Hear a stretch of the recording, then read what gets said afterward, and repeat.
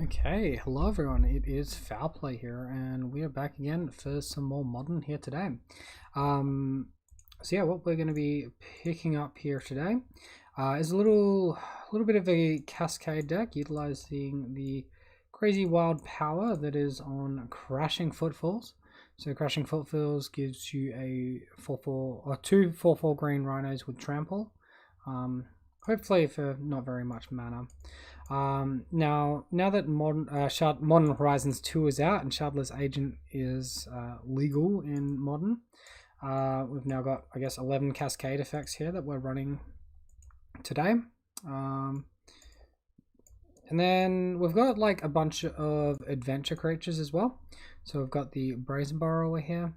We've got the Bone Crusher Giant here. On top of that, just other decent cards like Magus of the Moon, Seasoned Pyromancer, and a counterspell suite of Force and Negation, Mystical Dispute. We've also got access to Fire and Ice, so deal 2 damage dividers you choose among 1 or 2 targets, or tap a permanent, draw a card with the Ice side. So the way that Fuse works with Cascade, and the way that Adventure works with Cascade is it'll see the higher side of Adventure on the Bone Crusher Giant.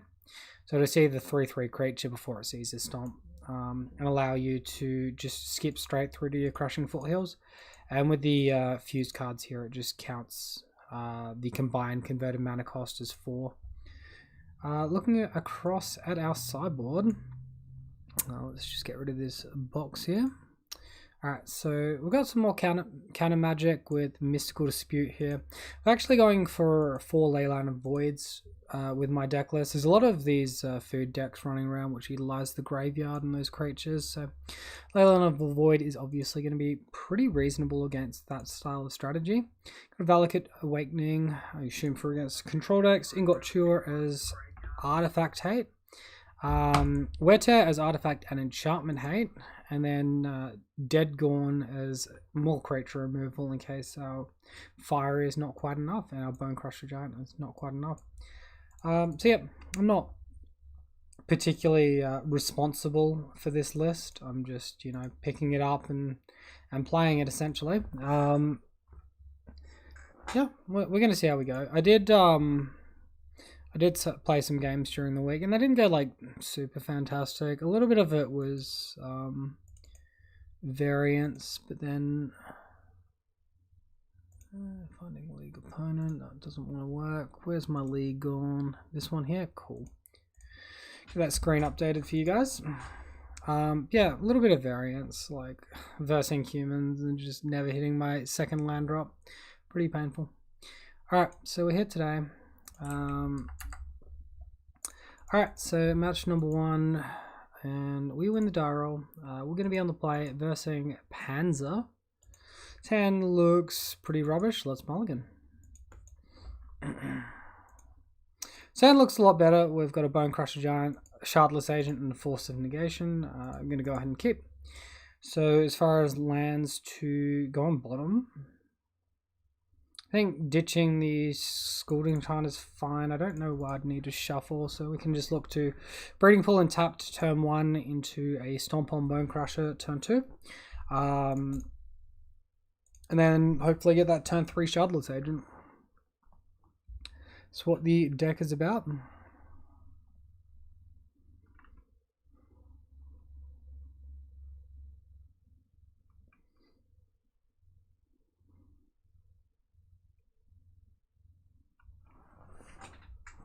It obviously would be nice if we had some sort of ramp effect, but if we're playing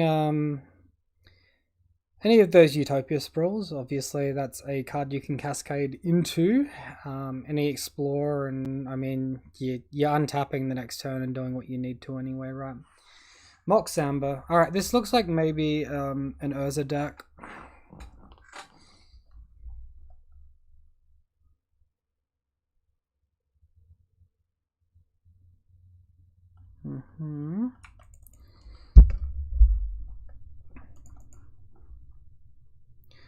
Alright, there's Emery.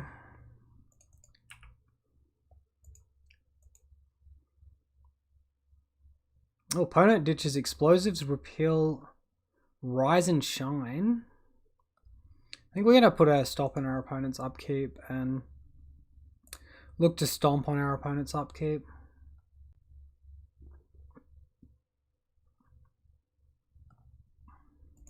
Chalice of the Void as well.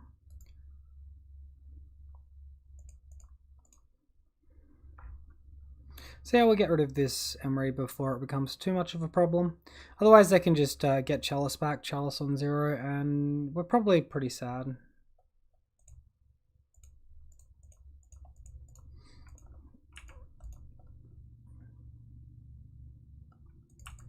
Yes, we shouldn't hard yield, because we will want to Force of Negate, Chalice on 0. Pitching, Force of Negation.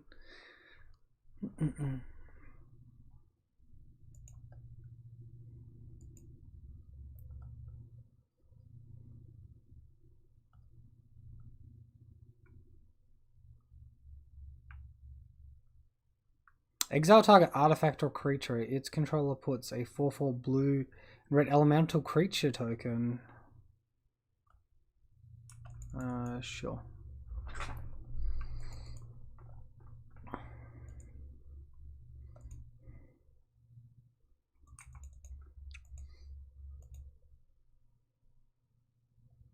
So, importantly enough, it doesn't look like they're active targeting the Chalice. I'm sort of concerned if I use my Force of Negation that they would. Alright, so the moment of truth. Get our Cascade happening. Cast our Crashing Foothills. Get our 2/2. So, like, here, this Crashing Foothills we got to hand is probably going to be a bit slow. But if we draw a Violent Outburst or something, it's actually going to be good power and toughness added. Opponent conceded the game? Really? Okay, that seems like a premature concession to me. I'll take it though. Definitely take it. So Ingot Cure, Wear Tear seem fantastic. Leyline of the Void seems okay, but probably not quite as good as just the straight up artifact destruction. I can see Fire and Ice maybe being a little bit weak. I'm not really sure how I feel about Magus of the Moon. I didn't see like a huge amount of my opponent's deck, but this potential Magus of the Moon's not amazing here, particularly on the draw. And I guess our counter magic is actually very, very good.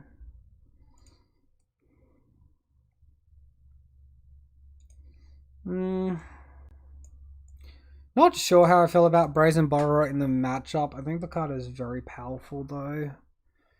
Probably worth keeping.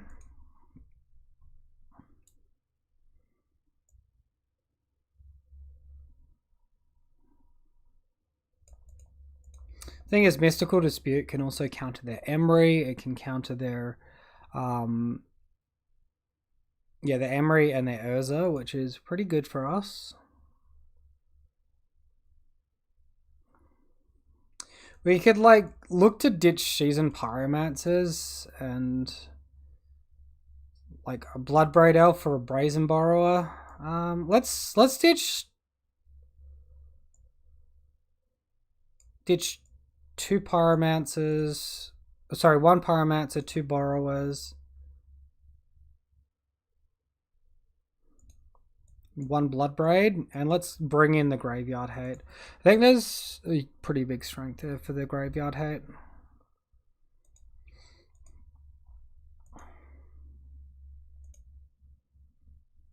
Alright, well, this hand seems good enough to keep. We get a Gemstone Cavern start. We can only play 1, so the other one can stay in hand for now.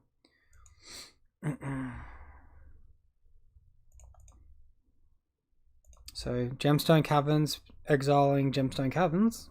It is a legendary land, so we can only have 1 on the battlefield at a time.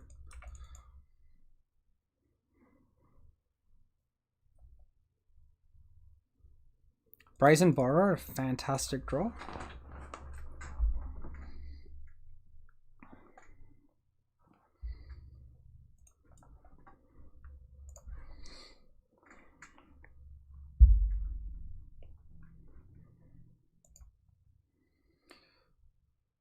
Looks like my opponent's casting a Chalice on 1. See if they... Sorry, a Chalice on 0. Excuse me. I'm used to saying Chalice on 1 from all the Bogles I play. Now comes the Chalice on 1.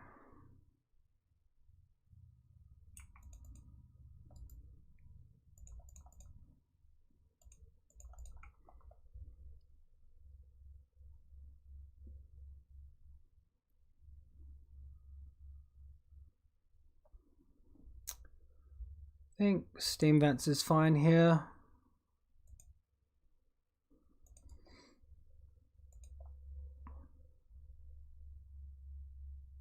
So I don't really care about Chalice on 1, but I do care about Chalice on 0, so that's one we're going to get rid of.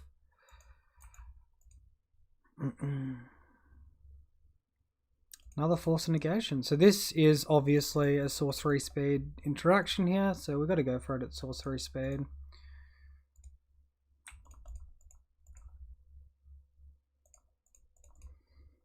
Get our Cascade, cast our Crashing Footfalls. Alright, so we're holding up Force of Negation now, and then we have a Brazen Borrow after that. Pretty good turn 2. 10 power to the battlefield on turn 2 seems kind of strong.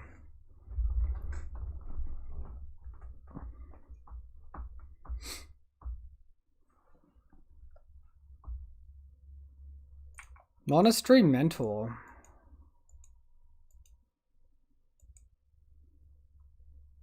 Honestly, I don't really think I care about that. Mox Amber.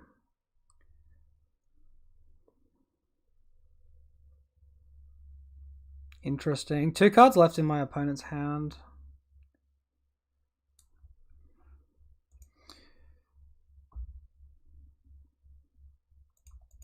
I think there's possibly a worse blowout than a Mox Amber.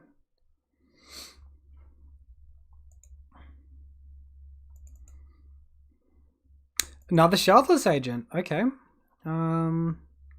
What does that mean? Attack with everything. Opponent kind of has to block awkwardly. And then we can just reload the board with another lot of rhinos.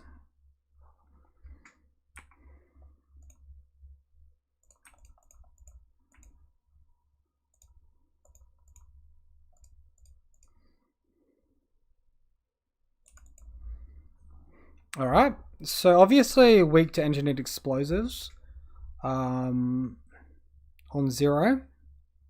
But we do have Force of Negation. As long as our opponent doesn't have the counter magic, we have got the damage.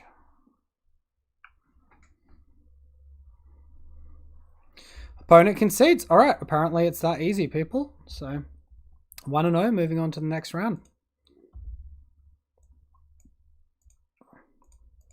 I'll just take a moment to update my Stream Decker as well, actually. I did not think of that earlier on, so I will just get that one looking nice for anyone watching on Twitch.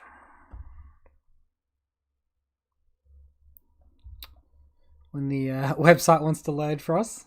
Alright, bargain. It is working a treat all of a sudden. And we found our opponent. Alright, everything is working good. Awesome.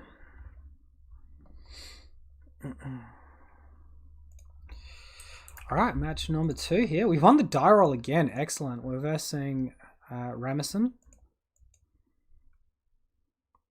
My opponent with the Lurus Companion here. We got double Magus of the Moon.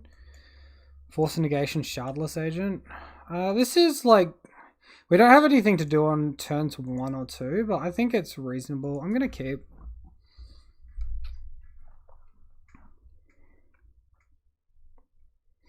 So our land has to get blue-green, Breeding Pool. So we have access to all our colors. Although we might potentially want to fetch around Magus of the Moon as well. So that we might want to get a forest, for example.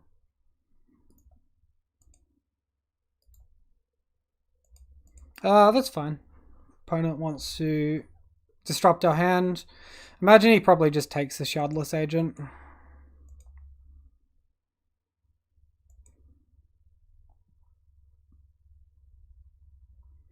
Also, unfortunately, we had the mountain in hand. That's the worst basic for us to have with a moon hand.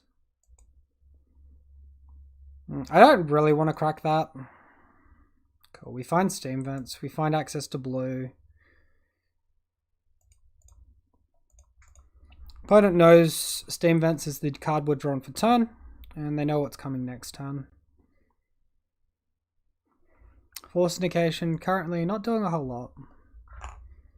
So it's interesting that my opponent's got Black Cleave Cliffs and Lurrus, so this maybe suggests a Jund deck without Death Shadow. Or yeah, I'm not really sure. It could be one of those food decks, just running Lurrus as a companion. I'm not sure if they can, because usually they're on Street Wraith, right? Street Wraith is just really good value for them.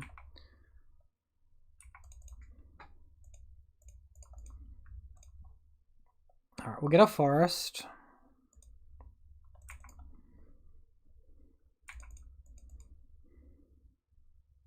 Perfect, and we draw a Scalding Tarn here, which is enabling us to get our island, and we can play Magus of the Moon. Magus of the Moon might die to removal, but, you know, we got another one where it came from. Obviously, Lightning Bolt. He could have floated black for Fatal Push and then killed it afterwards. Okay, that's fine.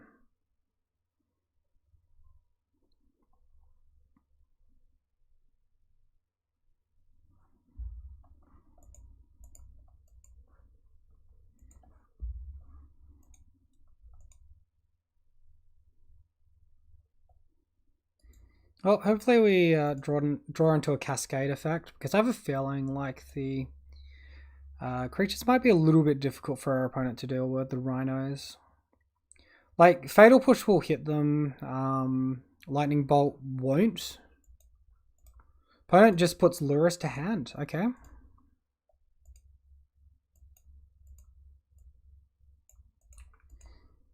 So obviously they're going to look to Lurrus plus Mishra's Bauble. We can now take a bit of time to shut our opponent off of Mishra's Bauble. Off of Lurrus, pardon me, by playing the Magus of the Moon. Now they don't have access to black.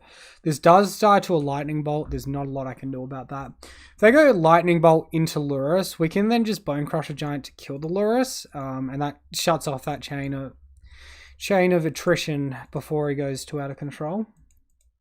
But yeah, we'll have to untap to do that. Yeah, alright. So he's been holding onto a swamp most of this time, it looks like.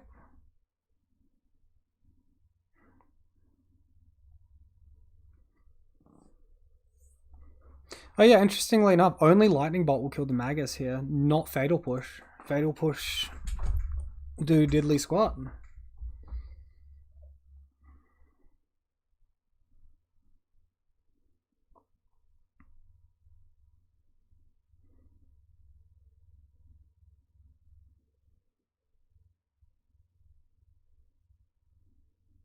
Collective Brutality.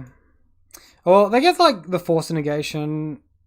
Or can they get the Bone Crusher Giant as well? If they can strip Bone Crusher Giant, this is really bad for us. Hopefully they can't. Okay, either they can't or they didn't.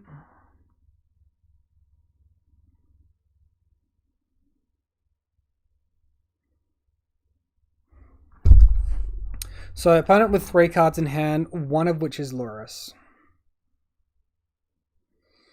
I think Force Negation's sort of a bit rubbish at this point. Opponent plays a Waste Knot. Right.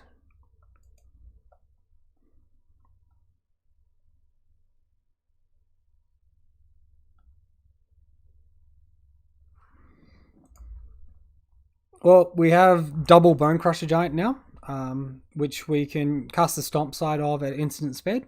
So that is currently the plan.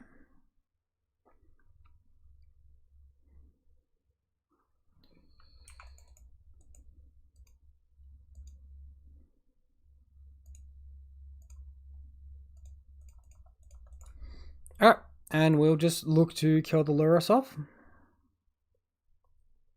Waste Knot's actually pretty good against our Seasoned Pyromancer if we discard right?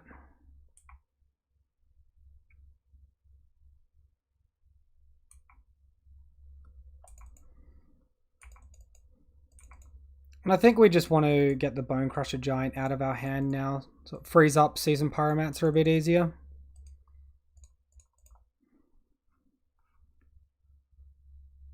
Perfect. So we draw land.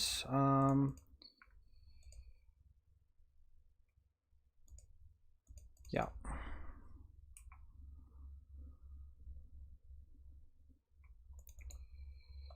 Sure. Pass turn.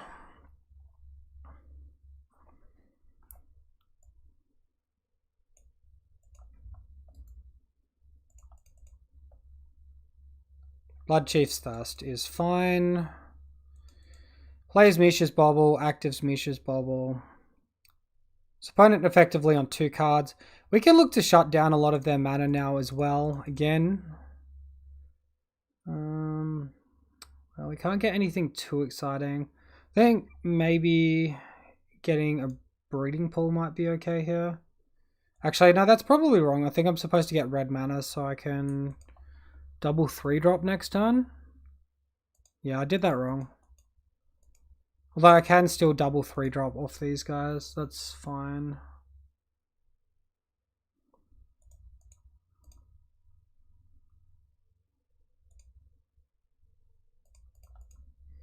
Play the Magus, play a Bone Crusher. Pass the turn.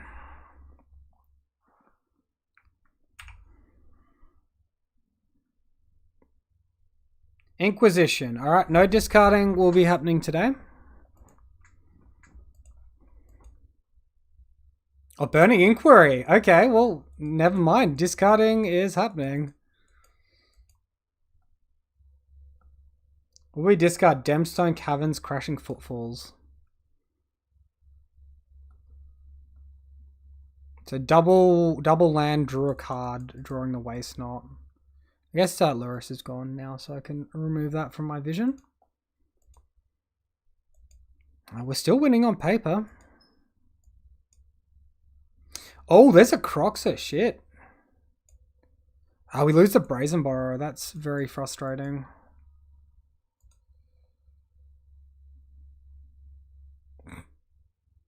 Apparently I can choose to discard the Petty Theft instead. So make a difference. Didn't discard a non-land card. Let's choose Petty Theft for swagger.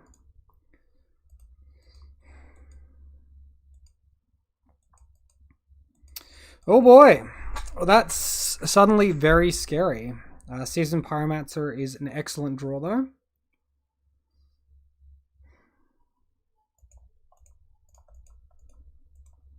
Let's go ahead and cast it, see if we can get some rhinos happening.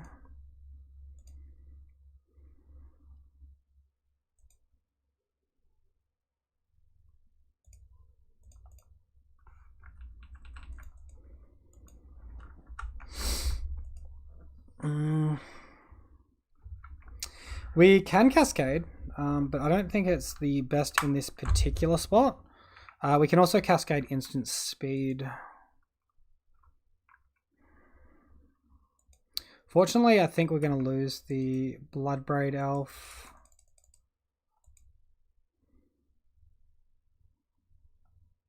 Croxer is absolutely terrifying at this point.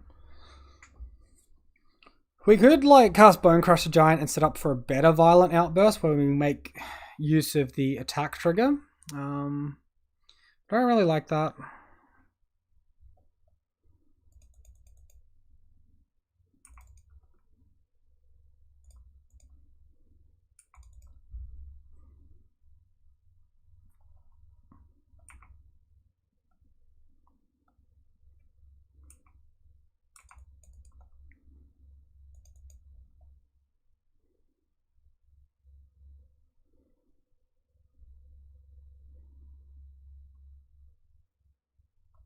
I don't see a good way of blocking. And then if we block, they also just recast Croxer and we have to discard again. Yes, we can Violent Outburst in response and there's nothing in hand. Maybe it's fine blocking. starting to eat up their graveyard resources. Dreadhard Arcanist. Yikes.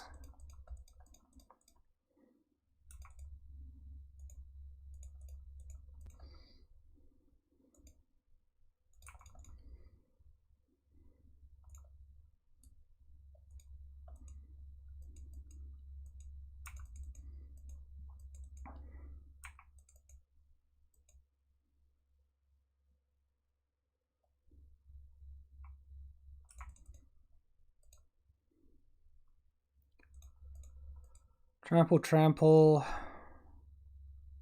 Just a good creature. It's like pretty good to block with. I'm not sure Magus of the Moon is really doing anything.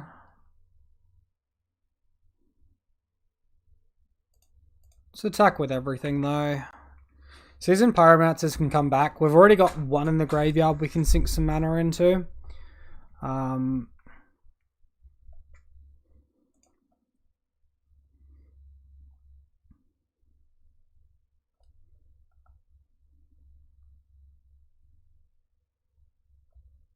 Interesting.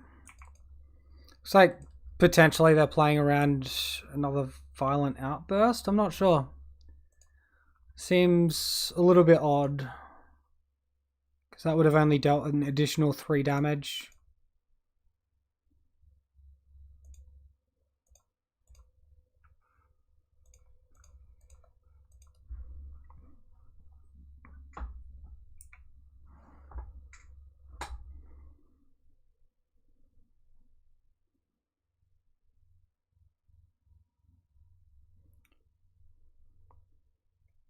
We do have a very reasonable clock to counterattack our opponent with.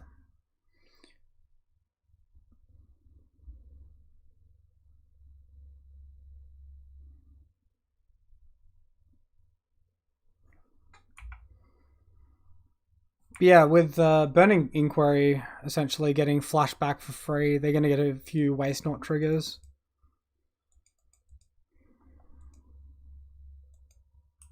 Yeah. It's exactly what my opponent goes for.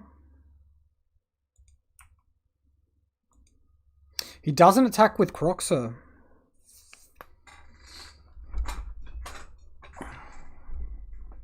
Looks like we lose Bone Crusher Giant, Seasoned Pyromancer, Force of Negation.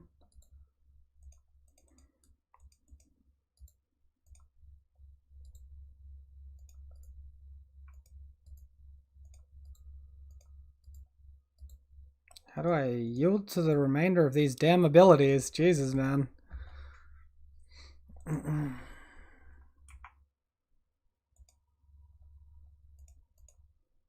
Seems like a good block.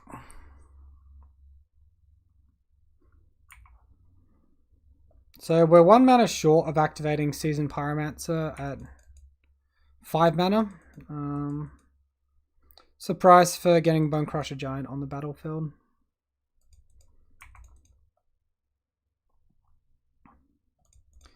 I'm gonna crack this end step. Bring that in tapped. Crack my Fiery Eyelet for a card. Oh, that's a pretty good card to draw. We can shut down our opponent's Croxes. I'll definitely take that.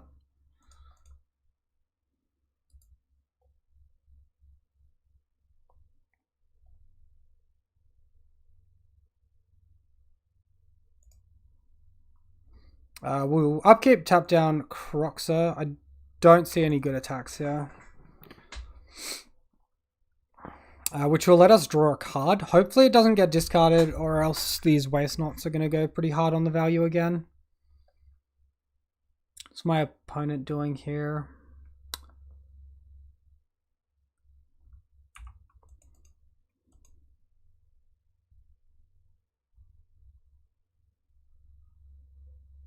Cling to Dust, escaping to get rid of Force of Negation.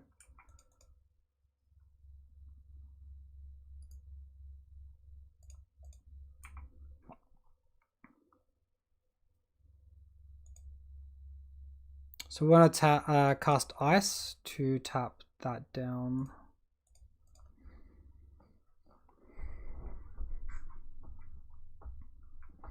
Drawing Force and Negation. Not necessarily the worst draw.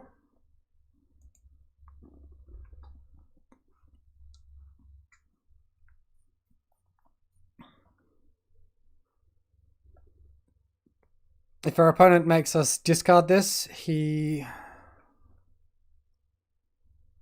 non-creature, non-land, he gets to draw a card. So it is actually worth us just paying to counter that.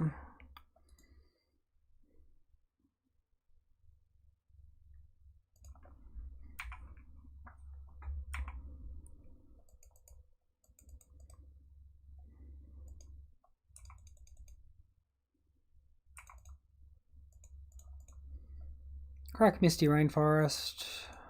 Continue to thin the library. Find another Fire and Ice. Okay.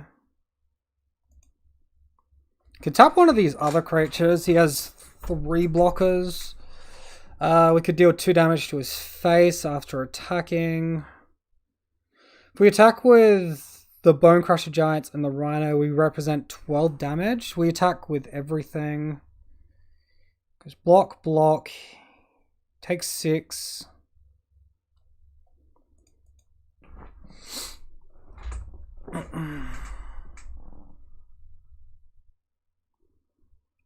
It's 2 damage off killing him if we attack with everything. I think we do though, especially with the tempo here, if we can go for that. I like it.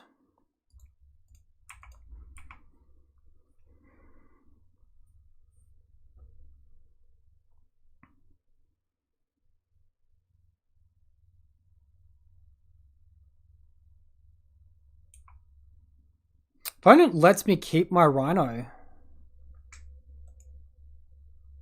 Seems potentially questionable. Alright, let's go ahead and cast Ice again on the Croxer. Draw Crashing Footfalls. Not the best draw.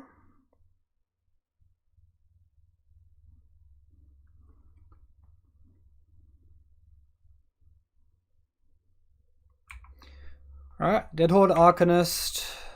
Not the end of the world.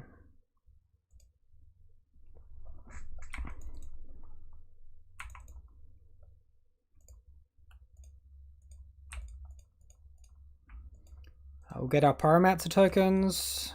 Finally getting those Pyromancer tokens. If we attack with everything, he blocks the 2 big things, he still takes 6. Look, I mean, seems like a win to me.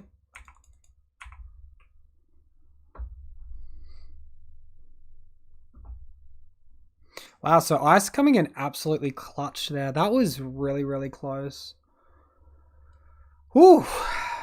All right. Well, I think Tear could become pretty useful in this matchup, given the Waste Knots.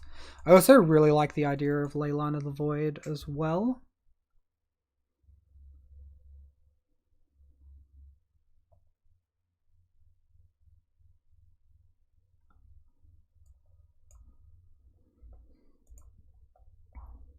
I'm not really sure Force Negation's where we want to be in this matchup.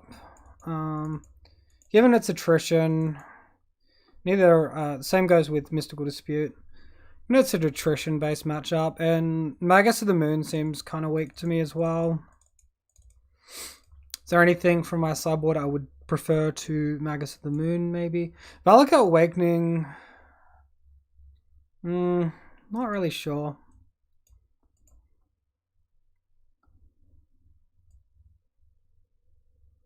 How much toughness has Monastery Mentor got? Let's just have a quick check.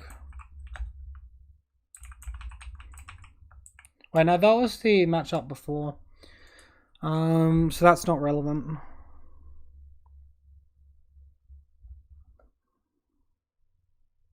I think a random Valakut Awakening is possibly a little bit better than our counter magic.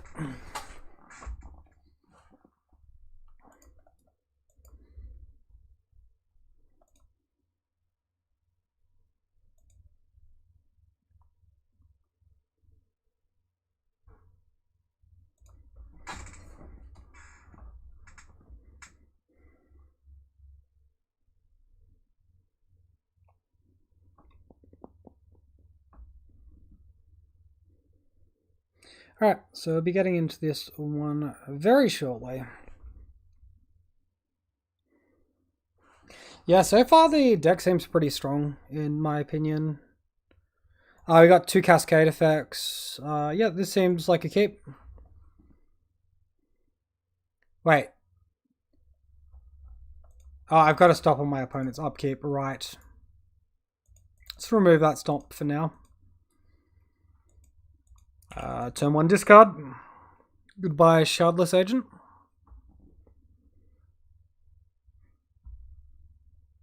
I'd be very surprised if Shardless Agent was not taken here. We can turn 1 suspend the Crushing Footfalls. He took Wear Tear. It's sort of making me smell a little card called... Making me smell a little card named Waste Not. Could be coming our way. Interestingly enough, we could potentially go for a line where we tap down our opponent's permanents.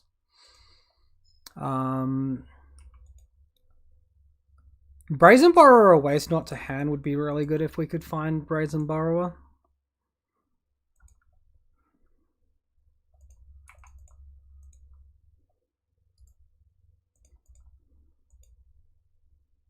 Find Gemstone Caverns, sort of lame.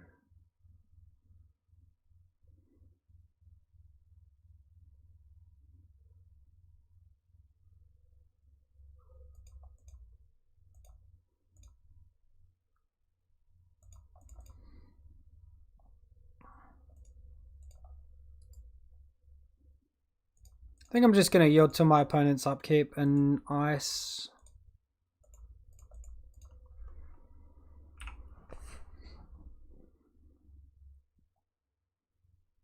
Alright, we find the Brazen Borrower off of the ice draw, so...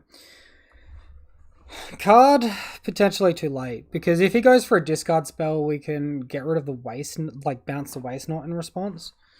Iok from the opponent. Alright. Goodbye, Shardless Agent.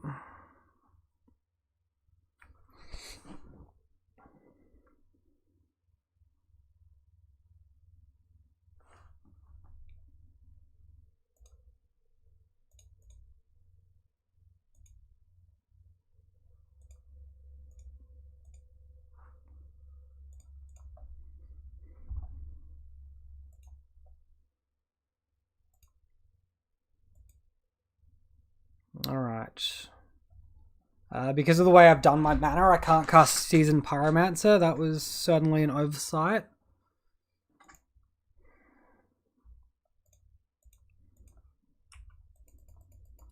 Alright, Steam Vents can enter tapped, and we'll look to bounce in response to him trying to make us discard. We'll make him commit to the discard first, though. Really don't care about the 2 damage from the zombie token.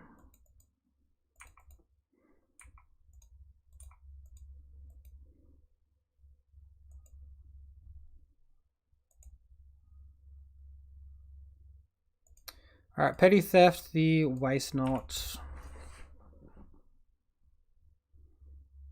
Opponent's deck would potentially be a bit more scary with Veil of Summer, but also, I suppose, potentially less consistent.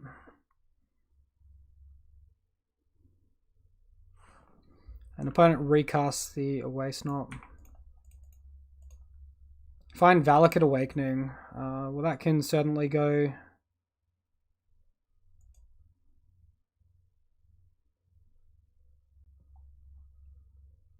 I will play the Shore, and we'll take some life. Oh, it enters tapped. Oh, that's super lame. We can still Brazen Borrower my opponent's end steps, so we're still using our mana not like reasonably efficiently here.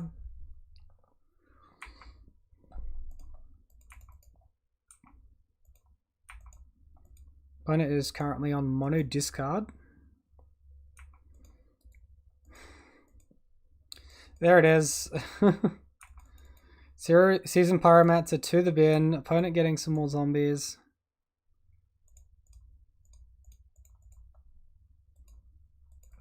So Brazen Borrower plus Crashing Footfalls. Pretty sure when they enter off suspend, they get haste, right?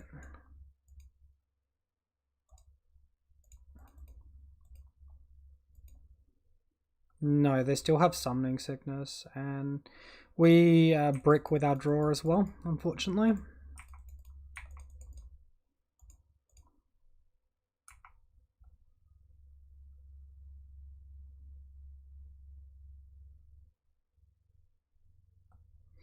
Alright, so we can play the Gemstone Caverns here, we can get some Seasoned Pyromancer tokens, and we can add to our attack.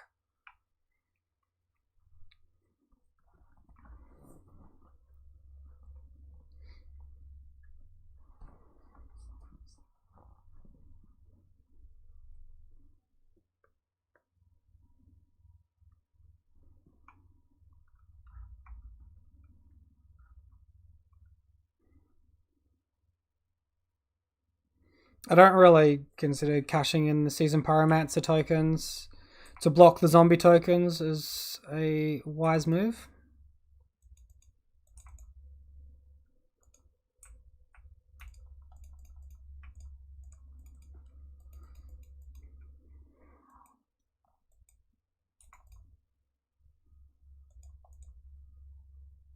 Great, so if he looks to double block one of my tokens, I can shoot the other one with fire, and then it can we can trample the damage and still keep our Rhino. That's a really good spot to be in.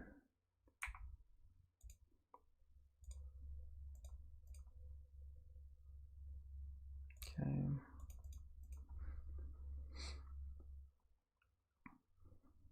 So yeah, that's a lot of damage. What is that, 12 damage? No, it has to be an odd number.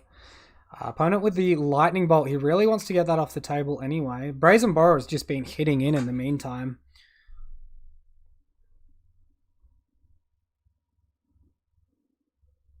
Man, these Rhinos are so strong. Fatal Push, sure. Alright, here comes all the removal. We'll see how many more removal spells he has.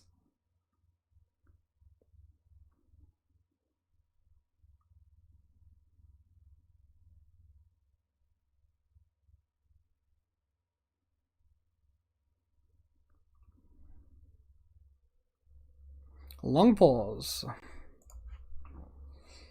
Man, so like that was obviously the top deck, and also it's turn 7. Our opponent is also obviously bricked on land. Collective Brutality. Kill the Brazen Borrower, no other modes. Wow. Does slow our clock down significantly. Hopefully we can draw something that's not mana next turn. I'm going to discard this because if he makes us discard it with Croxer, he might get value off Waste Not. Don't really want that to happen. Dead Horde Arcanist.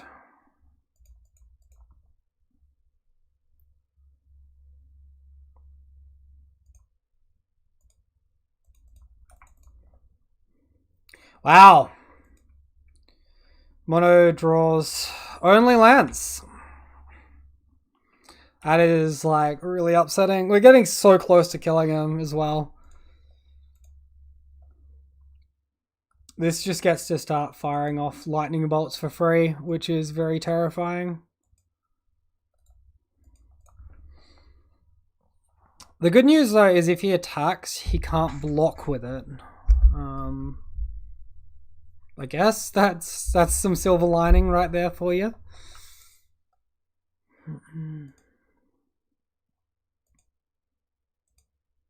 Oh, he lures us to hand. And doesn't attack?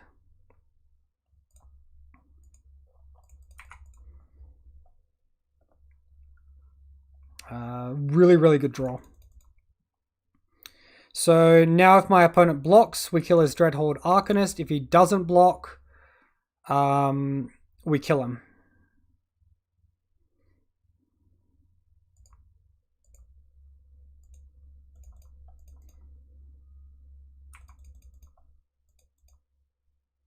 And now we cast a Bone Crusher Giant off Adventure. Yep, awesome.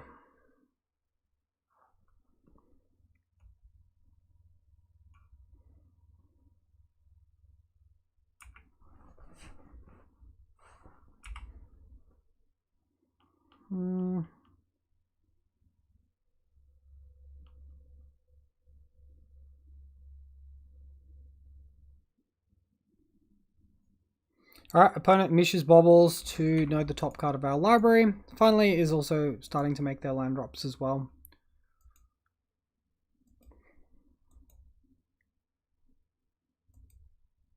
Oh my goodness, that's a good find.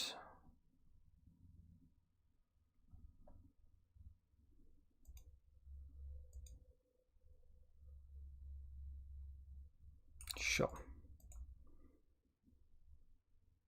That's a really good find. This is going to be such a hard board state for our opponent to follow up on afterwards. So he inevitably blocks where you'd expect him to block. We'll kiss Cascade. We'll get our Crashing Footfalls. Play it. Creatures get buffed, so opponent gains effectively 1 life here and has to deal with 2 rhinos.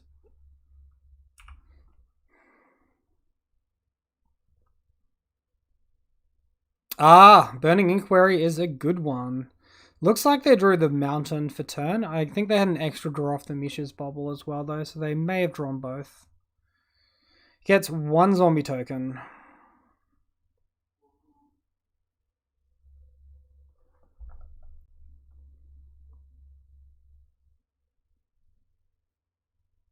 Dream Salvage. Draw cards equal to the number of cards target opponent discarded this turn.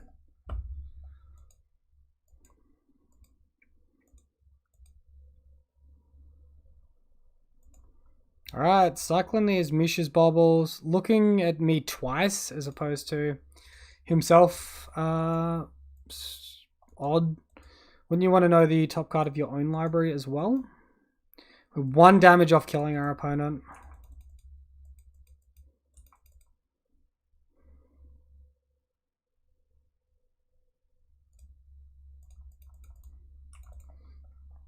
Alright, let's put our opponent to 1. Like, obviously blowout to removal here. Doesn't look like they have it though. Oh, this is so close. This is crazy right now.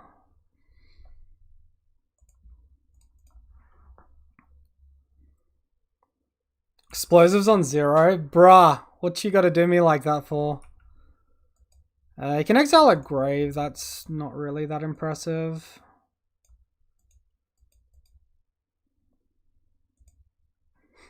Line of the Void, not really castable at this point in the game.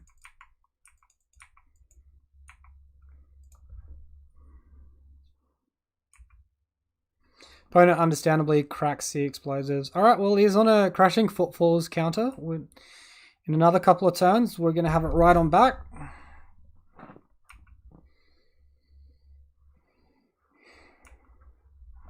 Alright, well that gets a little confusing and hard to see at this point. We've got 3 time counters on Crashing Footfalls. Another waste not. Just Diok, just Diok.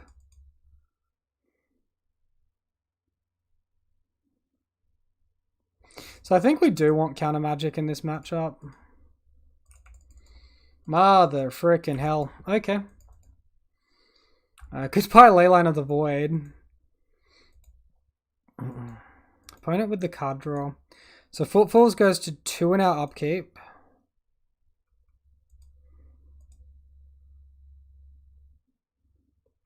Really love to see a Brazen Borrower.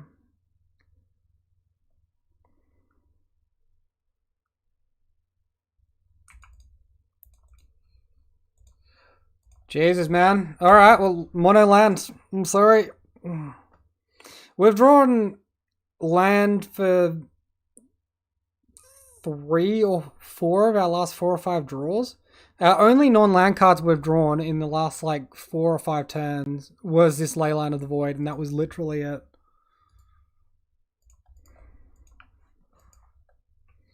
Crocs are ready to go absolutely ham on us.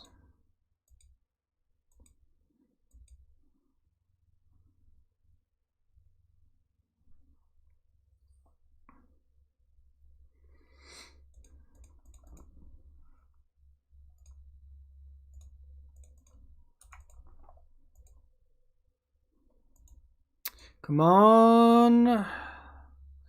Holy hell yeah. Alright, we just draw Stomp off the top after bricking for 3 million turns. We finally drew what we needed. I'll take it. Wow, really tight game.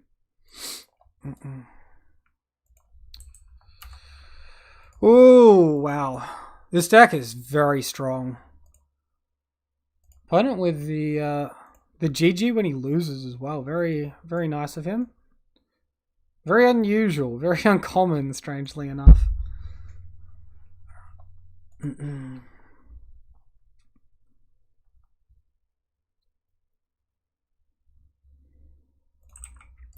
Alright, match number 3 here, up against Glacier. My opponent is on the play. We're on the draw with this hand. Magus of the Moon, I think, is maybe a little bit slow, but overall, I think this hand is probably quite good. I will keep.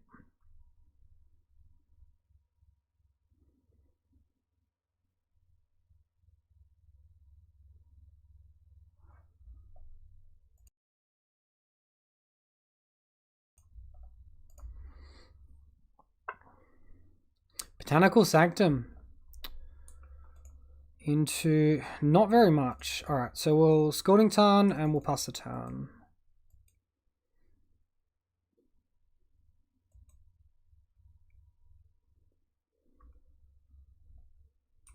Looks like we are versing Living End. This should be an interesting matchup.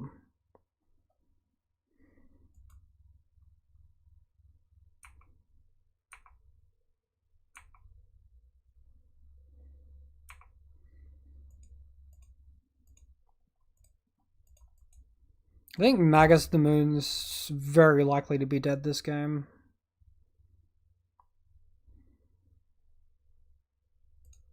I got a Steam Vents in tapped here.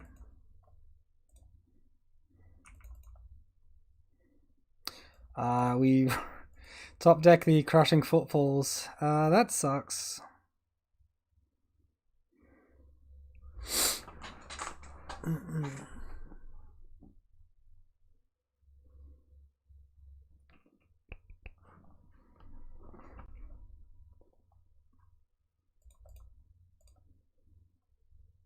Alright, let's suspend Crushing Footfalls, and if our opponent looks to like Living End next turn, we can go ahead and counter the Living End with Force of Negation.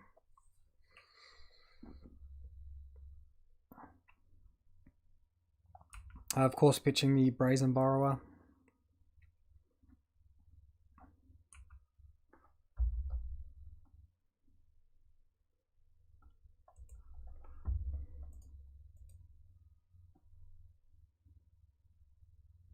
Alright, here comes the Shardless Agent. That is a sweet looking Shardless Agent art.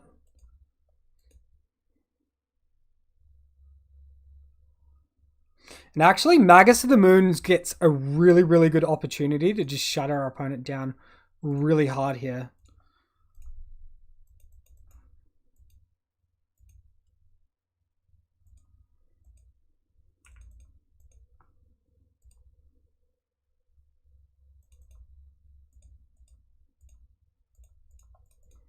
Your Tire Crushing Footfall trigger. Draw another Force of Negation. So yeah, I definitely see Magus of the Moon as being the safer line here. I thought it would be useless, but yeah, it worked out really nice for us.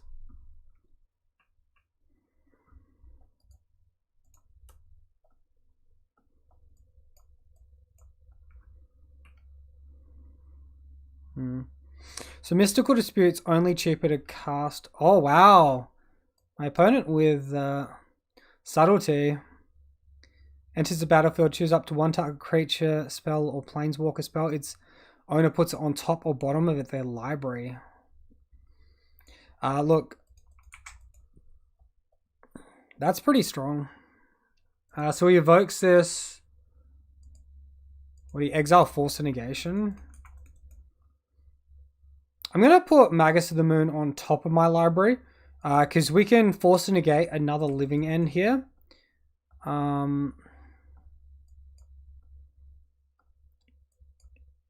get our Magus to the Moon lock going, and then be happy.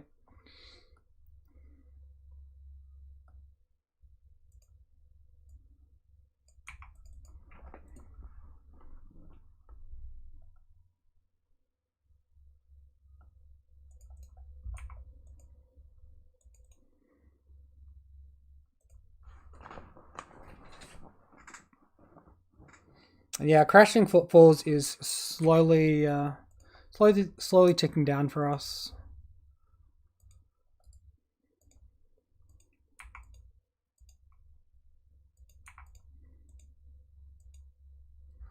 Not sure what my opponent does against Leyline of the Void, honestly. Like, he can obviously hardcast some creatures. They're pretty slow, though.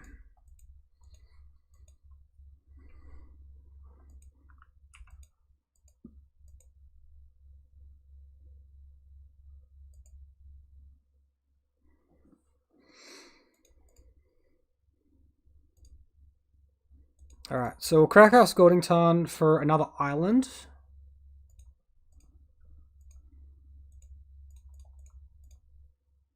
Magus of the Moon this time. Excellent. Good spot to be.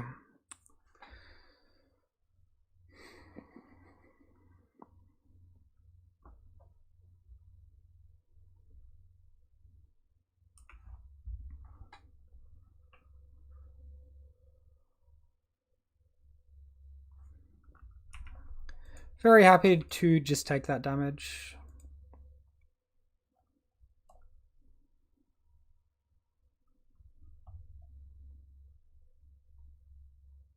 Seems like a pretty reasonable draw.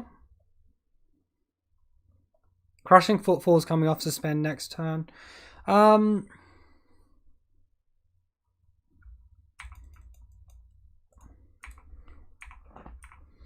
not sure if I want to cast Bone Crusher Giant or not. Or like Stomp or not. Like, because we could go for a Bone Crusher Giant here. We're getting Footfalls anyway. Two cards in my opponent's hand. Alright, let's play this patiently. Because I think we're ahead given we're getting a Footfalls next turn.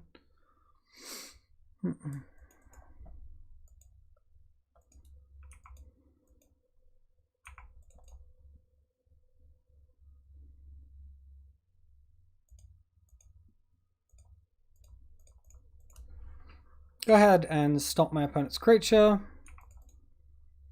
So they could force a negate my Crashing Footfalls.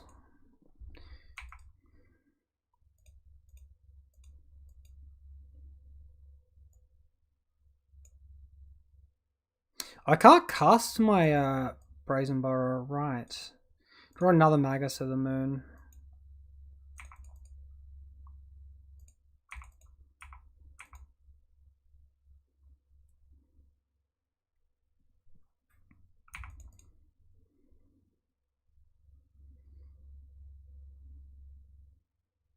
Currently we have 10 damage on the board. I think casting second Magus of the Moon is slightly safer in case he evokes to bounce our Magus of the Moon that's already on the board.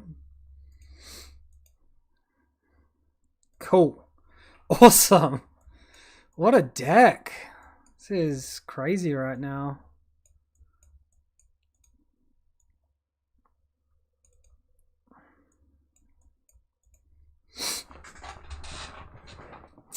I think Fire and Ice does almost nothing this matchup. I don't really see Bone Crusher Giant being at its best either. I definitely like my counter magic. I definitely like Mystical Dispute, Leyline of the Void. Valakut seems reasonable. Is there something worse than Fire and Ice? Because Ice can pitch to force a negation. That seems kind of narrow for me though. Let's get rid of Ice and just, yeah, go with this. This seems pretty strong.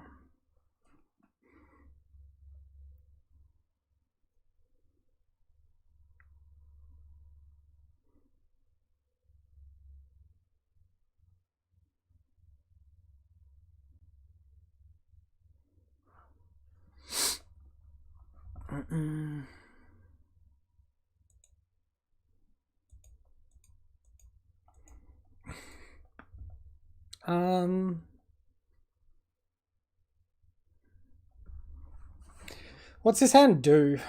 Like, Mystical Dispute's not doing anything early turns. If he goes for an on-curve living end, we can counter it with Mystical Dispute, at which point he's up. Yeah, I think maybe this is okay.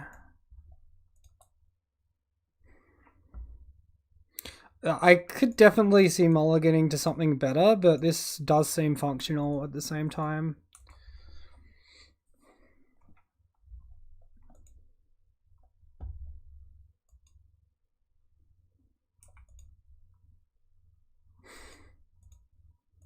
Bloody mono Magus of the Moon over here.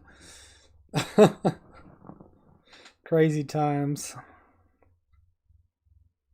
I want to slow roll my Wooded Foothills because I might want to fetch for a basic forest.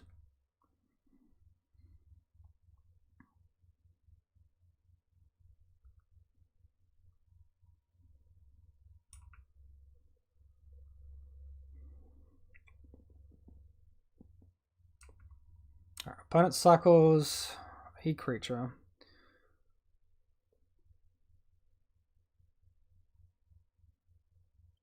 Cycle during his own turn. Does that mean he's missing a land drop potentially? Wow, my opponent misses a land drop. I'll take it. I think we can Valakut Awakening in our opponent's end step for 1. Discard 1 Magus of the Moon.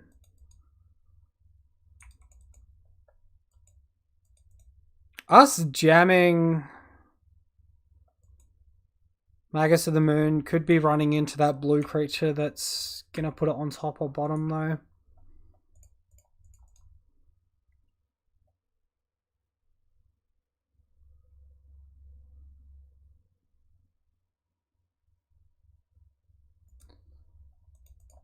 I think if we wait an extra turn on Magus of the Moon, it's probably safer. We just hit the Violent Outburst though, so that's a really, really good hit. We will be able to Violent Outburst in our opponent's end step, or have the option to.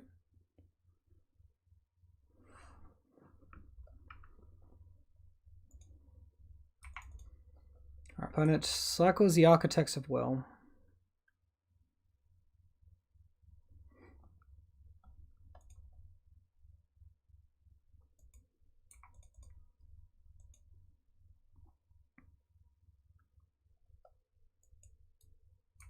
And missing land drops, wow.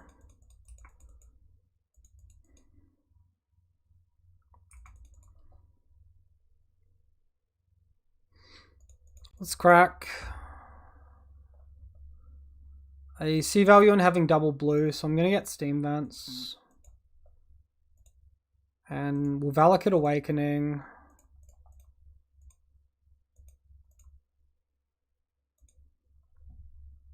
Ditch Magus of the Moon and Bloodbraid Elf, I'm pretty sure.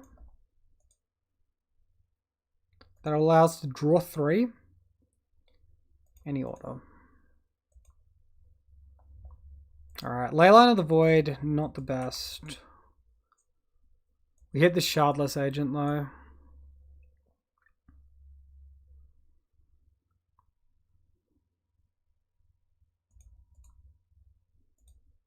I think we get an island here.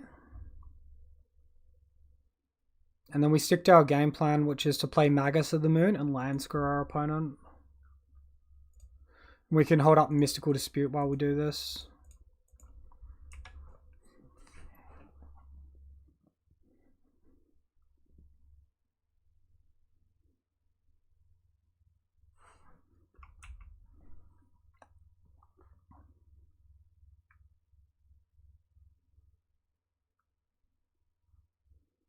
Opponent concedes the game. Okay, well, we had a whole bunch of really powerful stuff in our hand. Even though we played that one safe, that was huge. That was awesome. This deck is crazy, man. After playing with the uninteractive deck that is Pokeballs for so long, Feels really good to pick up something with a high power level and just be crushing with it.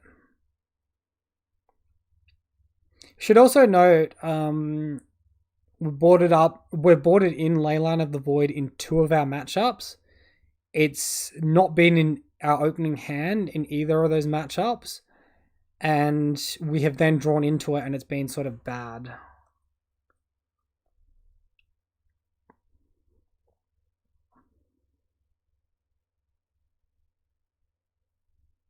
And yeah, Magus of the Moon really impressing me. I guess if people are running around with 3-colored decks, moon effects are pretty okay.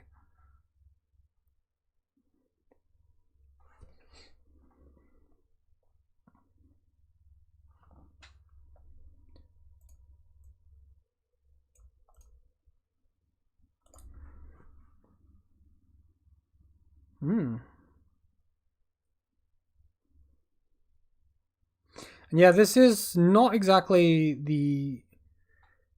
I made changes to the sideboard intentionally because I wanted to use Leyline of the Void. There is a lot of graveyard happening around there at the moment.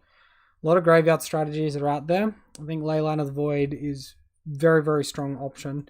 But I only have 3 Force of Negation, replacing 1 with a Mystical Dispute, and I only have 3 Seasoned Pyromancer, replacing 1 with a Bloodbraid Elf, simply because my Mana Traders subscription wouldn't allow me to rent more.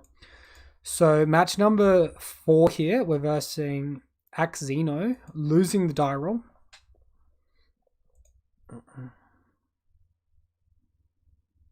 Opponent has indeed chosen to play first.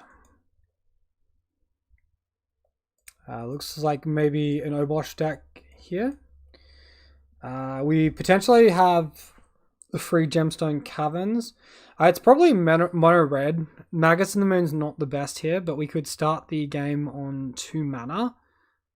Tap down something with Ice, and then cast a Magus in the Moon on turn 3. It doesn't seem very good. I'm going to mulligan. Alright, well this seems a little bit more like what we're about. Let's keep bottom Bloodbraid Elf because it's really slow. We get double Cascade. We can turn 1 Suspender Footfalls.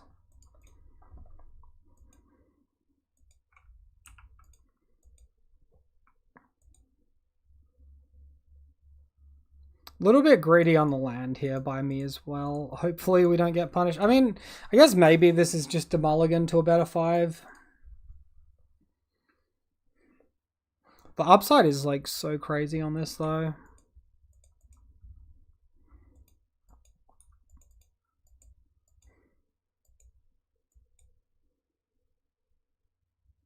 Alright, classic, light up the stage, classic mono red prowess. Finds Blood Moon, Lava Dart. Blood Moon's going to be sadly good against us this game if our opponent resolves it.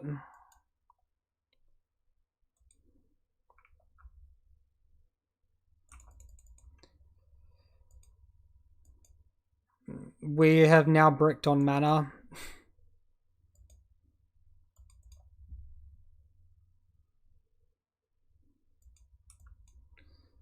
I don't think it's quite over yet because we've got the Crushing Footfalls, but this is not great. We can still get to Young Pyromancer and maybe draw some basics and get to some of our other effects as well.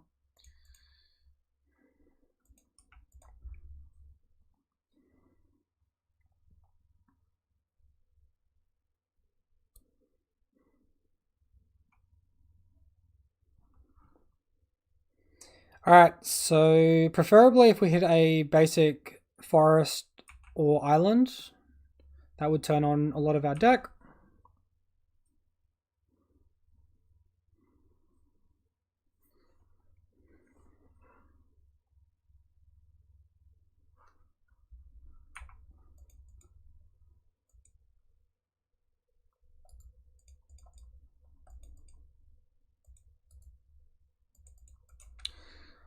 Oh boy.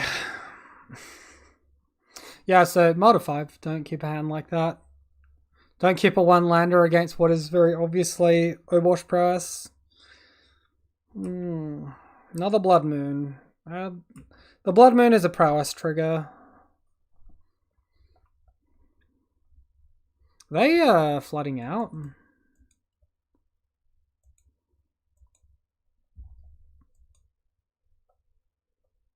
Two cards in hand, Lava Dart in the graveyard. That puts us to 8.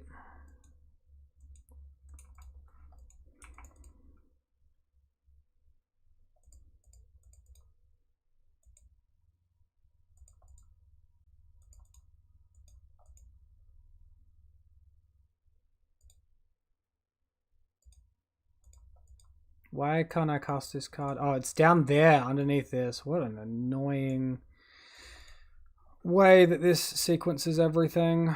Alright, so ditch, ditch, ditch. Ditch. Ditch. Alright, suddenly from no board state to a very good one. All in the space of a turn.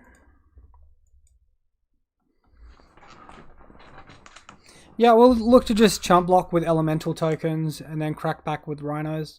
If my opponent attacks with his Season Pyromancer, I'm inclined to trade our Season Pyromancer with it.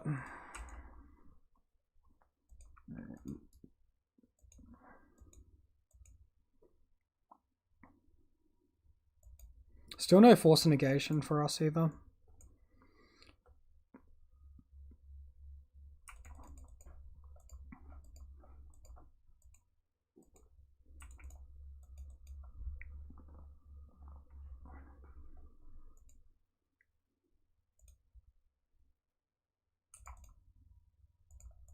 Alright, so chump, take 1. Seems most logical to me. We do have Bone Crusher Giant that can kill the Swift Spear as well next turn.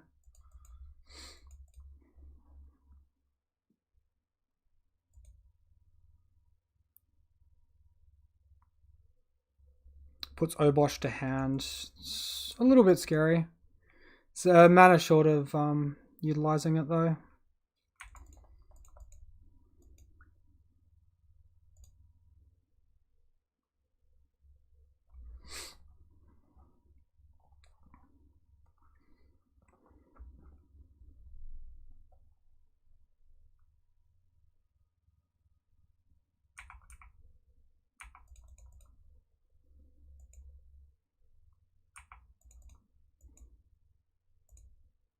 I'm going to go for the stomp now. He's been holding the burn spell this whole time, credit to him. He's got the lightning bolt, okay. So the way we did it actually allowed us to keep the rhino token. Now I think our opponent just plays Obosh and we die.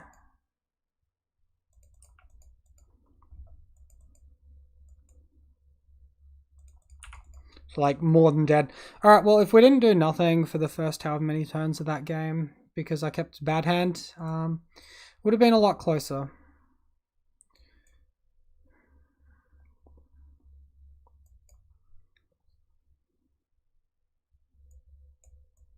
So a bit more creature removal seems decent to me. We'll take out the Mystical Dispute obviously because it's a little bit dead. I don't really see enough of an argument for Leyline of the Void. I'm going to remove a Bloodbraid Elf. And we need to remove one more card. Actually, Magus of the Moon's very bad. Let's remove all our copies of Magus of the Moon. Bring back in Bloodbraid Elf.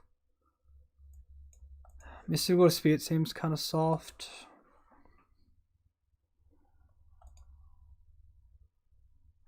Just like 2 random Leyline of the Voids, even though they're very unlikely to be handy. I think it's probably better than Magus of the Moon. Maybe the body is better. The body is very susceptible to removal, though. Any burn spell my opponent has would kill it.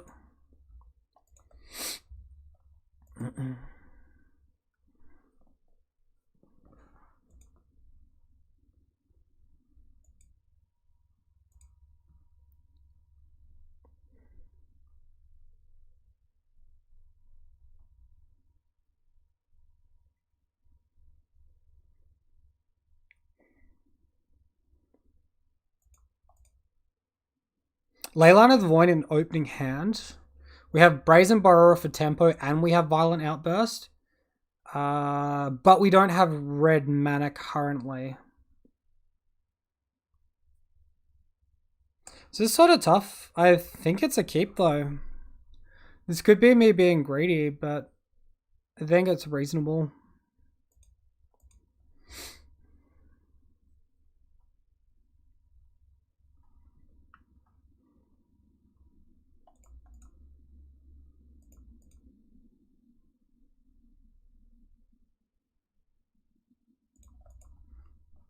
Lead on Forest. There's no real reason to play the Waterlog Grove there.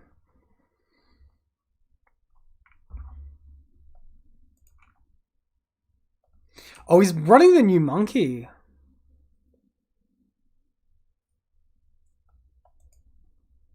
Excellent. Well, we've hit red mana.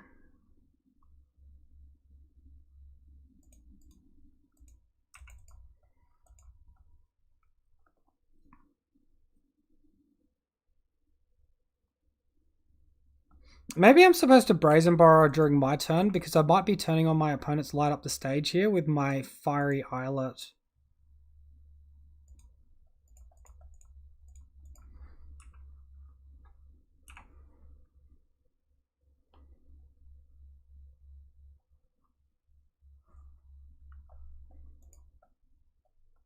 Plays double creature. Sure thing.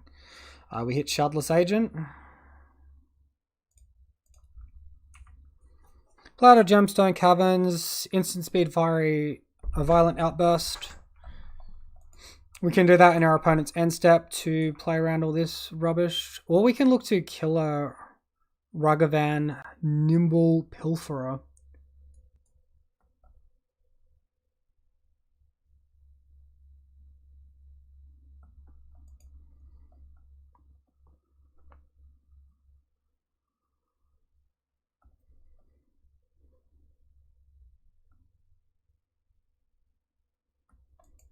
Pilferer seems like a little bit strong. Let's just go ahead and Violent Outburst.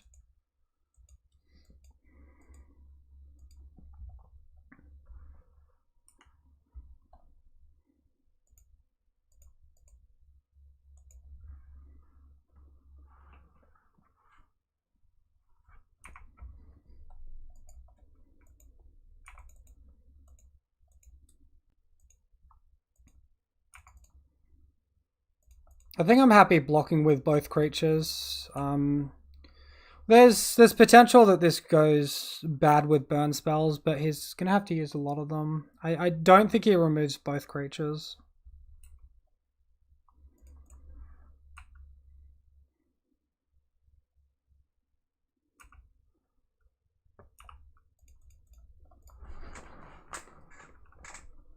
All right. Absolutely okay with that.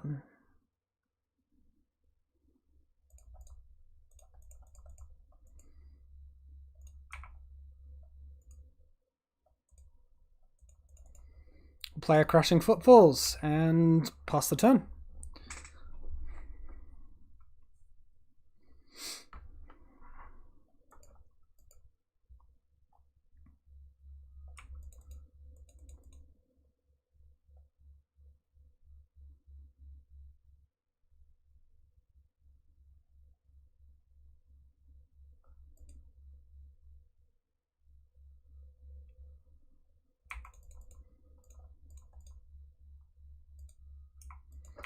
Attack with both rhinos. Again, if he trains Bone Crusher Giant with one of them, we trample, we deal 5 damage. Let's go ahead and see some Pyromancer here.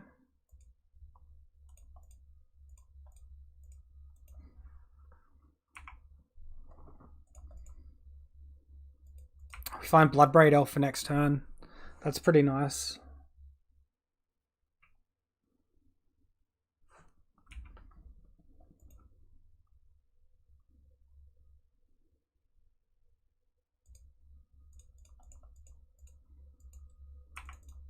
Bloodbraid Elf, of course, has haste, so we'll play it pre-combat. I think we can just cast the Bone Crusher Giant. Okay, let's just go for maximum value just in case, even though it's a bit slower.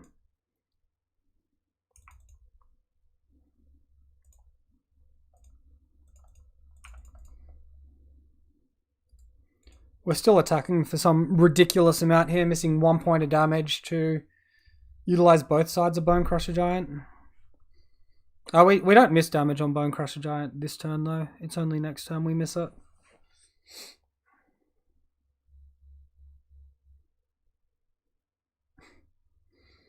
This deck is just disgusting. Kozilek's Return. Oh, wow. Wow. Okay. Well, that's very nice from our opponent. He's got the burn spell as well. He does. He has a lightning bolt. All right. The blowout. I went a bit greedy. Obviously, with force negation, we could have kept that up. He's dashing the little monkey thing. Son of a gun. Here he goes.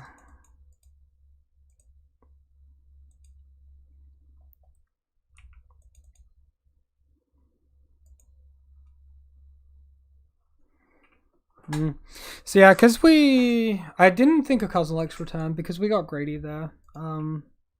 We now might lose this game. Oh wow, he hits my Bloodbraid Elf. Are you kidding me, man? That's a beating.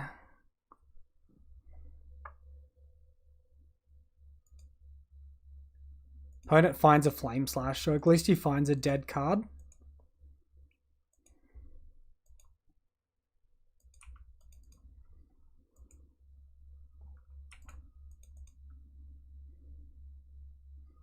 And we find a Bone Crusher Giant.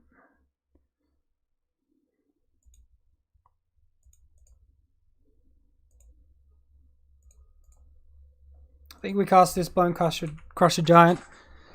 Hold up Stomp. When he looks to do his pirate, we'll kill the pirate.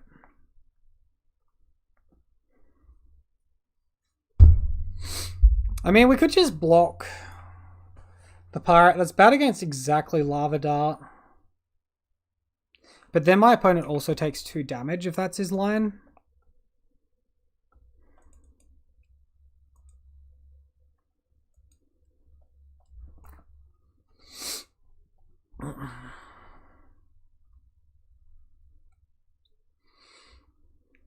Wow, he just Sorcery Speeds puts Obosh to hand. I'm not sure that's information our opponent wants to be giving us.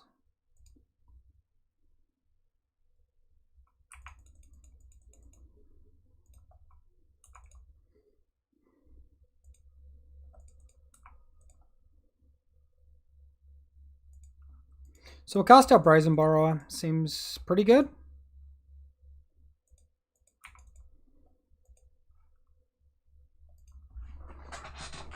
Valakut Awakening is not bad either. We have an attack for 7.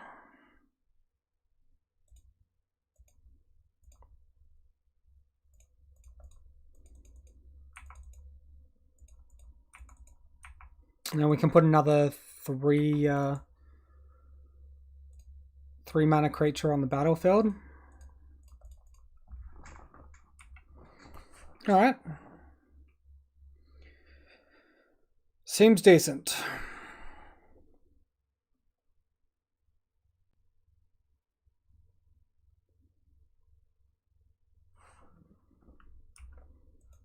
Here comes the Obosh.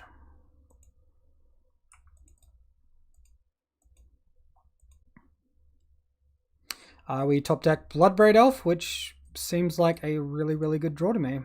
We'll go ahead and cast it. Cool. Awesome.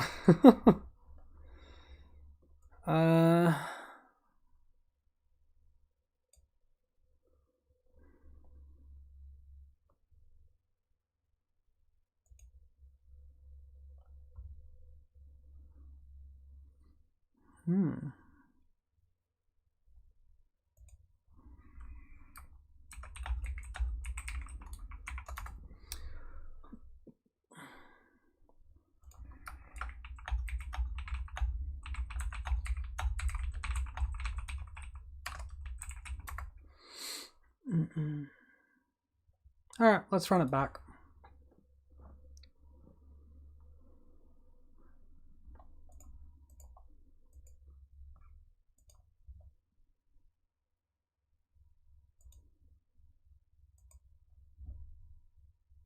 So we have Gemstone Caverns and Leyline of the Void. I think this is a keep. It doesn't have any of our Cascade stuff in it. But yeah, it's a pretty good opener. I'll just ditch the Force Negation.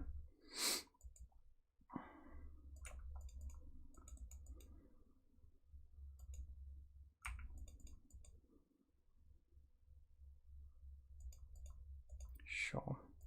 Go ahead and stomp away his creature. Gemstone Caverns is ridiculous.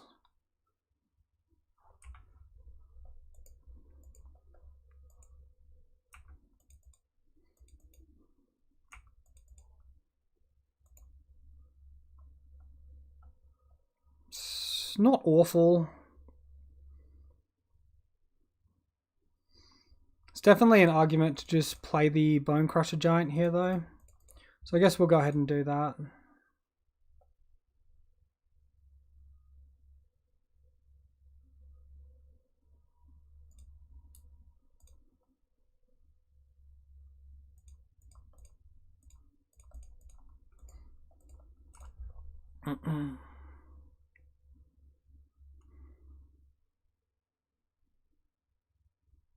Guess we could have just cast Fire. Pillage. Going after Gemstone Caverns. That's absolutely fine. That's all he's got. I just get the free block. Like...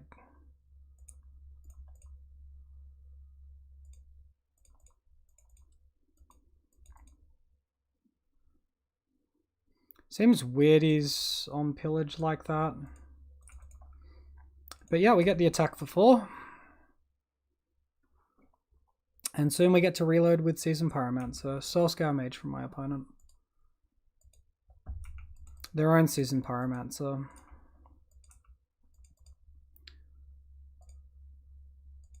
Discarding Lava Dart.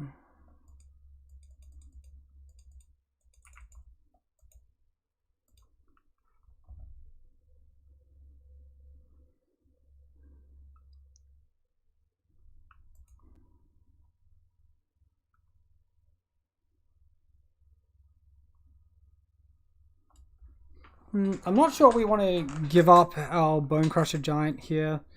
At the same time, losing Brazen Borrower doesn't seem super appealing to me.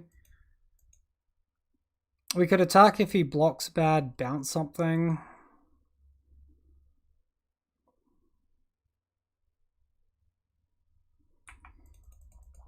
I guess we just do that. I don't really want to bounce Seasoned Pyromancer is the only thing. No blocks from my opponent. Alright, well, Brazen Borrower is going to get to be extra good next turn.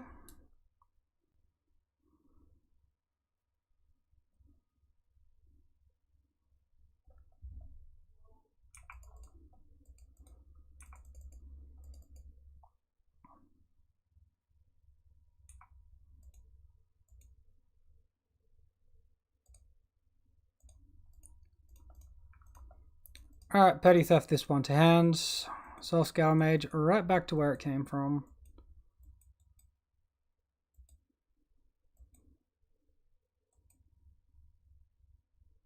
Maybe I could hold that until end step.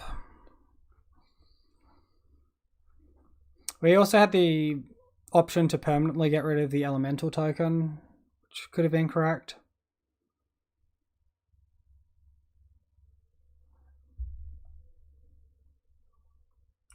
So my opponent lightning bolting his own creature to deny my Brazen Borrower's other side.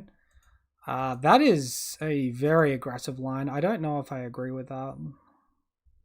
Obosh to hand, sure.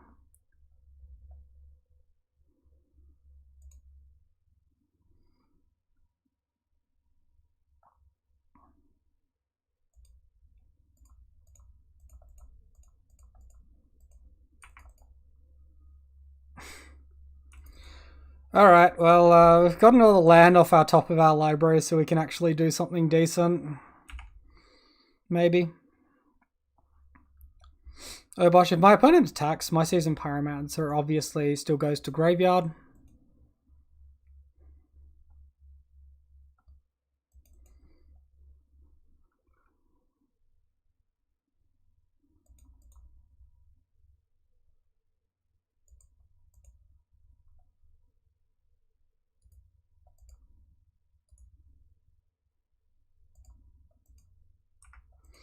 Let's pass the turn, and when he goes to attack step, we'll tap down the Abosh.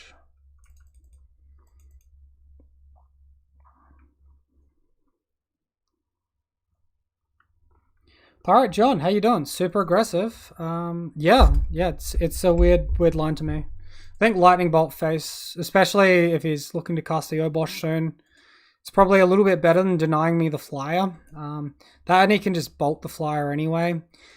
He loses his Monastery Swift Spear altogether. It's a super weird line.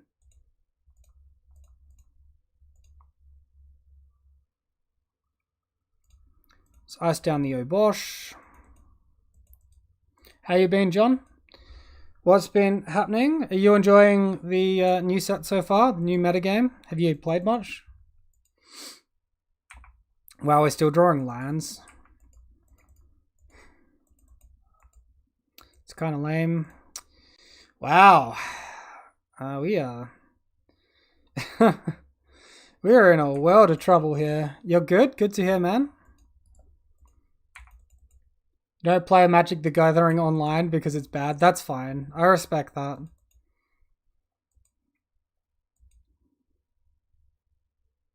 Oh, my opponent blocking like this means he kills both creatures. No, he just kills one. Weird. Very weird. Well, let's look to thin the last land out of our library. What do you have you been watching much content though? What do you think of the new metagame?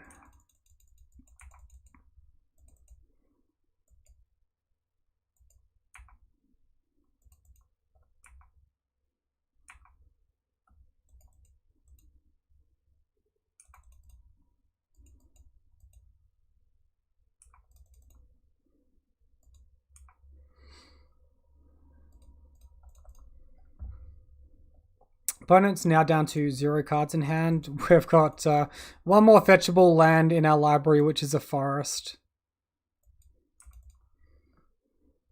All right, and you know, it's that easy. We finally find the Shardless Agent. Let's get our Crushing Footfalls onto the battlefield.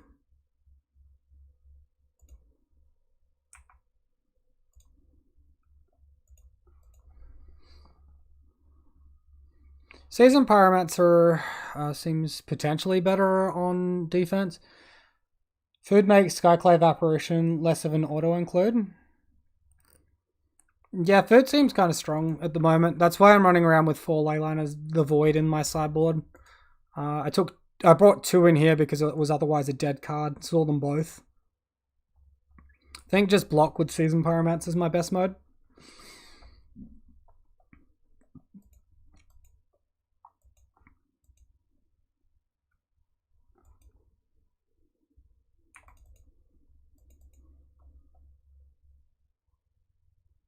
Alright, so opponent gets his last card, which is this monkey. And opponent doesn't do anything. Makes your 3 white lines plus Containment Priest sideboard look a lot better. Yeah, I mean, like, seems pretty solid. The Bogles seems okay against the graveyard-based decks right now. 3 white, rest in peace. Yeah.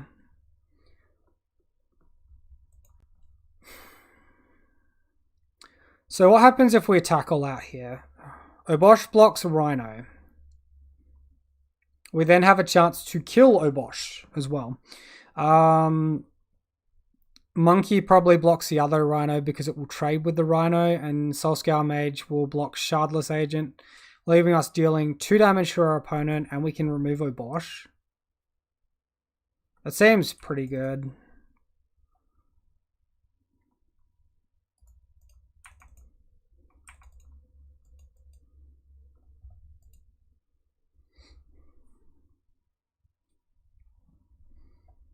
Bone Crusher Giant, and then you stomp, then cast the Bone Crusher Giant. OP.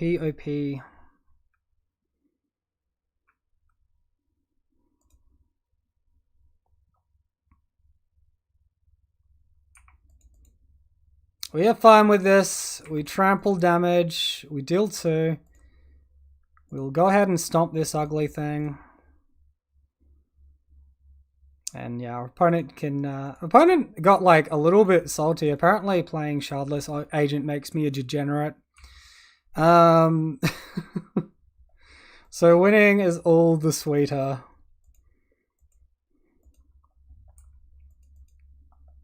Alright.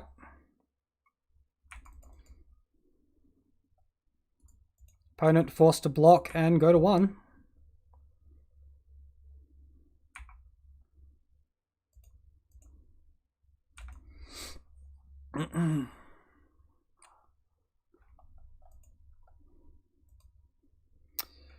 Alright, and we get the win. Go team. 4-0. Jesus. Pirate John, when was the last time you saw this happen? That first game I lost the first match against my opponent, and I kept a 1-lander, which I knew I probably shouldn't against an Obosh deck, a 1-lander on the draw. And yeah, just never saw a second land. I think maybe I saw a second land on like my 4th turn or something like that. But yeah, this deck is stupid. This is so strong.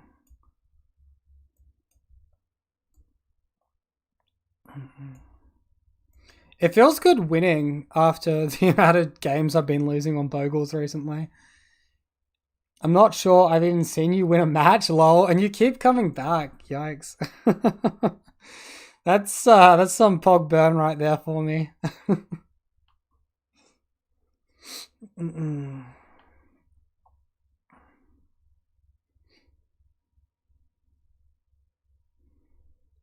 I must have some crazy insight into the game if you keep coming back to watch someone that never wins. Yeah, so I pretty much picked up the main deck here from a list that went really well in a tournament over the weekend, except I couldn't quite rent enough, so I've only got 3 Force of Negations, and I've only got 3 Seasoned Pyromancers instead of the playsets. Adding in an extra Mystical Dispute and an extra Bloodbraid Elf into the main.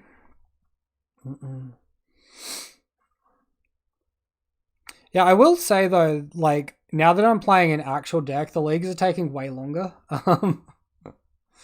This is a much slower league. We're 4-0 currently, going into the last round. And if this match takes 15 minutes, it would have been a 2-hour league at that point.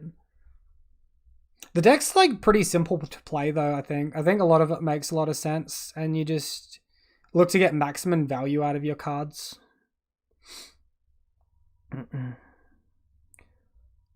Potentially more important than the tempo side of things.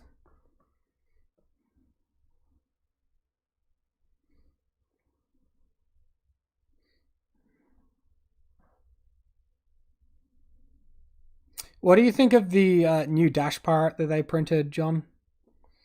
I assume you've got particularly strong opinions because, you know, you're a pirate, it's a pirate. It's a match made in heaven. Alright, so match number 3 here. We lost the die roll, we're on the draw, opponent keeping a 7. We'll keep this as well. Double Violent Outburst is really good. We got Bone Crusher interaction too. Says my opponent was last seen 2 weeks ago playing Gruul mid-range.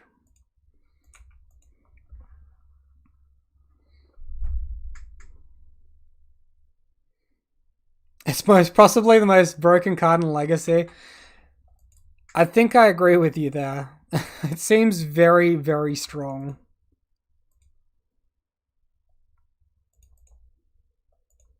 Alright, we got triple Violent Outburst. If we can just chill, not take too much damage, we might be in a good spot. Looks like we're versing a Boros deck here. Eidolon the Great Rebel. Alright, here it comes. Guess you have 2 Moxes. Seems good. Oh, opponent helps us to a land.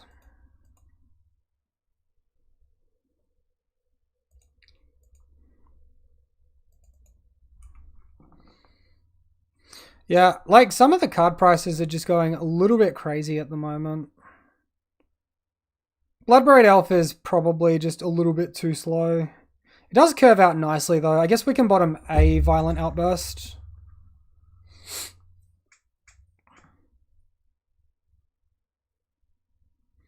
One of my best mates, he's done a few videos and things with me, but he trigger Brazen Borrower on top. I don't really want Brazen Borrower on top. My opponent Boros Charms to save the Eidolon. That might just win him the game.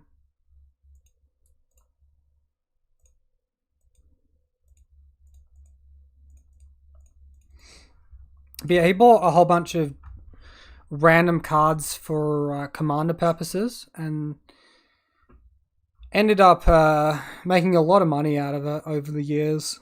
It just bought cards that then became really popular.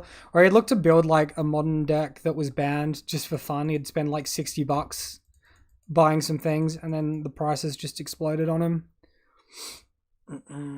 We're still yet to find a green card for our blue card for our Force of Negation.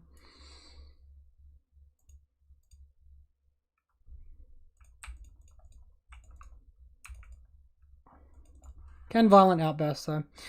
When you see there Ragvan, you got to brainstorm a bad card to the top of your deck. Yeah, I mean you pretty much would. Opponent with main deck Roiling Vortex as well. That's pretty revolting.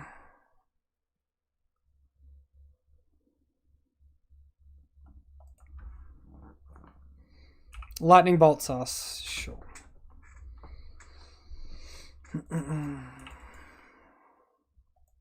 So we're dead on upkeep to Roiling Vortex. It's really annoying. Wait. Opponent is just letting the upkeep trigger kill us instead of... I think he attacks with Goblin Guide there to see one more card out of our deck. I'll be right back. I'm just running to the bathroom real quick.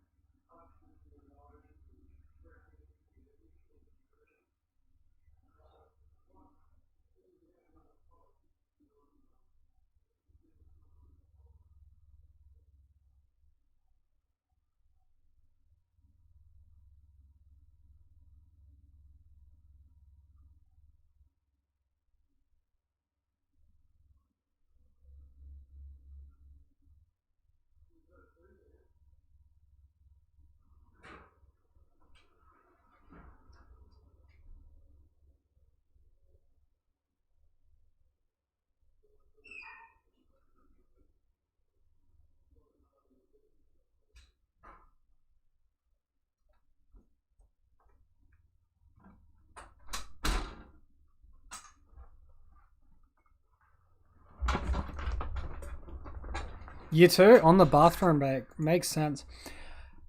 Alright, so here, obviously, Eidolon the Great Rebel could be a pretty big issue, so we're going to go ahead and bring in some answers for it. I think Valakut could be okay as well. Mystical Dispute, doesn't really have many targets.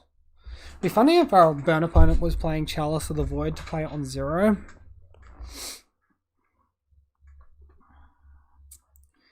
Magus of the Moon's actually okay. I wouldn't say it's the most powerful card in our deck though.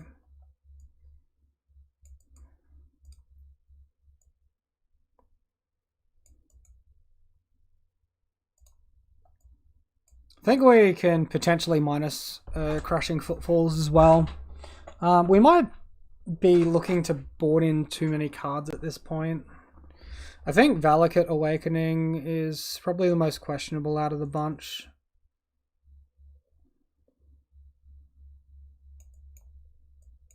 Yeah, let's just board in 3 cards. Oh, wait, we took out one too many cards.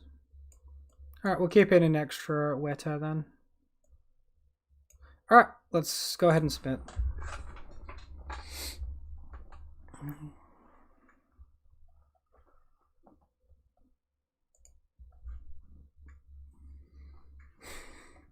Violent Outburst, triple force negation. I think we keep. On the play, it's probably not too bad.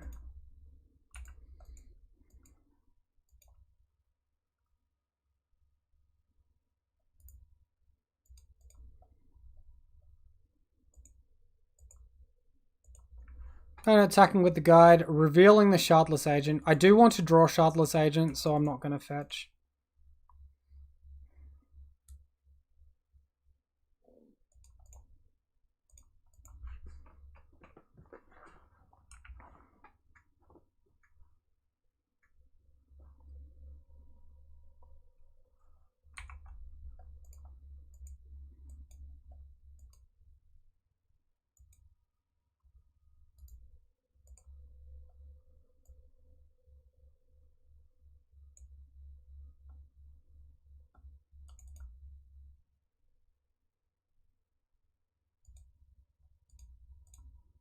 Force of negate the Roiling Vortex.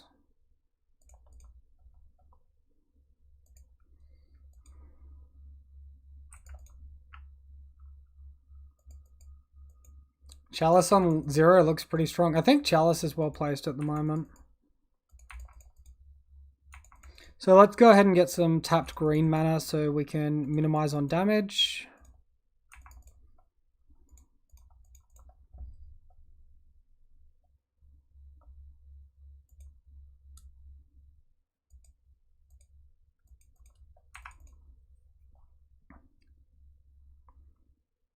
Doing a good job of flooding out at the moment.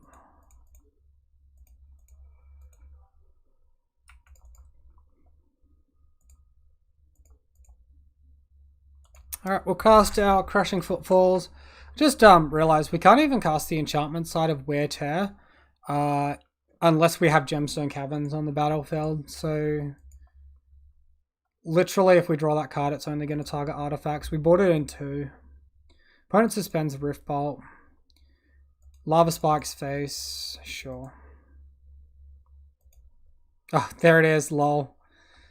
Unlucky, gang. Unlucky.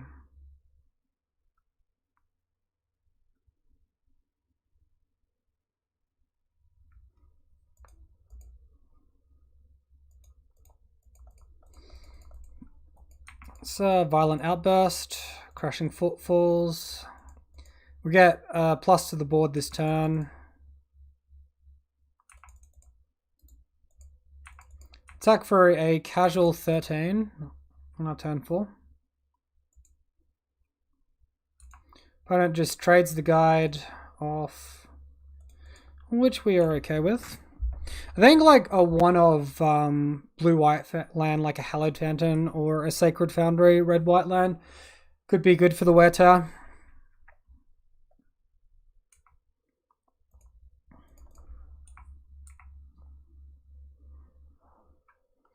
Ratchet Bomb blowout. Yeah. I mean, it would definitely be a blowout. Looks like my opponent's going to pass. He's only got 2 mana, so I can just fetch here.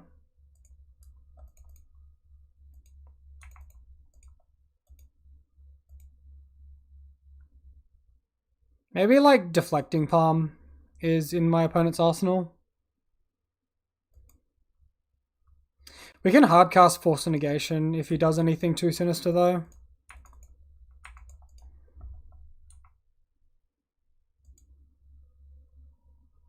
Cool. Who doesn't like seeing Force of Negation go absolute ham?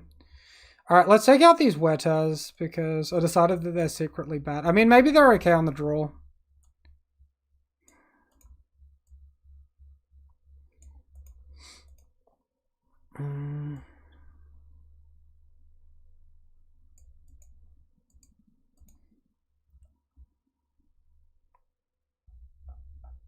Might take out a Brazen Borrower. We'll go for one lucky Wear Tear. or Brazen Borrower. Because we're on the draw, Gemstone Caverns can enter with a luck counter. It can actually do stuff. On the play, it's a loose line.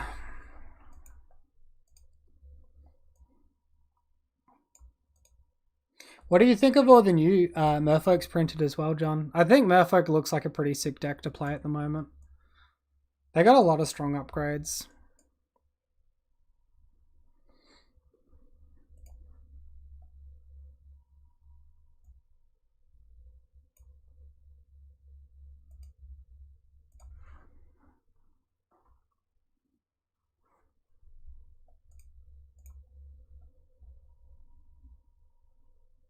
Reckless Bushwhacker? Bushwhacker's got no place here, man. That card is like so garbage. Wouldn't they be playing the Dash Pirate before they play that? I ask you.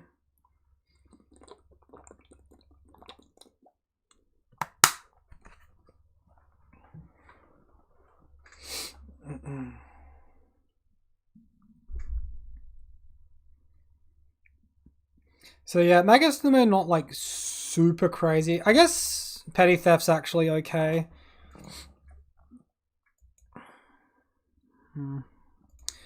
Because it can bounce things like Roiling Vortex.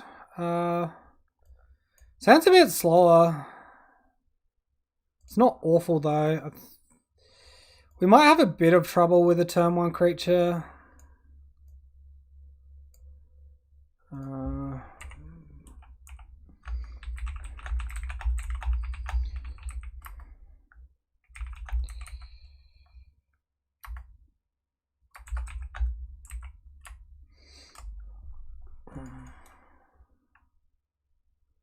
I'm gonna keep.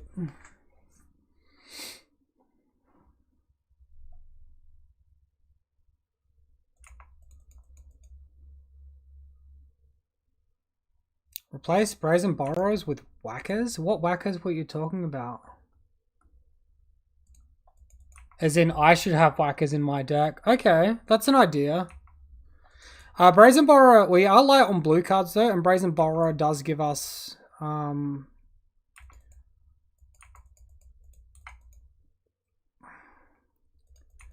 does give us a blue card to exile.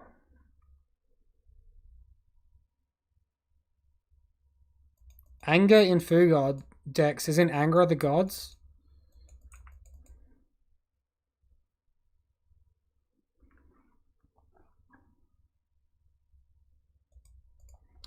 Misty Rainforest pass. Oh, we have to discard. That's not great. We'll discard Steam Vents. We have a second one in the deck anyway.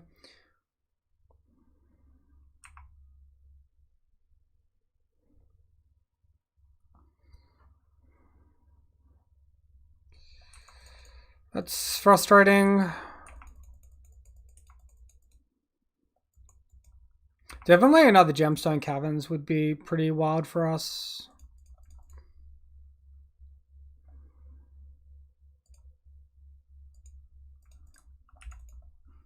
Alright, so we'll just take a little bit of damage.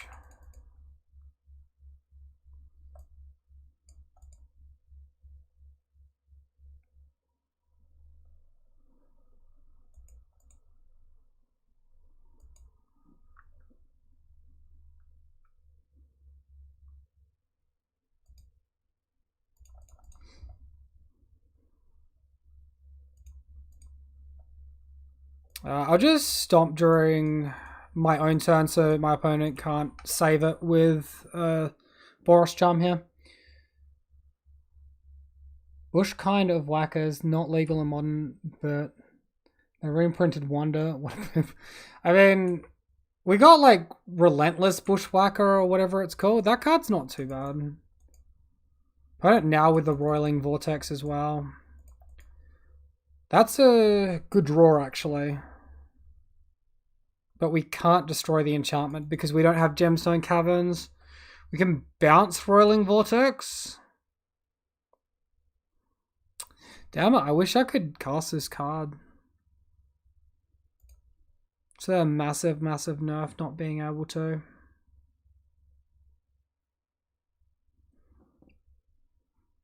I should have played my Stomping Ground in tapped here. I'm just going to go for the Crushing Foothills.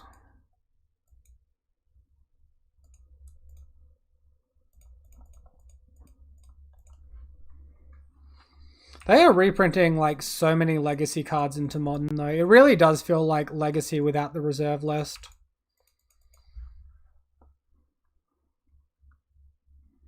Alright, dead to Lightning Bolt.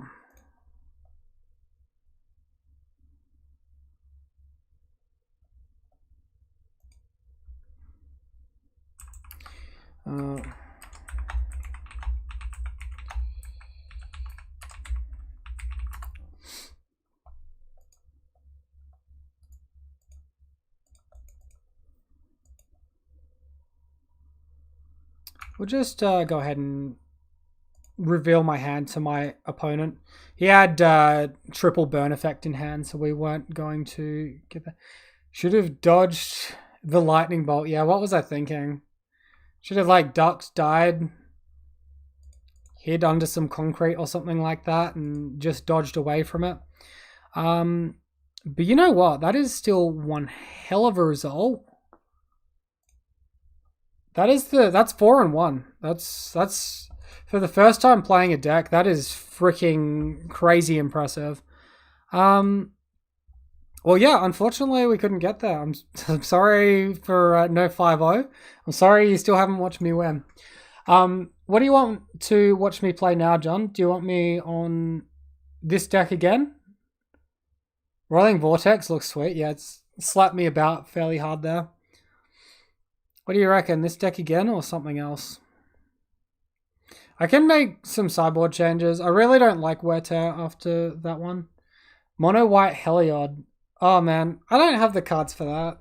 I don't have a deck list. I don't want to play Heliod. If I was to play Heliod, I'd just play the green-white version and just be like completely deranged. It's between this Bogles and I guess Merfolk. So get your vote in. I could also play Burn. I don't know. This just seems too good. The only problem with me playing another league with this deck is it's possibly going to be a 2-hour league. And then it's going to be my bedtime.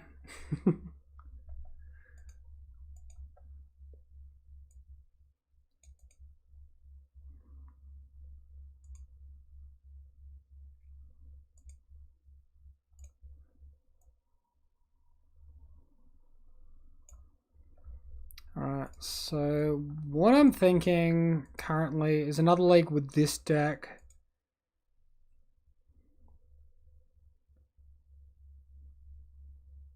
For something, copies of something that isn't Brazen-Borrower. What do you have against Brazen-Borrower? It's really powerful, man.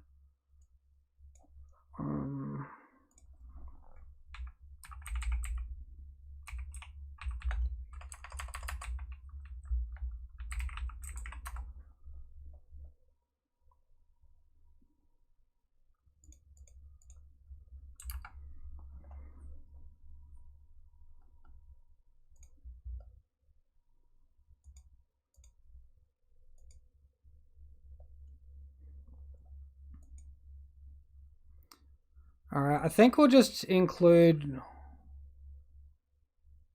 any good split cards from Armaket, Hour of Devastation. Let me just have a quick search.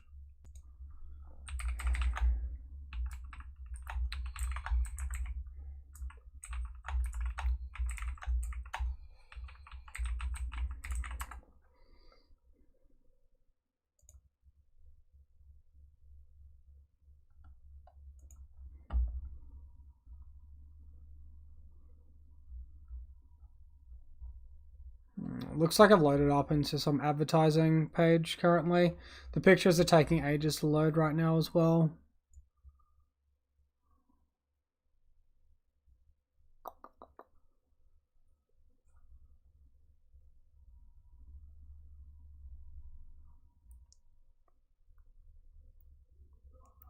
We need it to be something that I can't cascade into, obviously.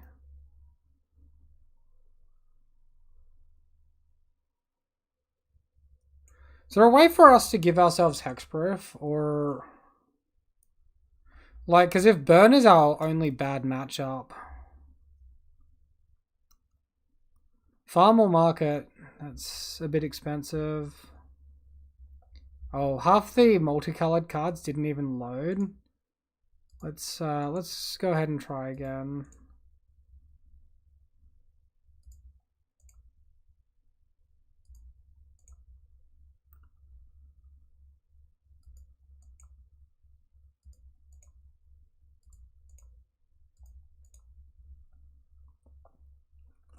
Struggle deals damage to target creature equal to the number of lands you card. Split card combines both halves. Come up with a converted mana cost? Correct. Counterspell plus Rumble? What do you mean by Counterspell plus Rumble? Counterspell will be a Cascade target if I bought in Counterspell, but if you mean a different card, then maybe.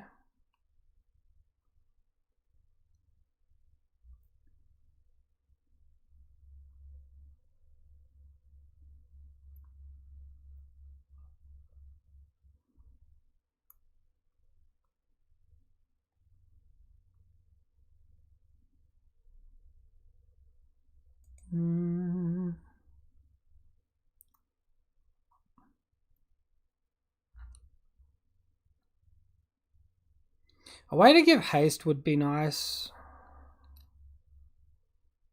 But yeah, if we play... But if we play that, it's not... What's it called? Reckless Bushwhacker. That's what you were suggesting before, right? Oh, I've got 2 bloody H's on the end now. Okay. Quantity 0.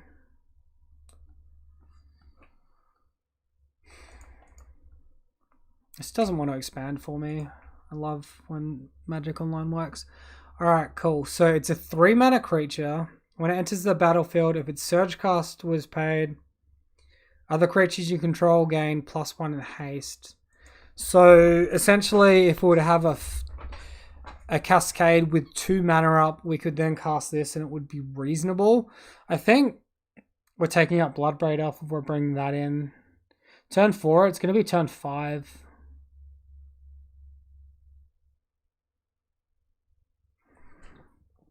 I'm not sure it hits for lethal.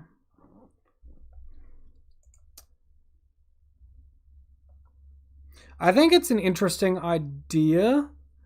If we had things like Simian Spirit Guide in the deck, I think I'd be much more willing to do it, but Simian Spirit Guide's obviously banned.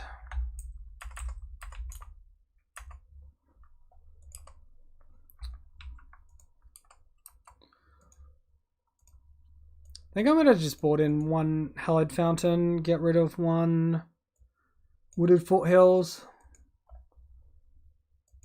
And I think I'm just going to run the same list now that we've got target for the Huerta. Alright, let's get into it before we waste any more time. Feels like it could use more mana acceleration, which this deck cannot do, yeah. I think also if you're a deck that like spews out a bunch of 0 mana creatures, you can make better use of it. So like if you have your Ornithopters and your Memnites, you free creatures.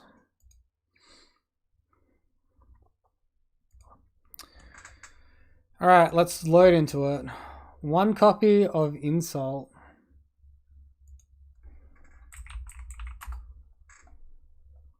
Oh wait. Can't view that card there. I've already loaded the league, sorry, before you wrote that one down or before it came through on my end. Damage can't be prevented this turn. If a source you control would deal damage this turn, it deals double that damage instead. Aftermath. Deals 2 damage to target creature and 2 damage to target player or planeswalker. That seems pretty reasonable. Especially with the crushing footfalls. Like, so if you turn 3 get the rhinos, turn 4 attack with them, double their damage, that could be game over. I like that idea as well. You've got some good ideas tonight, John.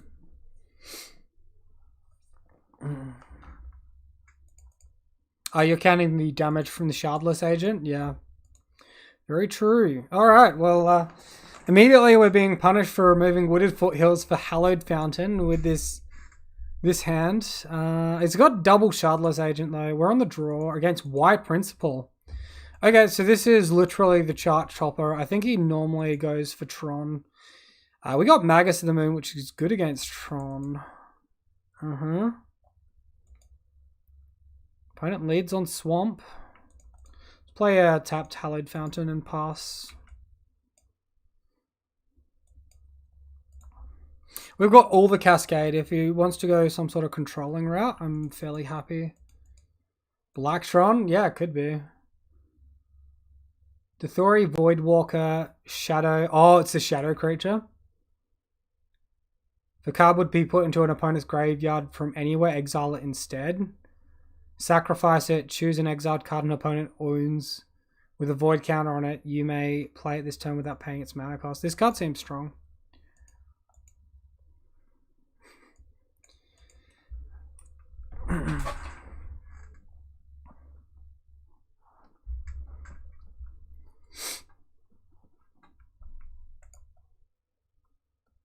Opponent plays another one. Alright, let's go ahead and tap down our creature. Look to draw a land. Plus, Voidwalker. Please kill Voidwalker before casting Foothills.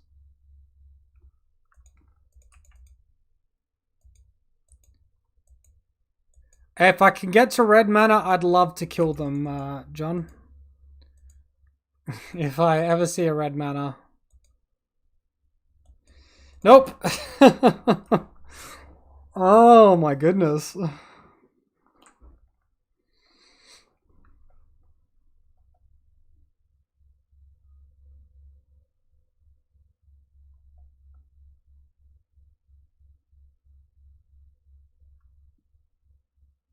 You may cast that card without paying its mana cost.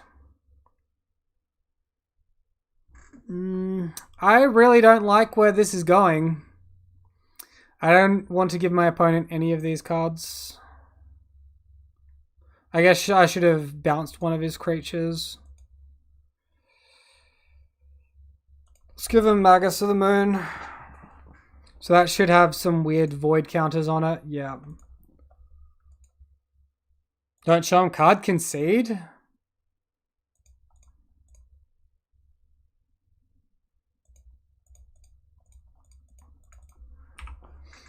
I think it's fine showing him cards. We can still win this game.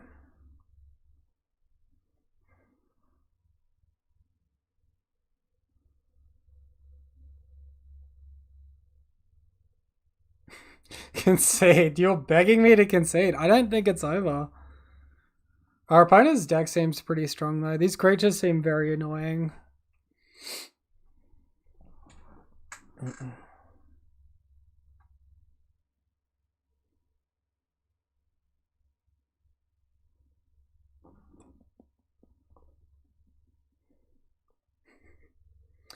Well, opponent's taking a while to decide, which I suppose is semi-understanding. It turns out he decides to get rid of the Bone Crusher Giant though, which seems like very good value for him.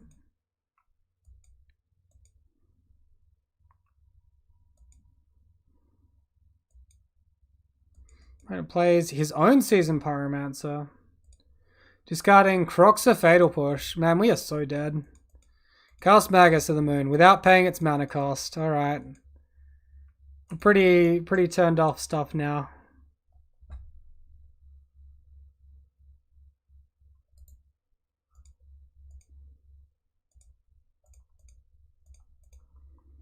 I think I stomp this thing before he can sack it to get another card back.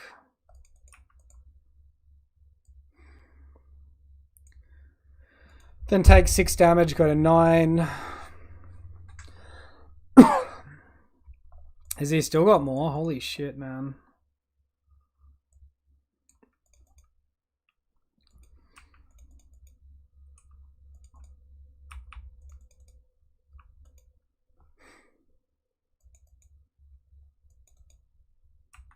Yeah, like we legitimately 5 turns later have not hit our second land drop in a 23 land deck.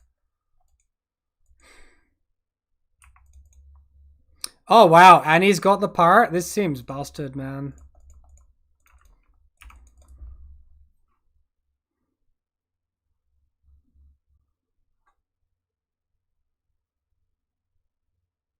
Hey look, you have red to kill the red Voidwalker now? Yeah. Your typing has been atrocious this morning. My typing is always atrocious.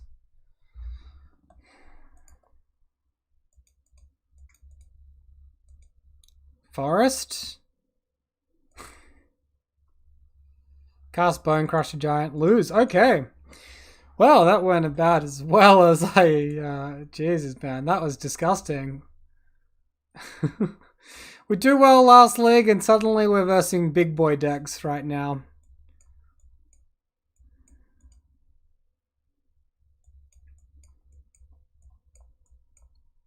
Alright, so... I see creature removal being good because these shadow things and these dash creatures seem like they can cause very large issue. I think Wear Tear would be a secondary thing that we may or may not want. I think I'm gonna leave Wear Tear in the sideboard. Like obviously it's a Blood Moon. I think we fetch around Blood Moon and don't care about it. So we'll take out a Mystical Dispute. Trim here, remove Magus of the Moon. Say that's our best line. I didn't hit a land. Yeah, I didn't hit my number 3 land. It took until my turn 6 to see my 3rd land after keeping a 2-land hand on the draw.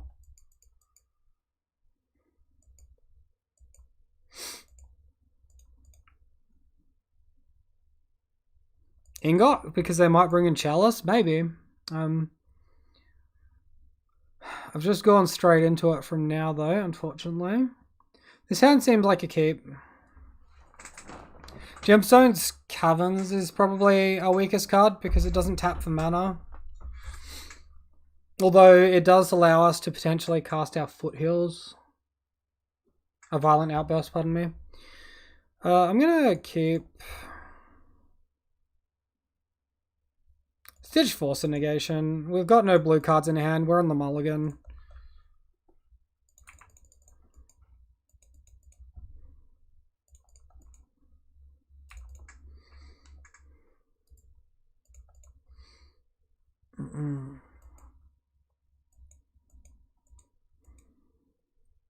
Turn 1 discard every time.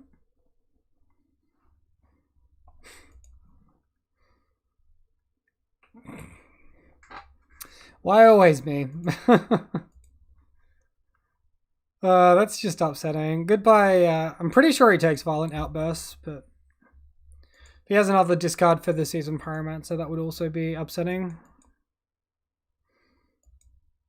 I don't know if we crack our Scalding Tarn. I think we hold it. It seems only worse to me if we draw Crushing Foothills. Because then we can't suspend without shocking.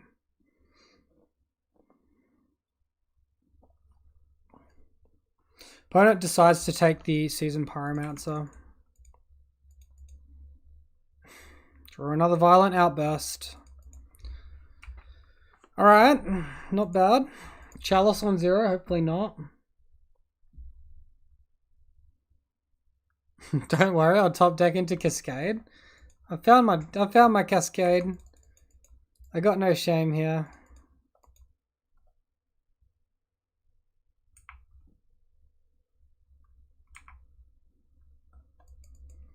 I guess we want him to have a higher likelihood of hitting land, so hopefully he hits land.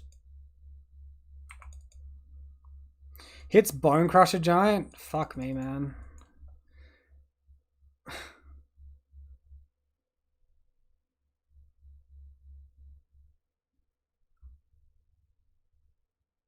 I guess I'm just not even supposed to crack that land yet either, because I can't actually cast Violent Outburst yet. I need to hit mana.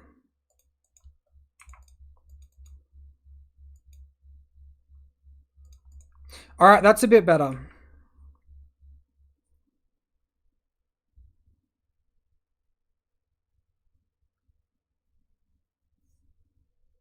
So we can dead the monkey.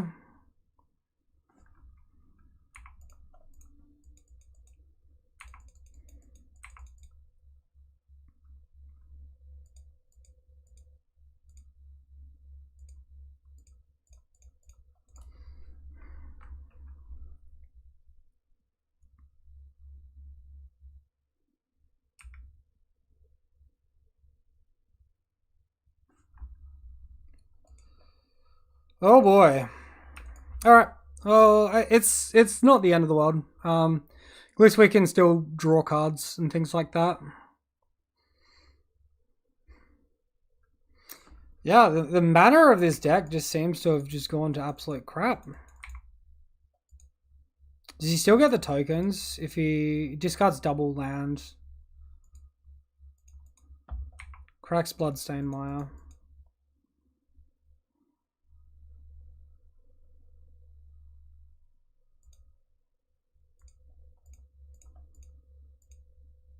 Let's tap my opponent's treasure. Hopefully we hit our land we need. And then he can only take one Violent Outburst.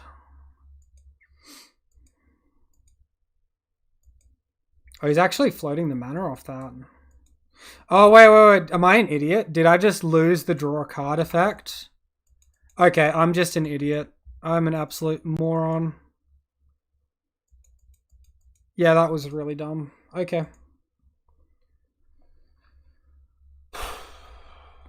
This deck felt so easy last leg, and now it's just like, I'm feeling under the pressure. I'm versing arguably one of the best player on Magic Online currently.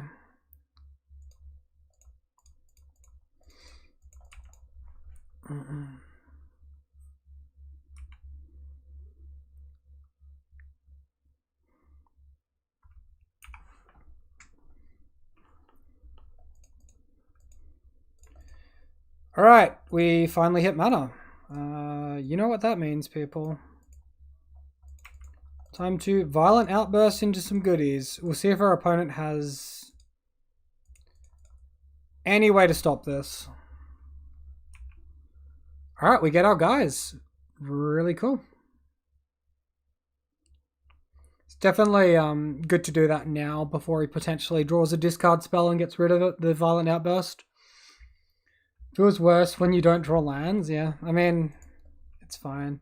Opponent with Dreadball. Look at that artwork. This looks like a Dungeons and Dragons card or something.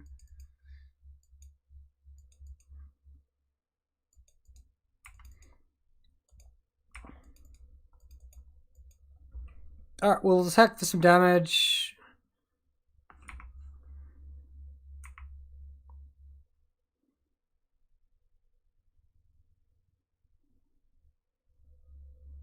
Opponent double lightning bolts to deal with the Rhino.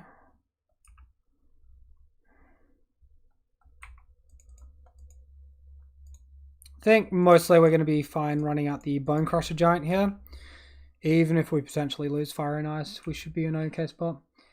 It's Heavy Metal Secret Lair. Heavy Metal? I suppose.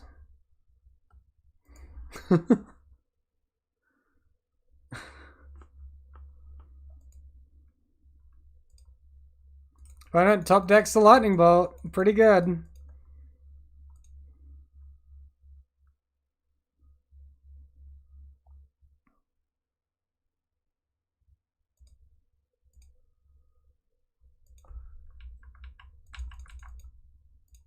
Now let's just play it Hallowed Fountain tap. Pass the turn. Metal, not D&D. The more you know.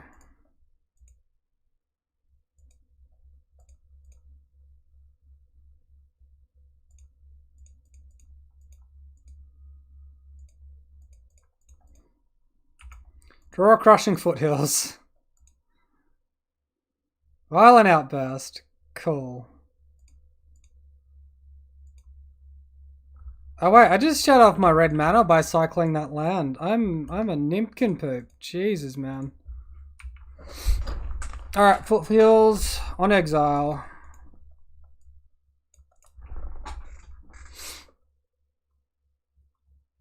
I'm not paying much attention to most Magic products that come out, honestly. Alright, we lose Violent Outburst, which really sucks. Shipping would be ridiculous. I think, generally speaking, shipping's not too bad. Find Leyline of the Void. Oh my god, cycling that land is the worst thing I've ever done. I can't even activate my Seasoned Pyromancer here.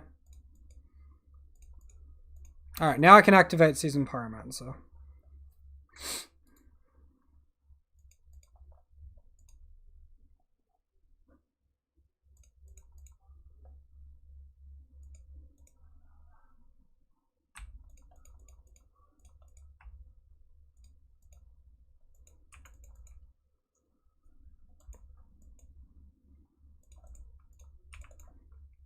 And now we hit our lands.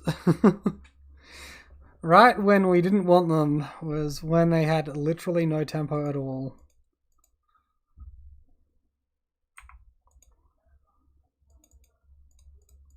Opponent can Croxer, make us discard Leyline. He can't recast Croxer though.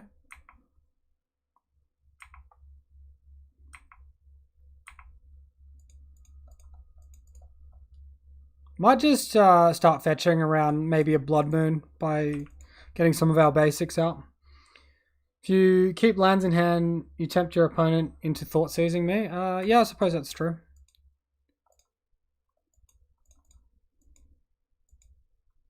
Oh, that's right. They, for some reason, are putting the cast effect underneath there. Cool. This is looking a lot more promising now.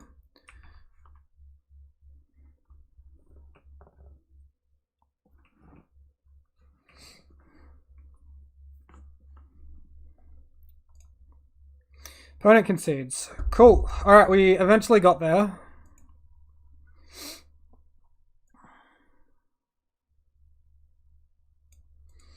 I don't see anything that really makes me want Ingot Chewer.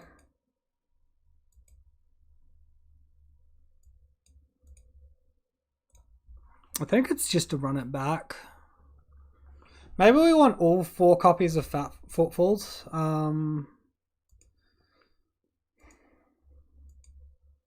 They're not great to have in our hand though, because if our opponent's like dashing into them, that kind of sucks for us. Let's run it back.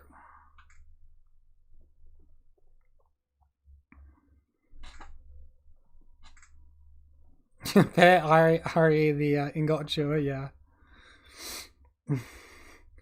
I'm really not seeing many artifacts here. Alright, hand looks like a keep to me. We don't have the cascade effects, but we have our land. We have a little bit of play around Blood Moon. We can fetch an island at least, and we can turn one of Footfalls, get it out of hand.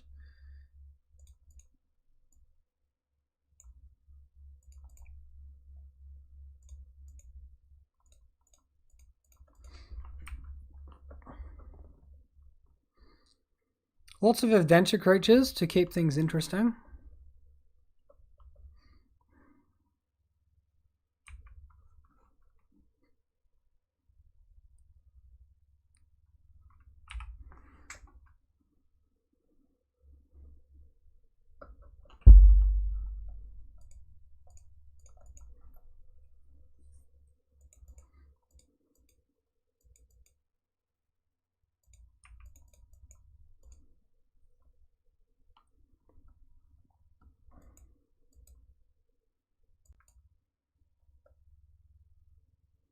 So obviously my opponent can Blood Moon. We can bounce the Blood Moon with a Brazen Borrower. Not super scared about that. This, however, I will be wanting to respond to with Bone Crusher Giant, I believe. Wait, can Collective Brutality take adventure cards?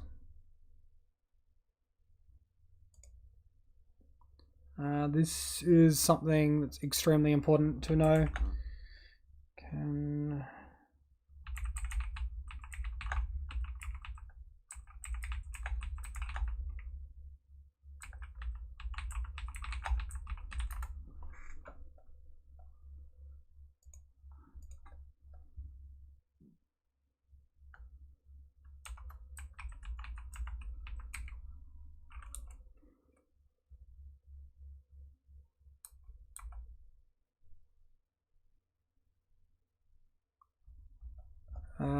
This is absolutely not what we're looking for.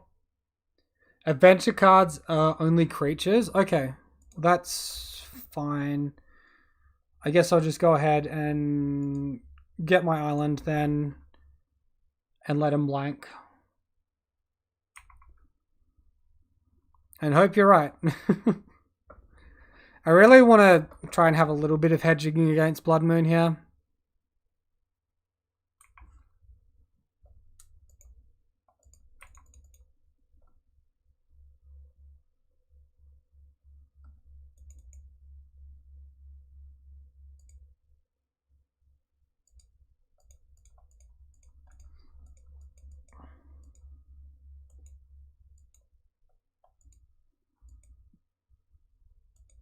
Looks like you're correct though, John. Is Collective Brutality did not take my adventure cards, so I'm guessing that it couldn't.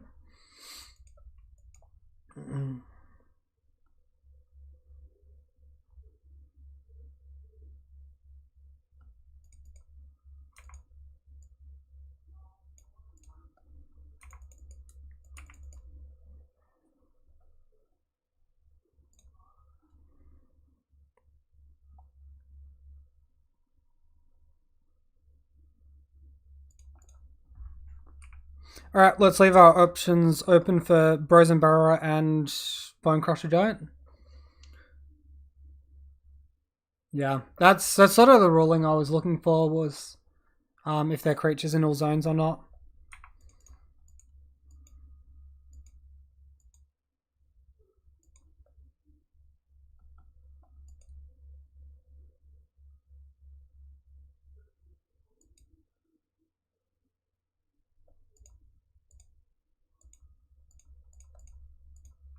Stomp away our opponent's creature. I'm going to look to start putting some adventured creatures onto the battlefield semi-soon.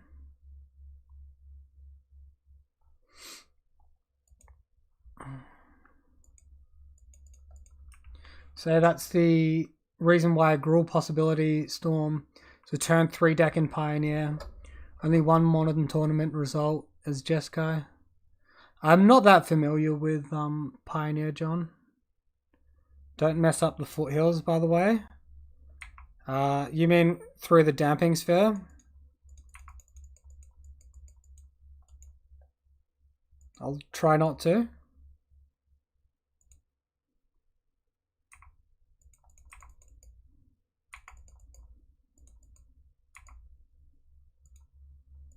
Let's go ahead and cast our Brazen Borrower.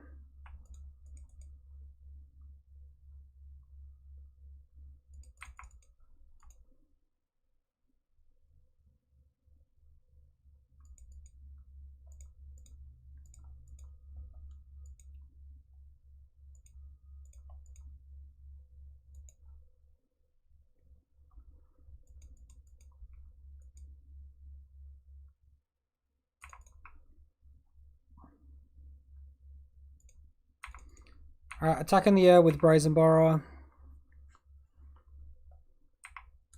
Looks like my opponent has a burn spell. Oh, maybe not. Just getting a tapped land here. Fatal Push. Sure.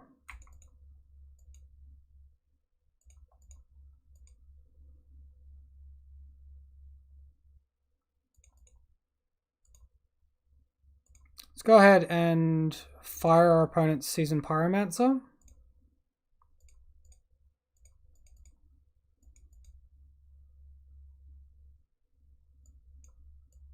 She's going to cost 1 extra here. I think that's fine. That leaves us open for Brazen Borrower next turn.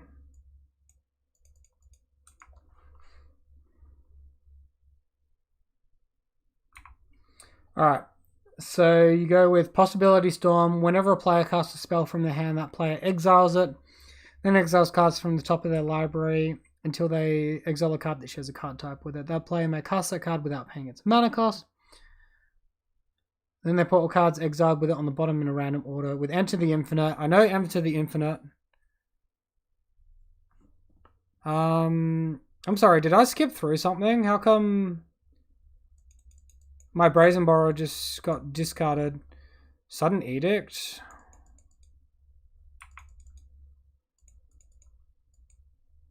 I think I just lost my Brazen Borrow to a Thoughtseize at my second Brazen Borrow that was in hand at Instant Spade. Or a Sorcery Spade. I don't quite understand how that works.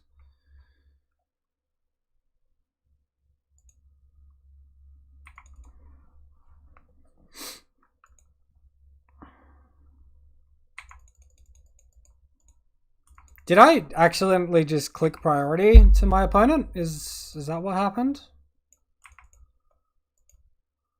Feels really bad.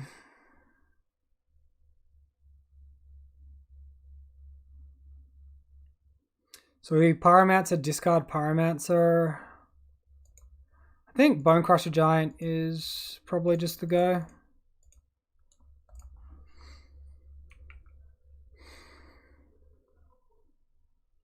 Borborygmos or Thassa's Oracle for the win.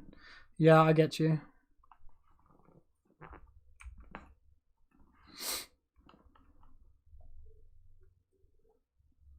Opponent top decks the Sudden Edict, so unfortunately goodbye Bone Crusher Giant.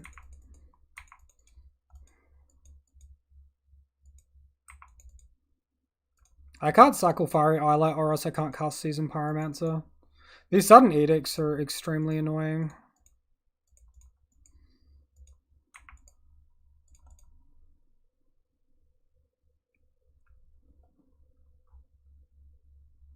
Alright, well that seems more like it.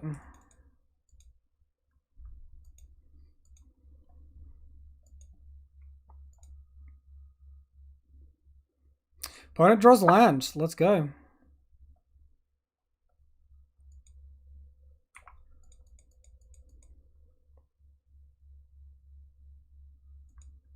Castles to draw a card. Concedes the game. Awesome. We took down the trophy leaderboard. Even while playing badly. He's on 56 trophies. The next closest person is Giovanni on 35 trophies. That's a 21 trophy difference. And we're sitting here on a plump 0 trophies. Let's go. You didn't realize the token has trample? Yeah, the Foothills trample tokens are like absolutely crazy good. Or Footfalls, I think it's called, not Foothills. Yeah, Crushing Footfalls.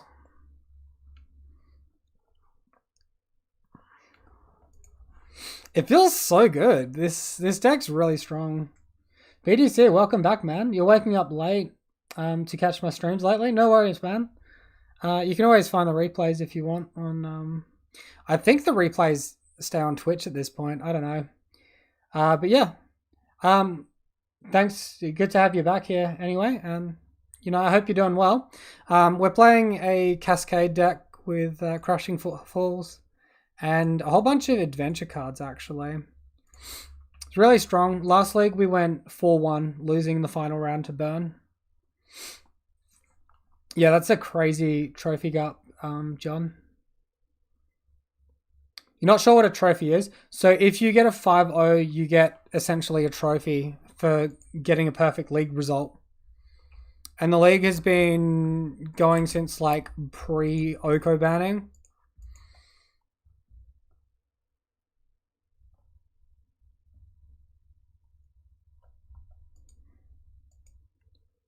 The sound seems fine. I'm going to keep. Won the die roll against Zadinbing. At Pirate John, are you in the Playaway Discord?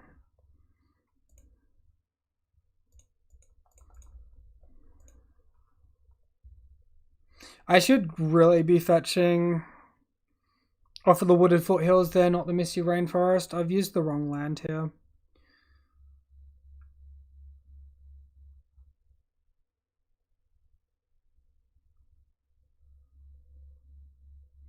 I'm gonna go for Breeding Pool, I think.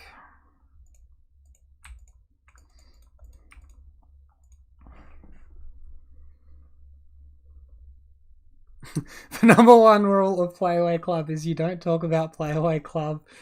Zing! What a call that one is. I feel like I'm back in high school watching a movie for year 12.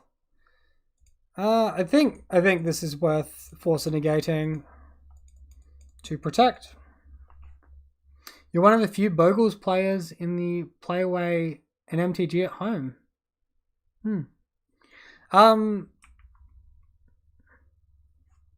So that's just like a group, is it? If you don't mind, BDC, would you mind linking the Discord either in a whisper to me or in chat? And because I wouldn't mind checking out whatever Discord server that is. There's a bunch of different archetypes on there that'd be pretty sweet.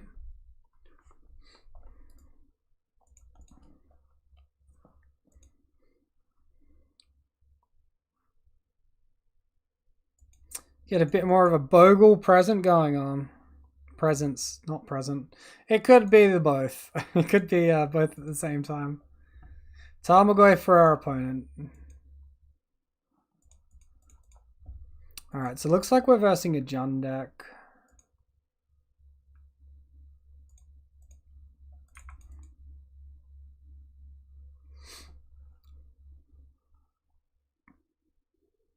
Oh, it's a Paper Magic Discord server. Discord server. Wow! This is shocking. We've just drawn our third Crashing Footfalls. What horrible luck, man. Alright, well, we can't draw any more Crashing Footfalls. We do have some that are going to be coming off suspend soon, though. Okay, well, thanks for the link, BDC. I might chuck it in there. Even though I don't play that much Paper Magic at the moment, or any Paper Magic at the moment, I would like to get back into it. Oh, video cam. Oh, so people will live stream. Ah, that's interesting. My Jund opponent's playing Lightning Skelemental. I kind of want this Crashing Foothills. And I'm willing to block to deny. Losing one creature to deny discarding my fourth Footfalls. My deck does not do much without these cards, so I really... Ah, Shardless Agent. Thank God you're here. Right on time.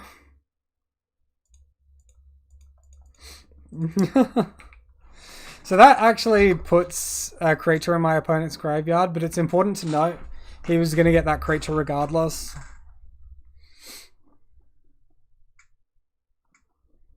Pro tip, don't draw Crushing Footfalls 3 times.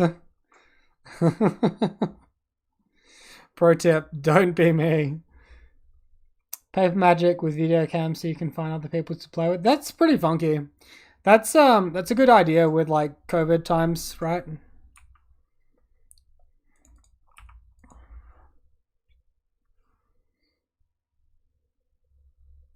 My deck would do more if I played Reckless Bushwhacker. I think you might be onto something there. I'm just going to take the damage now.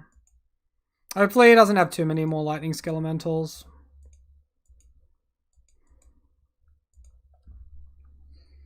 We can get these other Footfalls off to suspend. We have a chance.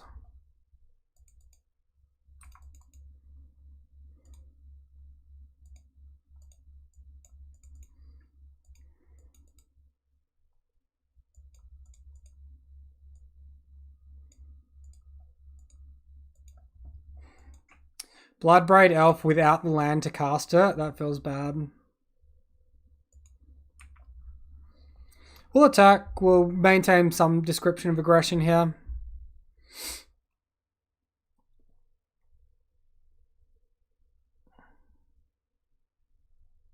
There are actually multiple servers. You'll ping you in the modern channel. You can always find games. If you ping in the modern channel, you always find games. Gotcha. Play Commander on the servers as well. They also run tournaments. That's really sweet. I never thought of using Discord in that manner. But I guess with the live streaming, it does make sense. Opponent with Seasoned Pyromancer, probably looking for that Lightning Bolt to finish us off. I think he discarded Fatal Push and Liliana of the Veil. Wow.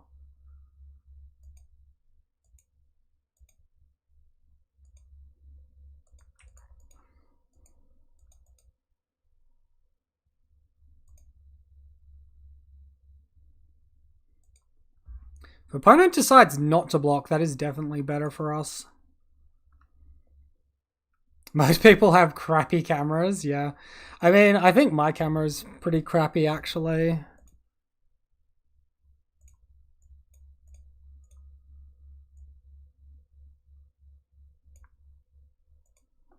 Stomp is an interesting draw.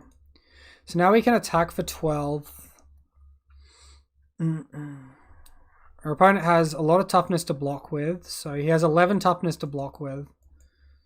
It would be good to get Tarmogoyf off the board.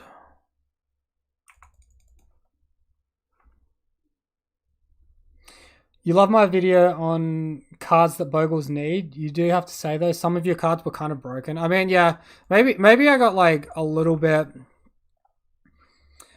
over excited with the whole thing, or a little bit pissed off about the whole scenario. Oh wow, we just get to kill our opponent with Stomp here because of the way he's blocked. He left the elemental tokens on defense, which is very questionable.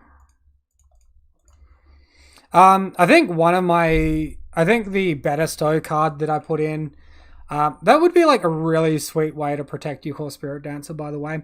But I think that would, like, if you put it on a Tarmogoyf, it would still just be as good. So maybe it was just, I had to change the keywording just a little bit. The Tarmogoyf was a 6/7, yes. Am I getting rid of Tarmogoyf? I'm putting my opponent's life total to 0, so he has to scoop it back. You think if the CMC on some of the cards were higher, it would be better? I don't think we can have much of a CMC above 2, though. Looks like we're versing a Jund deck. Let's bring in our Leyline of the Void and probably just take out our Counter Magic. I'm not sure our creature removal is even that good here with like 2 damage to a creature, so I'm not going to bring that in. Valakut Awakening could be good, though. Magus of the Moon is good. Let's take out like 1 Fire and Ice. I mean, it just goes to show you though, BDC, that like they can print better auras. The whole reason Bogles was good back in the day was it was hard for people to just interact with. It's very easy for them to interact with. If you make it harder for their main deck cards to interact with again, you make it good again. Definitely keeping this. Solitude beats Emrakul. Feels good, man. Oh, I did not think of that. That's freaking awesome. That is very nifty tech.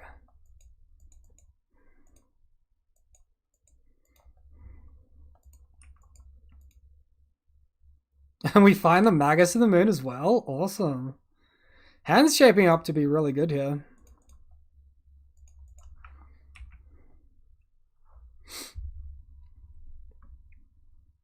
So it turns out like all our suspended crushing footfalls ended up being really good for us. You based your entire Bogles list around getting game against Jund, Burn, Prowess, and you've been crushing those matchups. That's really good. So main deck Leyline of Sanctity, I presume, and then probably Cartouches of Solidarity.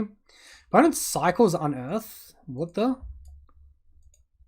Did he just keep like literally a nothing hand?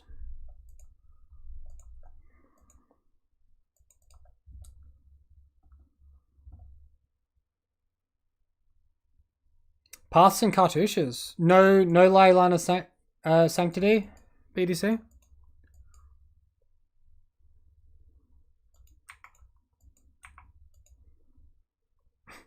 Draws another Leyline of the Void. I think my opponent's just holding up like removal. I still think it's fine cast. Oh, we can't actually cast Violent Outburst here. Alright, let's cast Magus of the Moon. It shuts off a lot of their mana here. They can Lightning Bolt it, but it eats a Lightning Bolt. I think Heliod is just going to be superior strong. You can Elder Armies call into Endurance or Solitude. That sounds kind of dirty. Which one's Endurance again? Although Jund definitely gets a helping hand, BDC, with the printing of sudden whatever it's called. Sudden Edict. Oh no, you did like Elemental enters the battlefield up to one target player puts all the cards from their graveyard on the bottom in a random. Oh, that's pretty strong. I think any deck that can Elder Armies call is going to be pretty reasonably placed. Opponent Season Pyromancer ditching double land. They could have the discard effect now.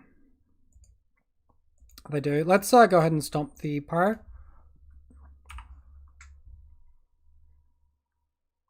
If he takes Violent Outburst and we draw land, we can still Bloodbraid Elf, so I think technically he should take the Bloodbraid Elf. Okay, he does take Bloodbraid Elf. Does he have more discard? No. We do indeed hit land for Violent Outburst. Let's go ahead and do it. Hey look, we found a Crushing Footfalls. Let's go. 2 cards in my opponent's hand.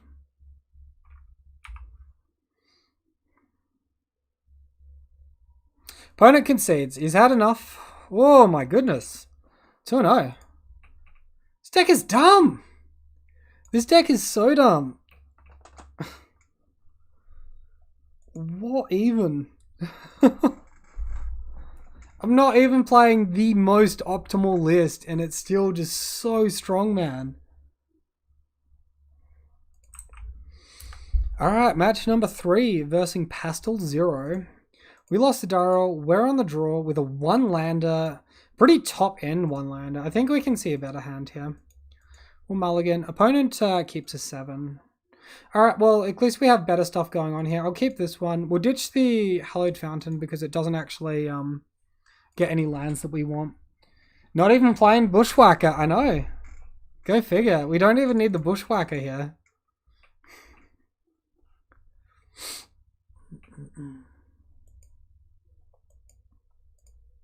Find Magus the Moon too. Not bad. You're probably going to be buying Bant Bogle's cards with the price of fetches tanking. Yeah, good idea. Hopefully, the price of Force of Negation comes down as well. Might even buy more Niobogle fetches. Never really been a massive fan of Niobogles. You get access to like a 2-power 1-mana aura, but it doesn't really feel like it's worth the opportunity cost to me. I think our opponent is on a mirror copy of our deck currently. I don't see point in cracking our land.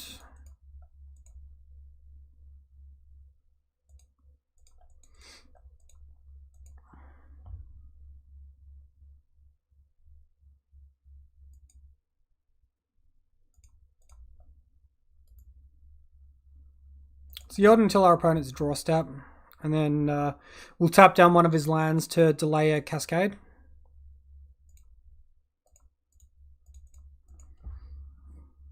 Maybe it's better off going after the Stomping Grounds in case he top decks the Crushing Footfalls.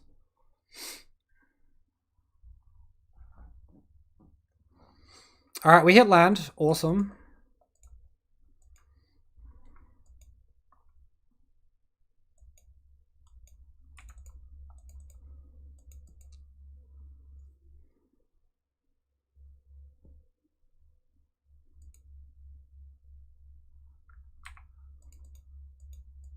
Is our opponent going to tap down our stuff as well here? That'd be pretty funny. Opponent is copying our line. Son of a gun.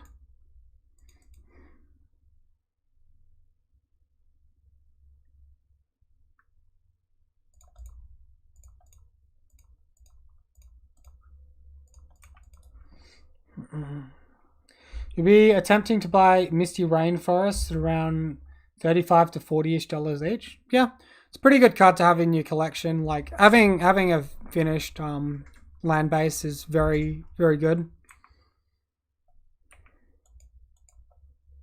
Opponent's got Spire Bluff Canal, so they're not exactly a mirror copy of our deck.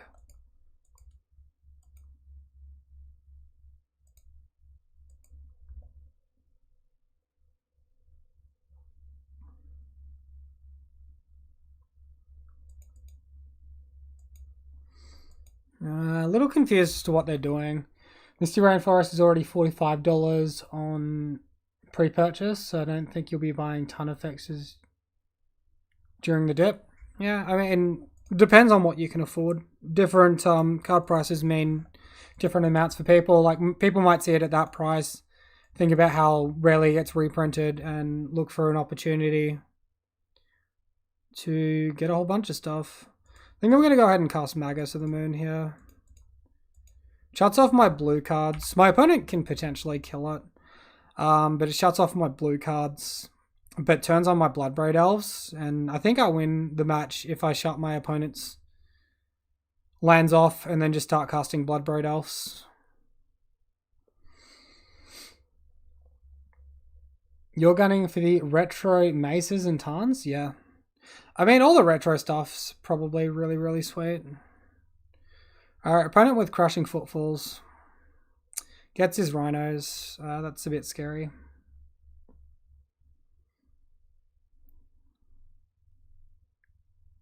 Violent Outburst allows him to do his at instant speed.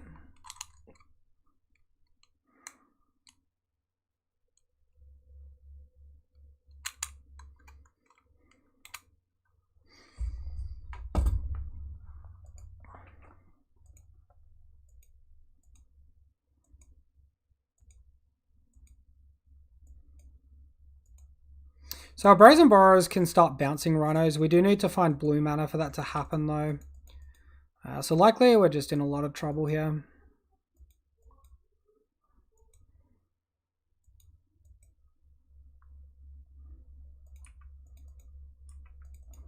I'm not going to block.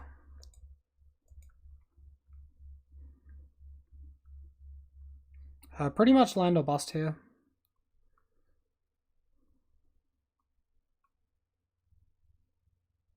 Alright, we do hit land. This means we can now Bloodbraid Elf. See what we cascade to. We actually hit the Crushing Footfalls. It's a very fortunate hit. Thoughts on charge across the Araba?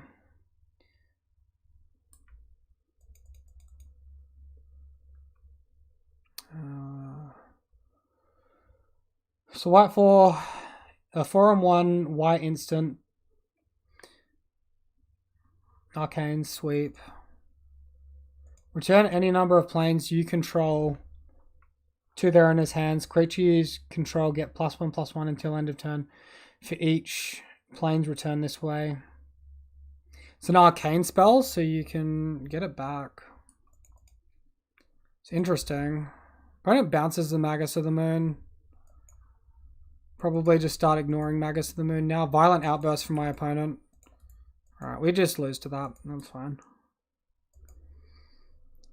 I mean, I guess technically I should wait to see the card. It gets revealed as Crushing Footfalls anyway, though. It's in the mirror match. Let's bring in these Mystical Disputes.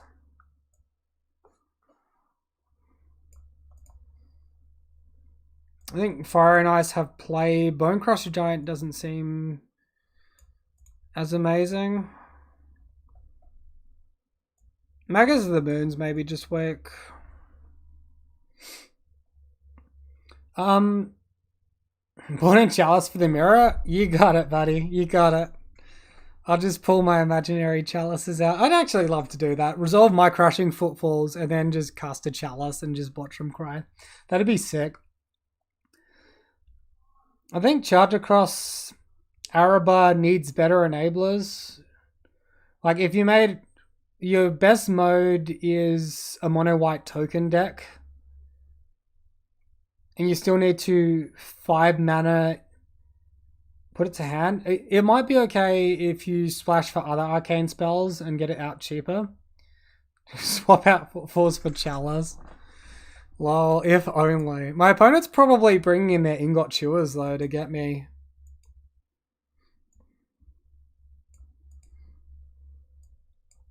So yeah, bring in our counter spells and Valakut Awakening and take out Magus of the Moon.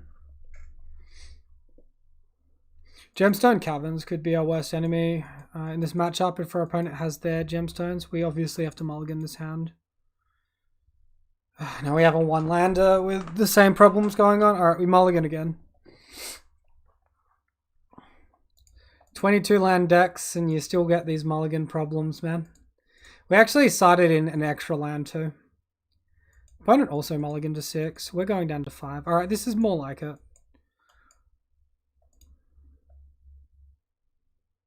Our opponent keeps his 6. We're keeping our 5. We're going to be at card disadvantage this game, but that should be okay. Ditch a Gemstone Caverns and an island.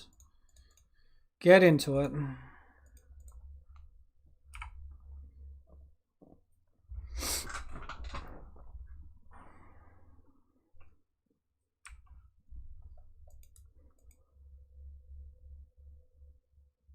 Fine Season Pyromancer. We'll play our island. Pass. Feels bad not having adventure cards. At the same time, it's probably fine. Might Violent Outburst in my opponent's upkeep to play around Force of Negation. Opponent actually shocks in.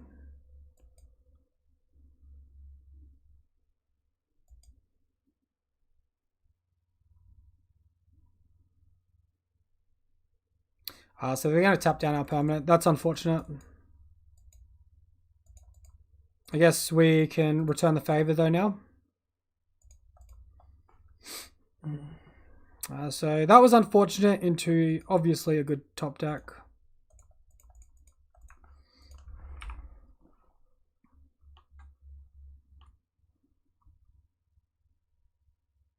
And we hit a land, so if he goes for the same line again, we can cast through it. And if not, we might just go for the Bloodbraid Elf first. Is that better than just getting the tokens out? Probably not.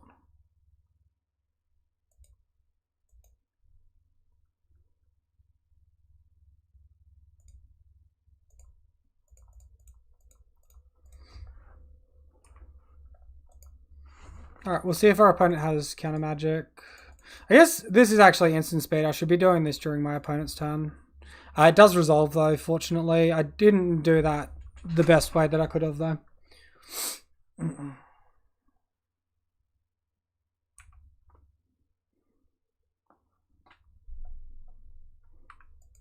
might just slow skip through the turn to give the illusion that I have stuff. Because I have been using auto yields prior to this, or at least yield into actions. Insert, crack. I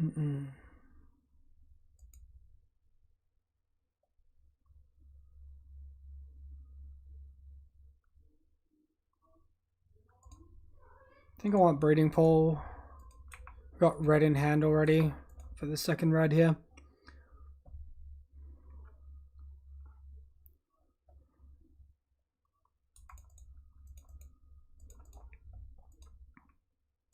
So when it cascades his own Violent Outburst, revealing 20 cards. He's actually bought it in Anger of the Gods. That's interesting.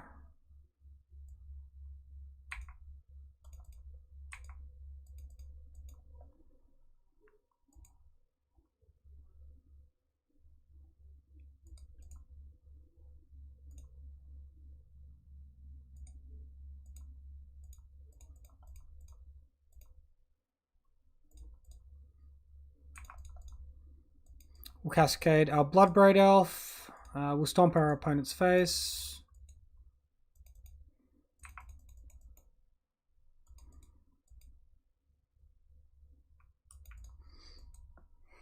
Maybe the creature's better on the battlefield than stomping my opponent's face. Let's play aggressive, like we have more action. If he double blocks here and has a second way to get another Crash and Footfalls, we might be in some trouble. But I don't like just passing.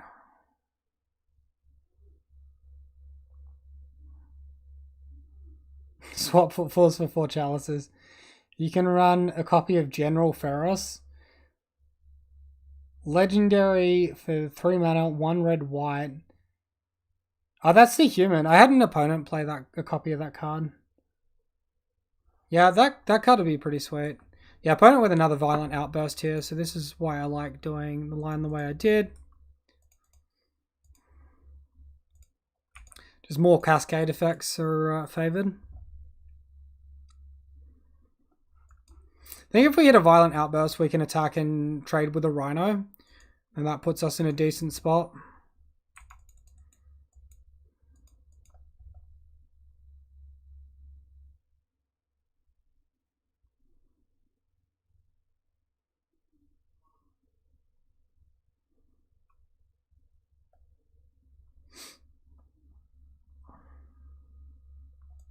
Opponent stops Bloodbraid Elf, so that just happens. We find Fire and Ice. Brazen Borrow would be better in this spot.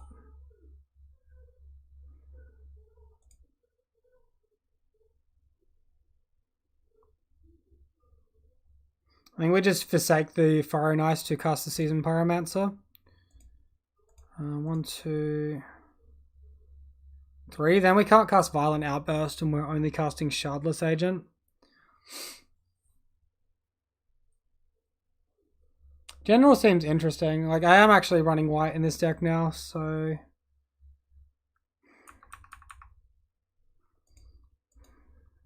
I could cycle Waterlog Grove first. See what we draw.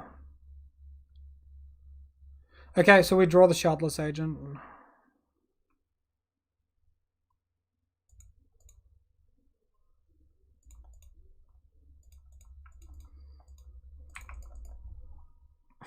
It's just like a little ridiculous, the amount of adventuring that's going on here.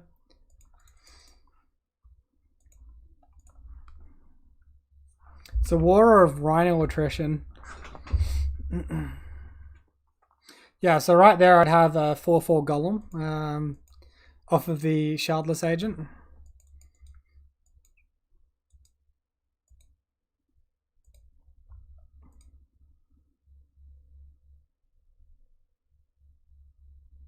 Opponent actually shocks in that Steam Vents? Jesus, what has he got?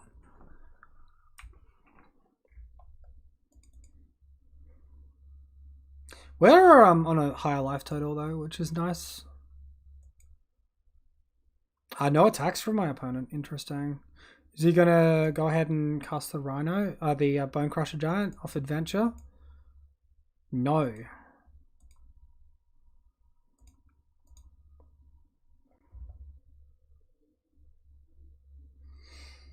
Pog draws another Shardless Agent. Pro monocolored and hexproof though. Yeah.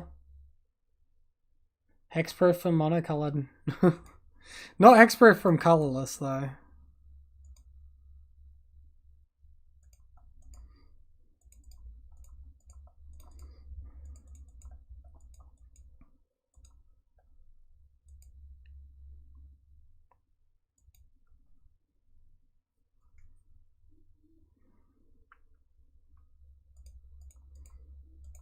Cast off Footfalls. He doesn't protect very well, mostly attack. Yeah? I mean, he doesn't attack very well. He doesn't have first strike, does he? He has hexproof from monocolored, not protection.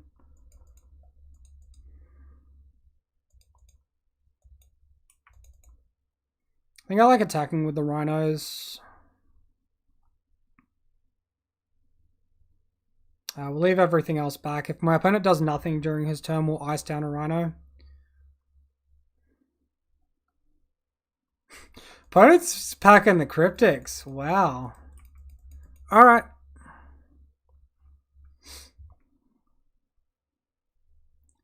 He stood still very well. He sits still there looking at you with a pog face.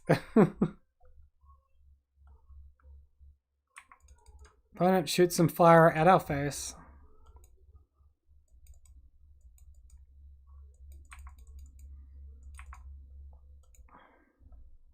Some interesting card choices from my opponent. Plays land. look to ice down a Rhino.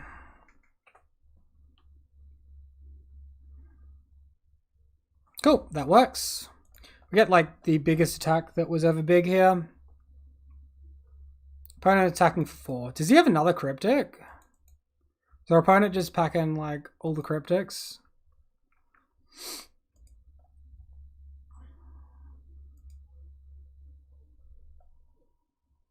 Cast Bone Crusher Giant? Sure.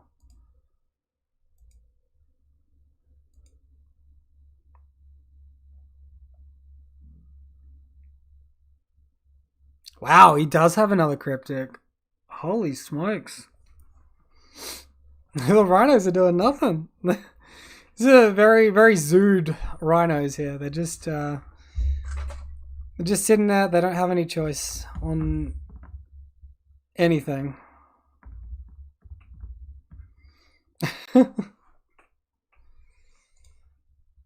Like, if you have the cryptic command, you have to go for it, right?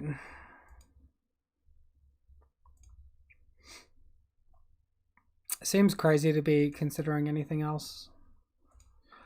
Oh, we hit Force Negation. What a draw.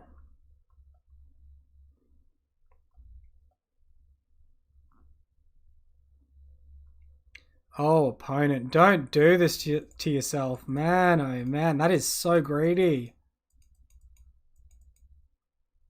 Subtlety also beats Emrakul, true.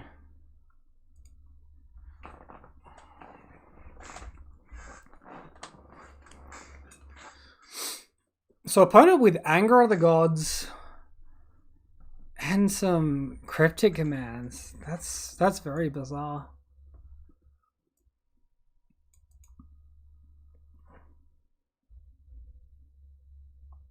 I think we run it back. Be good if we could stack 2 Bone Crusher Giants to start killing some stuff. So we effectively have a 1-lander here. Seems like a pretty straightforward mulligan.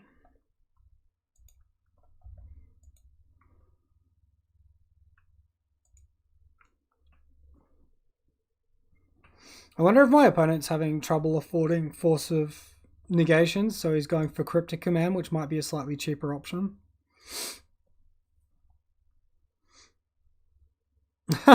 Or the counter magic. Thing is, I'm not sure it's that good. Opponent keeping a 7. We can start the game with Gemstone Caverns on the battlefield. Suspend to Footfalls. We'll have 2 lands of any color. Then some counter magic. I don't think it's very good. Maybe we keep. I'm going to keep. Let's see if we draw well. So what to put on the bottom of our library? I think we just ditched the Woodlog Grove here. And then we do that, and we have to exile a Mystical Dispute. You're gonna make Zurin Orb plus Balance the Scales. I had like a really sweet deck one of my opponents played against me. Sammy recently, and I think you'd like it, Pirate John. It was a black-white hate bear style deck, but utilizing Draneth or General Draneth, the 2-mana creature, which makes it so people can't cast spells from anywhere other than their hands. And then they used a 4-mana artifact to put the spells onto exile. And it seemed kind of okay.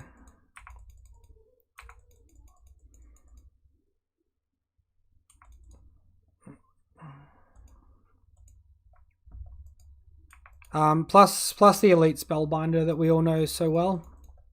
Looks like my opponent's going to go for an ice here. It might actually be worth the Mystical Dispute to counter so he doesn't draw a card. Probably not.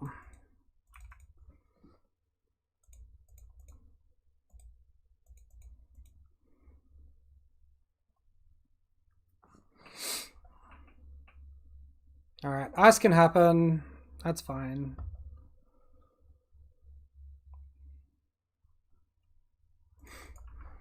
Continue to flood. Alright, if we can hit something that isn't land next turn, that would be swell. Might give us the chance.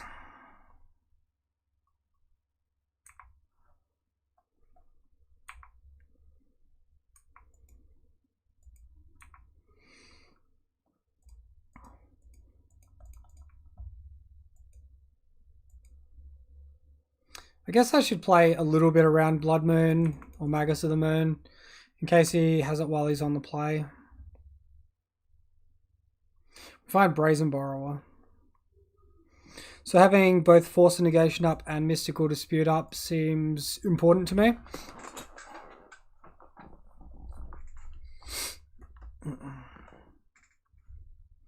We might just end step a Brazen Borrower if our opponent does nothing in his turn.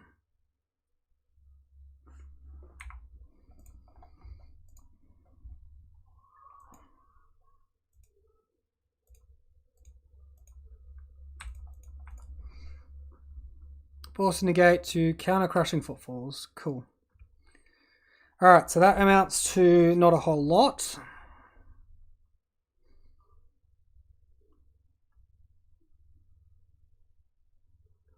my opponent got another one, and he's just going for Shardless Agent now. Oh, that's annoying, because I can't counter this one.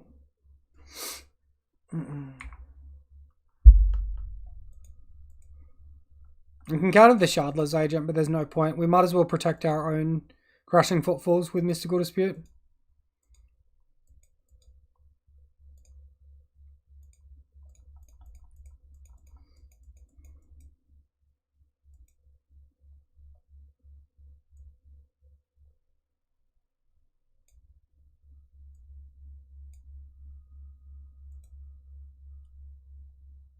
Do we Mystical Dispute? Is Mystical Dispute here?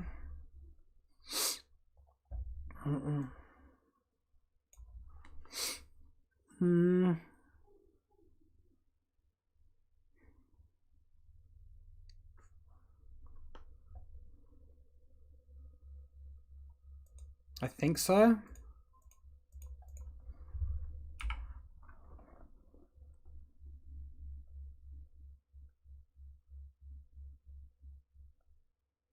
Next turn, our Crushing Footfalls will come off suspend.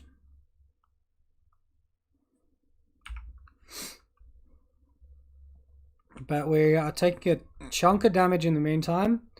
Our Brazen Borrower is going to take a little while to get online.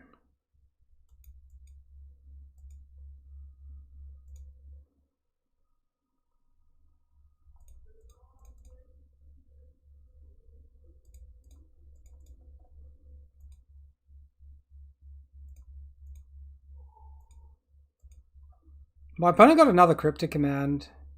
It's got a Petty Theft, sure.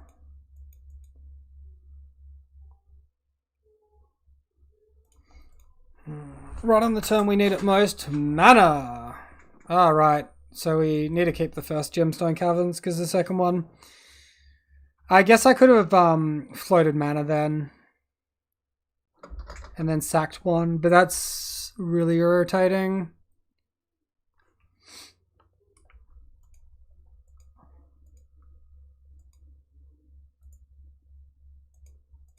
Instead of stopping our opponent's upkeep and go after his Rhino. Or if he casts Brazen Borrower end step, I guess we'll go for a Petty Theft then.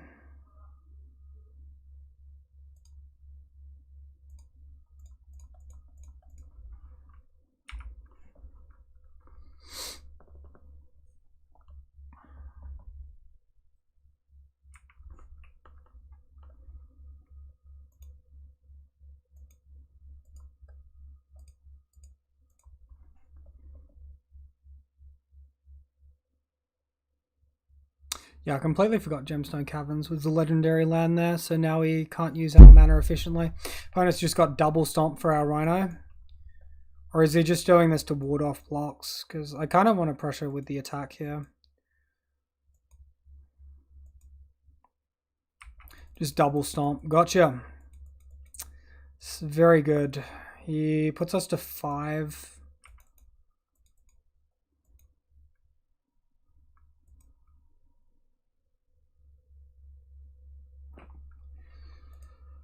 Oh boy, what a draw.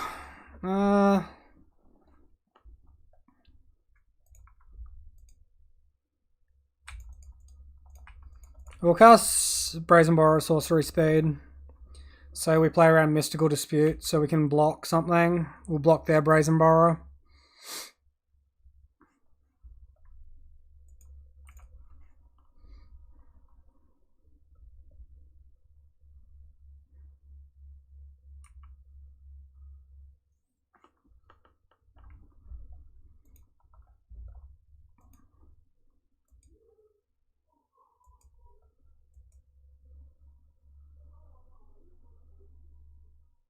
Did he really just draw Cryptic Command? Fucking GG, man. Opponent really outdrew us hard that game. We could have maybe have mulliganed to a slightly better hand, but it's also hard because how low do you want to leave yourself on resources when you're playing what is essentially a combo deck? At least you got to see me win 2 games, John. Card, Test of Talents, Instant Sorcery. Counter target instant or sorcery spell. Search its controller's graveyard, hand, and library for any number of cards, the same name of them, and exile them. Player shuffles their library, then draws a card for each card exiled from their hand this way. Test of Talents seems strong, but you can't run it in this list because of Cascade, unless we're transition sideboarding. We could probably transition sideboard and get rid of like Violent Outburst and some other stuff. Alright. Match number 4 versus Whoopsie. We lost the die roll. Is Whoopsie or we just versed?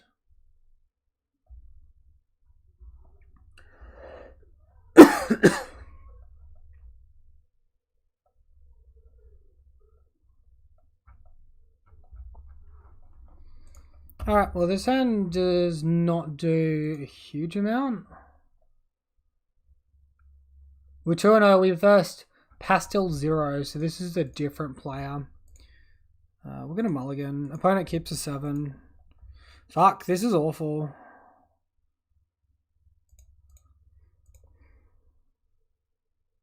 This looks better, we'll keep. Bottom Counter Magic. I think we bottom the Season Pyromancer. Look to keep our stuff.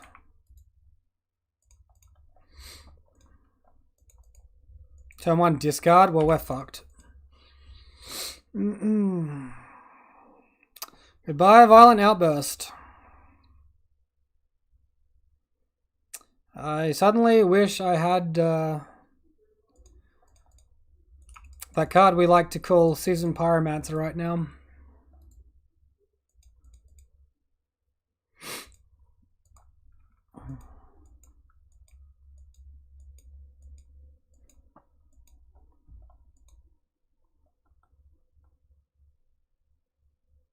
Whenever you cast a non-creature spell, Surveil 1, Delirium, as long as there's 4 or more cards in the graveyard, it gets 2/2 and attacks its combat if able. Alright, let's get ourselves a stomping ground here.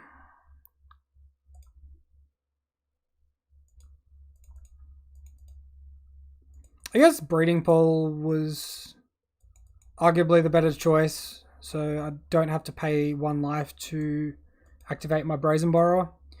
And we want to get to double blue so we can cast the Brazen Borrower side. So I just searched the wrong land. Alright, I'm a peanut. Hopefully not punished. Not punished. Go team.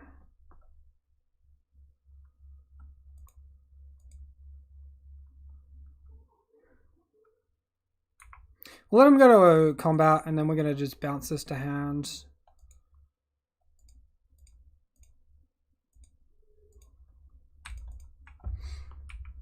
Petty Theft away.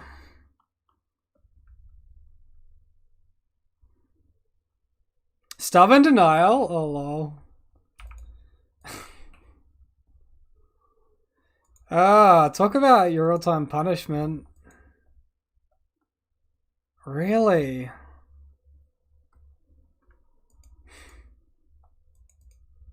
Opponent keeps the card on top of his library. Did he choose not to attack then? Finally, we found our crushing footfalls. Haha, haha, haha. Alright, that will be getting suspended though. We're going to petty theft this thing. In an uncounterable manner this time. I think a lot of these like evoke creatures, which are just like evoked by exiling a card from your hand, are just pretty busted. It's like a really good way to get away around interrupting your cascade. Like we could probably look for a different build of this. We could maybe run white instead of red and get Ariana Plead. That might not be the best though, because then we lose most of our deck.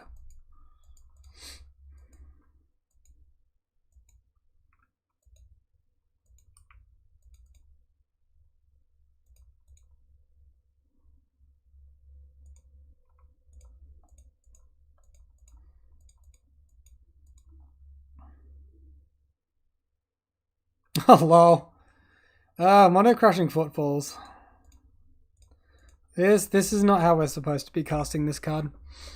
It does protect it, however, from discard. So that's something.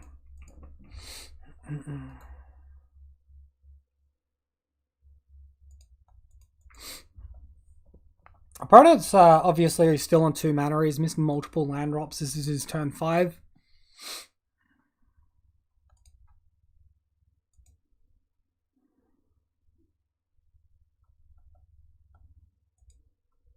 Scourge of the Skyclaves is a scary card.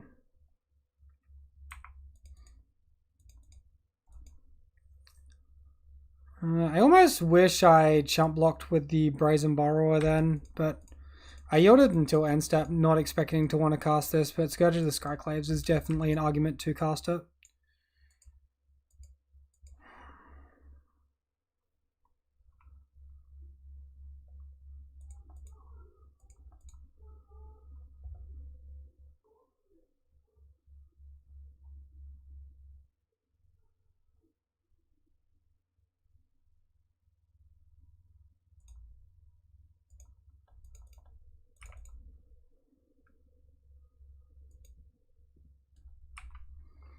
Let's bluff Violent Outburst, and if he does something, we'll then go ahead and cast it in response.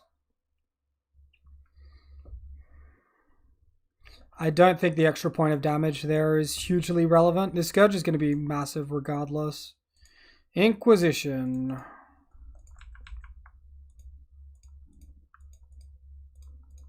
I guess doing it this way is actually very loose though, because this plays into Stubborn Denial, which I have already seen from my opponent. So this is just strictly worse actually.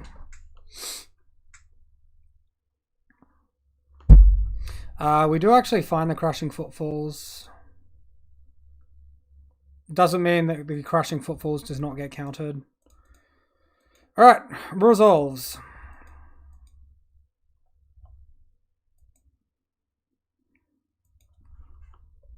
So that was Dranlock to the graveyard.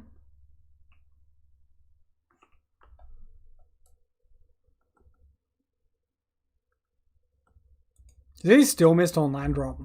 That is crazy.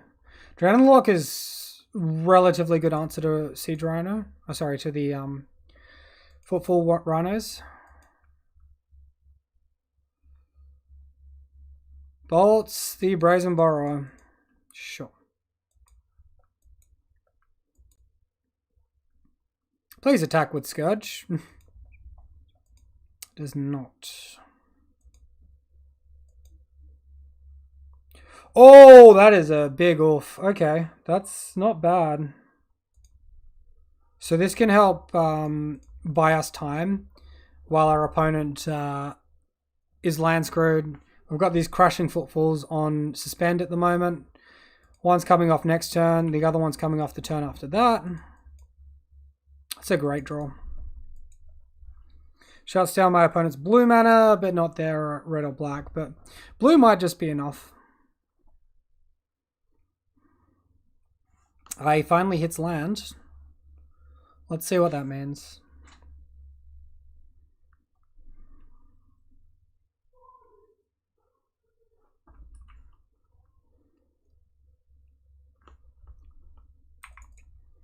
I will happily double block this.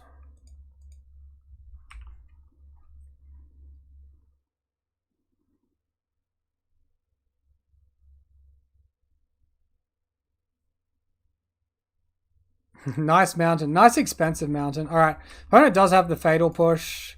So that's unfortunate, but at least we don't take damage. Opponent gets Surveil. Unfortunately, he just had the basic swamp in his 3-color deck. Crushing Footfalls, plus we get to see if we draw something.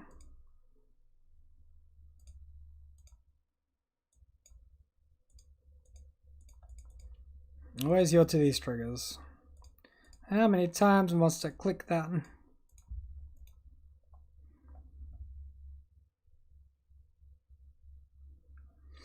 Brilliant draw. Maybe make our opponent utilize some discard. This again thing gets flying? What? It gets flying. That's so dumb.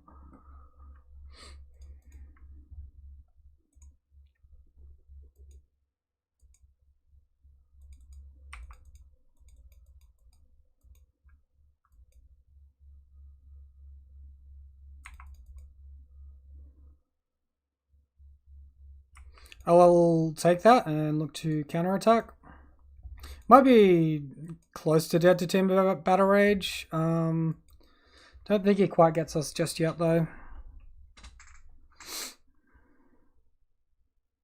Does have the Timber Battle Rage. I don't think it kills us. This flying creature might just kill us next turn though, because this is 12 plus 8. Okay, we're just fucking super dead. Take it in top deck giant. I mean, yeah, top decking lands here. Top decking those glorious, glorious lands. Let's bring in our Leyline of Sanctity. I'm not sure Force of Negation's at the best spot, but if he's got Stubborn Denials, maybe Mystical Dispute's good. Maybe not. More creature removal seems good. Valakut seems good.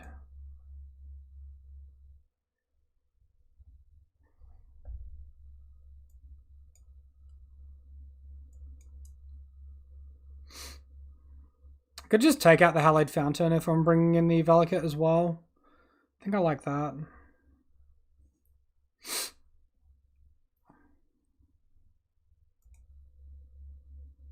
I like our tempo creatures. Bloodbraid is good, but is pretty top end. Brazen Borrower seems good. Maybe one Magus of the Moon out. Alright, we'll go with that. Like, Magus can be really good in this matchup, but it could just be useless as well. I don't know. Depends on if they get the basic or if they get the removal or not.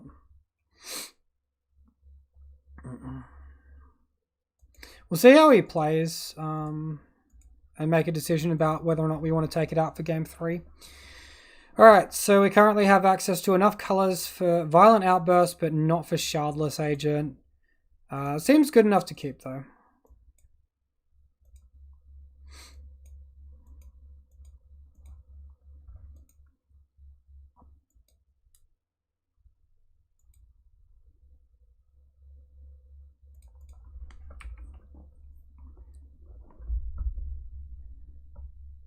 Gemstone Cavern's not in its best mode, being on the play, but on the draw it's definitely a better card.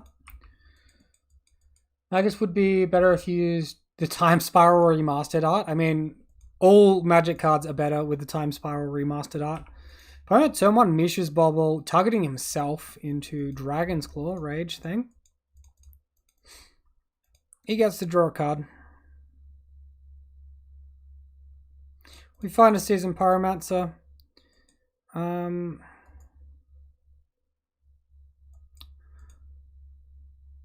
Let's...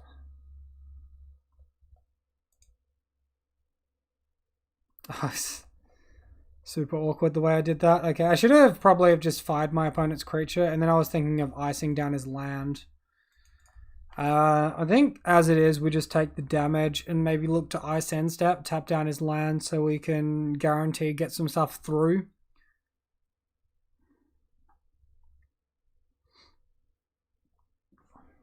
Expressive iteration from our opponent.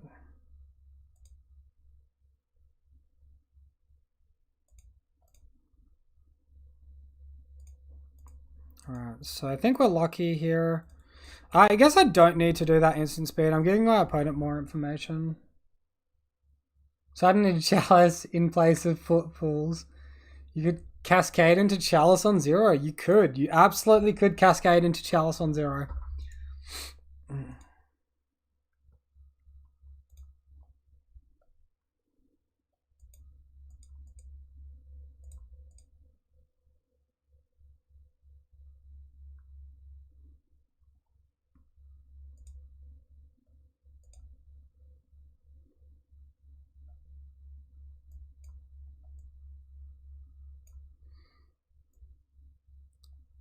Opponent exiling the Thoughtseize, which is uncastable. We draw another land. We don't need that for this turn though. I guess we could Shardless Agent and then next turn get the Violent Outburst and have the extra attack. Seems pretty reasonable to me, having the extra body and then going into the extra attack for next turn. Alright, we got our Footfalls on the battlefield. The moment my opponent's not playing around Magus of the Moon even slightly.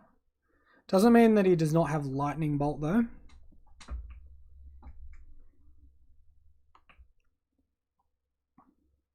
Scourge of the Skyclaves.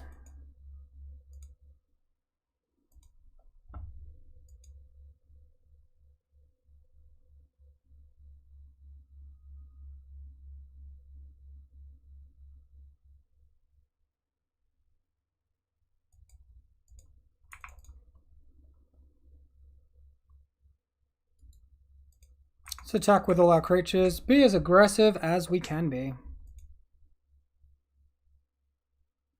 No blocks from our opponent. Alright, time to fire up this Violent Outburst. Yield to the Cascade. I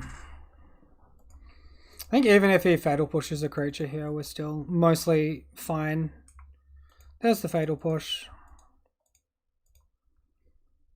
We still have an overwhelmingly advantaged board presence here.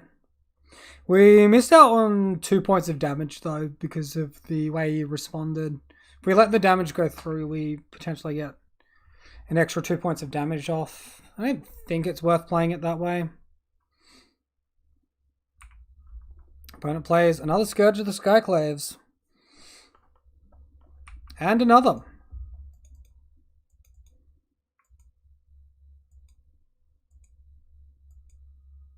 Mono Scourge. And then concedes the game. Okay. Sure.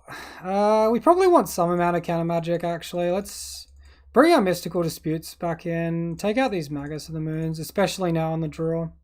They seem just that little bit worse. Maybe one Bloodbraid Alpha out as well. Alright, we'll go with that.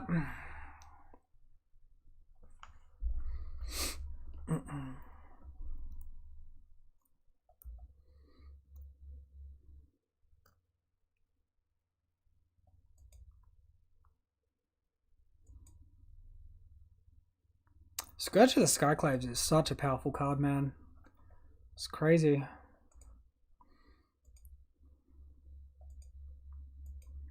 Alright, so we got this hand with one Cascade creature. We can also turn 1 suspend a Crashing Footfalls.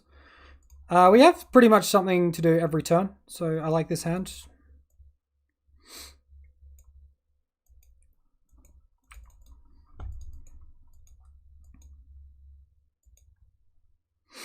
Looks like turn 1 Thoughtseers coming to try and ruin our day. Inquisition. Stinkquisition. It's going to be interesting to see if he goes for the Footfalls or not. If he has a second discard spell, we might go for Footfalls and then get Shardless Agent later. Goes for Shardless Agent. Sure.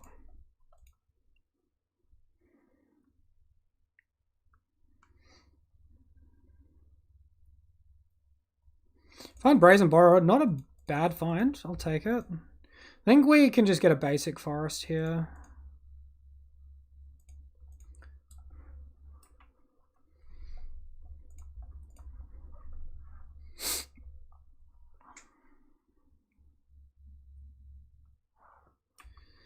Vicious Bobble for my opponent. Targeting himself. So my assumption is he actually has more than one land in hand.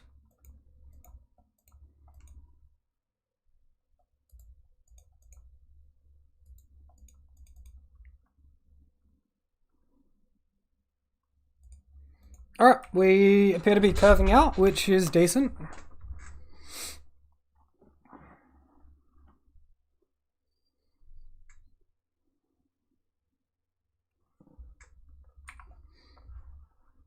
Opponent casts an expressive iteration, which unfortunately we cannot counter.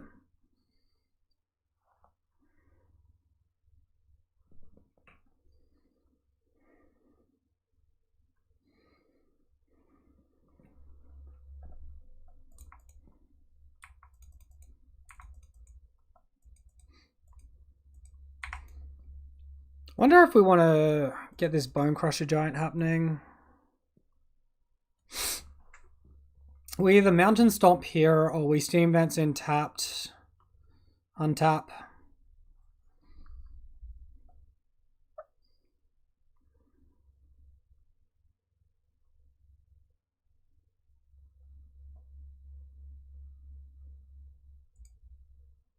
Just play it patient.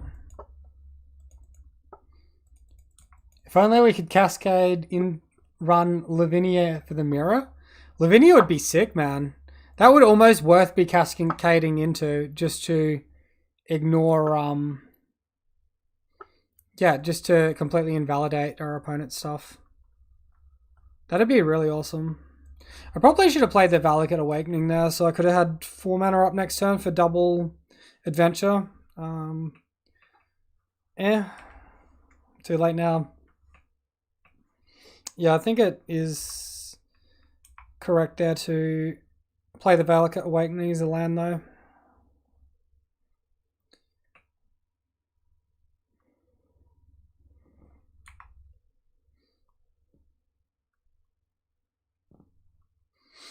She dies to their Giants and Borrowers if they're on the table.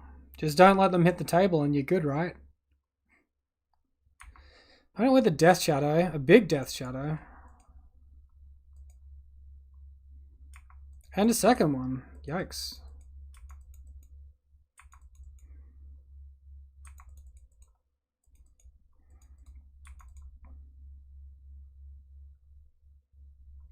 Can Valakut Awakening and try to cycle with just some gas. I think that's maybe a little bit hasty and Petty Theft should be fine.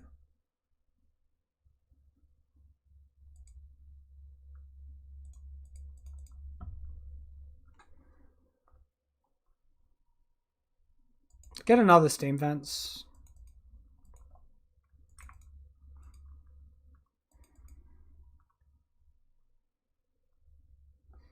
We draw another Crashing Footfalls. Okay. We'll play the land. We'll play the Crashing Footfalls on suspend. Leave up Bone Crusher Giant.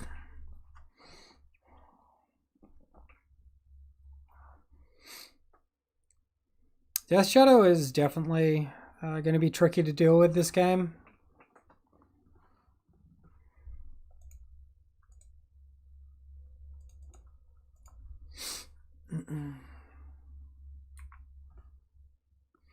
Alright, well, opponent's taking some life. We could Bone Crusher Giant, either stomp our opponent or the Death Shadow to stop him from taking the Bone Crusher Giant, which is probably our best card in hand.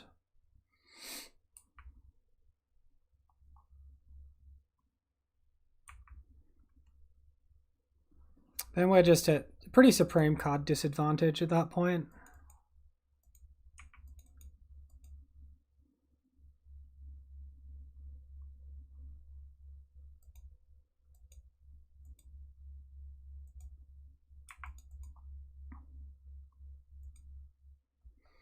Alright, we get to cast our Crushing Footfalls here. I really smell a Stubborn Denial. Our opponent has obviously got some giant-ass creatures here, so it's not like we can pay mana to get around it. Alright, well, that's really bad for us. We draw even worse. Let's crack.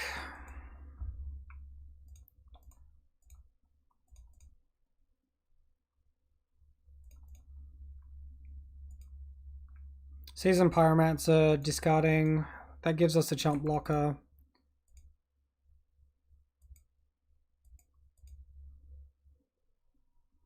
Find Mystical Dispute and Fire Ice. That's a bit better.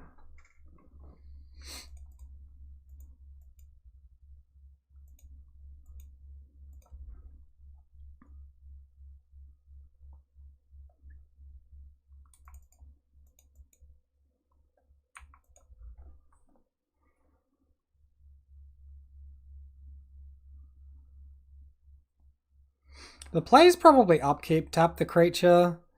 It might be right to play around Team of Battle Rage as well, though. I think we have to just assume he doesn't have the Team of Battle Rage.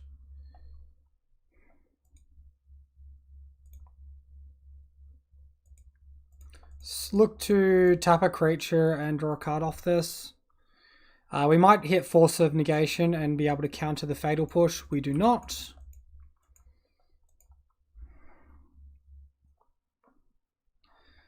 So we go to 4. This is really hard to stick a creature at this point. Our opponent's down to 1 card in hand, maybe, just maybe. Okay, another throw, nice.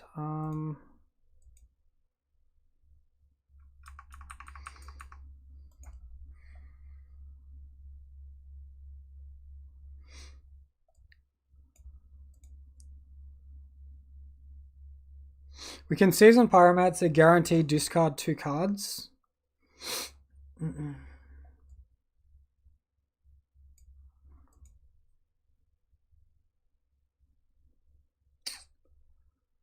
Season Pyromancer makes this awkward. We can get tokens from the grave.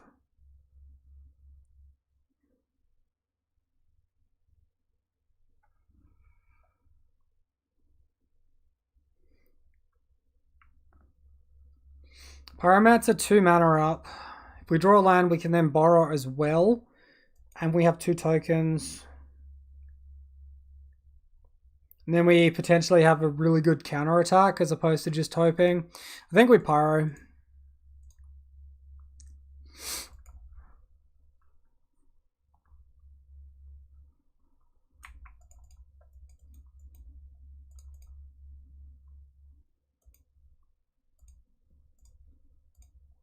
A fantastic draw.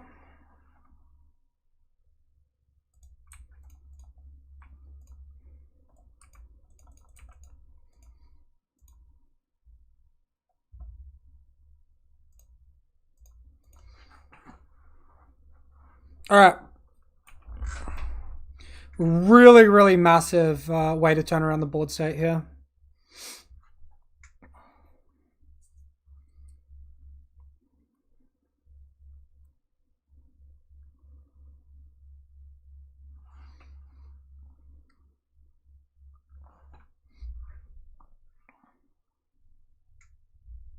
I can't beat Team of Battle Rage, so we will block like our opponent does not have it.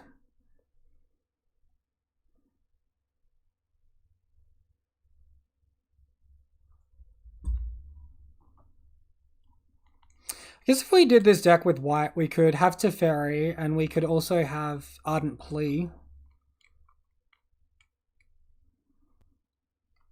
Are there any other white cards? We lose Bloodbraid Elf, we lose Violent Outburst, we get Ardent Plea, Teferi,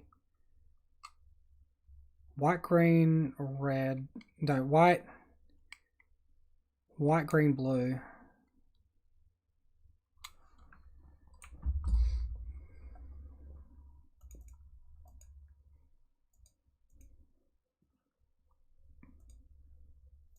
Our opponent's willing to just pass turn to us. We hit that dirty little Leyline of the Void.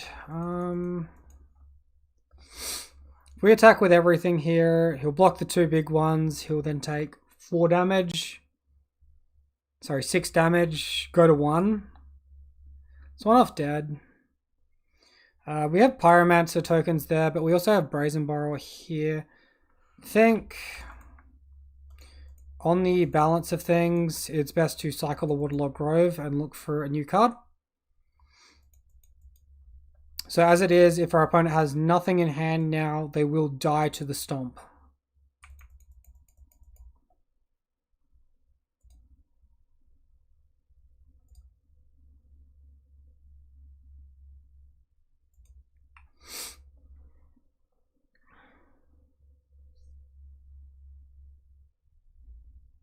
I wish I stomped pre-combat. I'm going to risk it.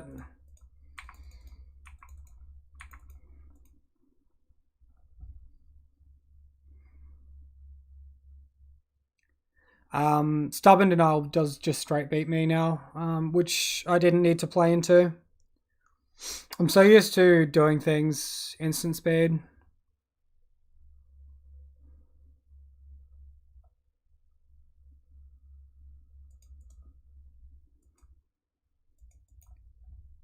What? So you got the Fatal Push? Fatal Push is really awkward.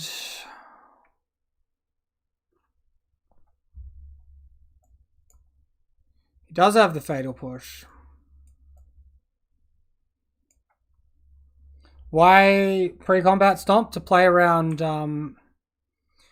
Stubborn Denial, because I might want to leave back blocks. Here, hopefully my opponent end steps cracks the Polluted Delta. And then we can kill in response. Fuck. Crack it. Crack it.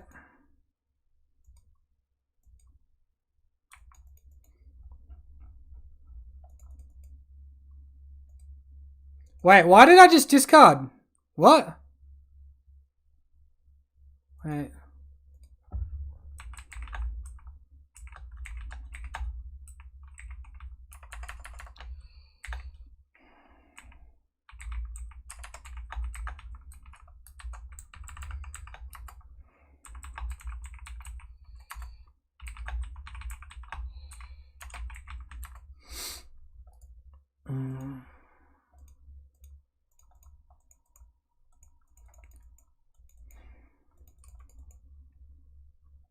That's like incredibly weird. My opponent inquisitioned and I didn't have a chance to respond.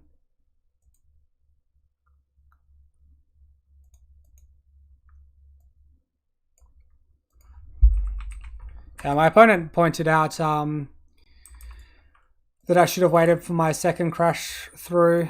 Yeah, we'll just concede there. Alright, my bad. I played that pretty badly at the end. Opponent was nice enough to give a couple of pointers though.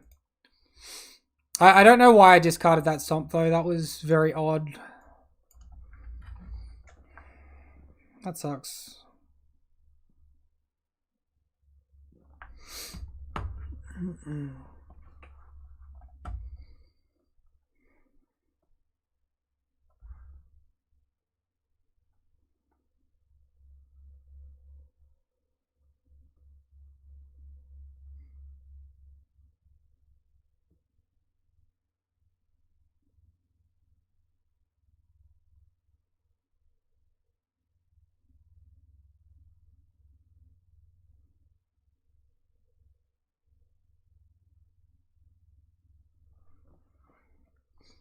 Alright, one more game. Obviously, if we can go 4-1 and then 3-2. 3-2 while misplaying at that. That'd still be pretty good showing for the deck.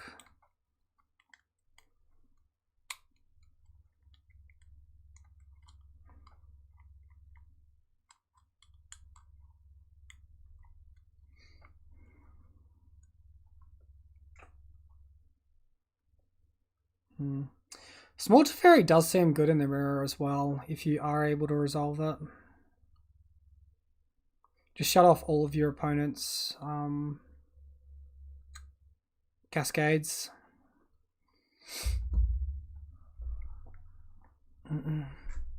Yeah, so because his Death Shadows have more than 4 power, Obviously, he can just counter without any outplay. 1 mana counterspell at that point, or 1 mana negate at that point.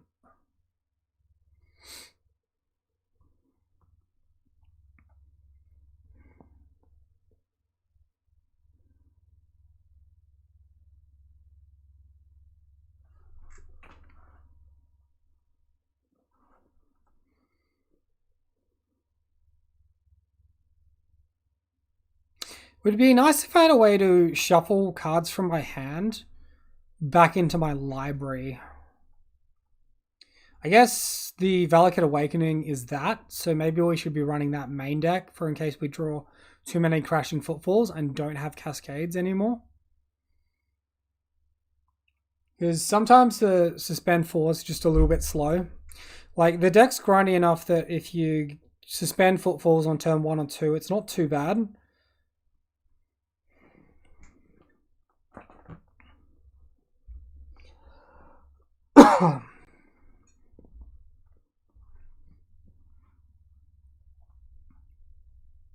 Wow, this match is taking forever to find. 3-minute queue timer so far.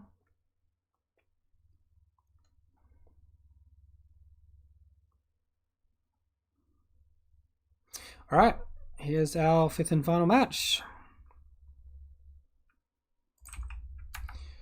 All right, we won the die roll this time, versing Deft Jad. Looks like my opponent has a companion of some description. It's Aluris. Turn 1 Crashing Footfalls.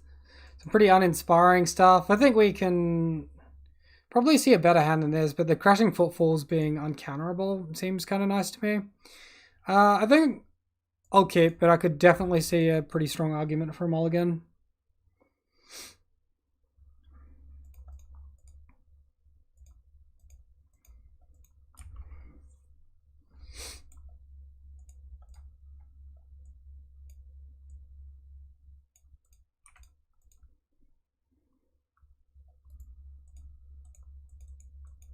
Oh lol, we just draw another Crashing Footfalls.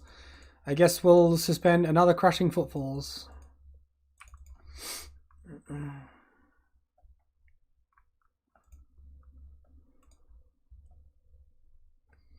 Hopefully my opponent plays a creature I can fire.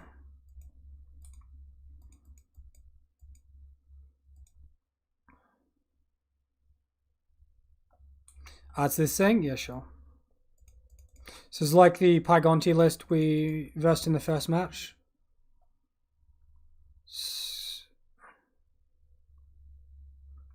Let's get Steam Vents here.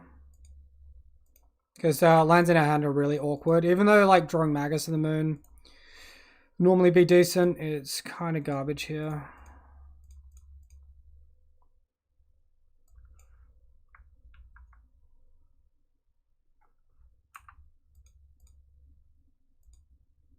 Make sure we actually cast fire then. I think we were actually going to accidentally cast ice. Fortunately, it did not matter.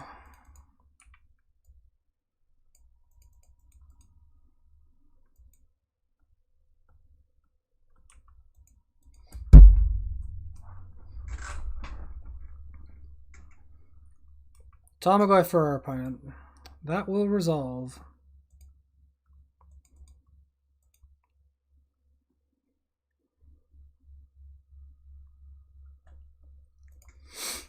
Continue drawing mana. We'll Bloodbraid Elf. That's fine. We'll get an island. So this will help us. If we hit like Magus of the Moon, we'll actually be able to cast the Magus of the Moon. We hit Bone Crusher Giant. I think we just cast the Bone Crusher side and look to amass a pretty disgusting board state. Attack for 3. I'm happy to trade this with Tarmogoyf. He could like Lightning Bolt my face or Lightning Bolt the Bone Crusher Giant block and then 2-for-1 me, but I think I like being aggressive.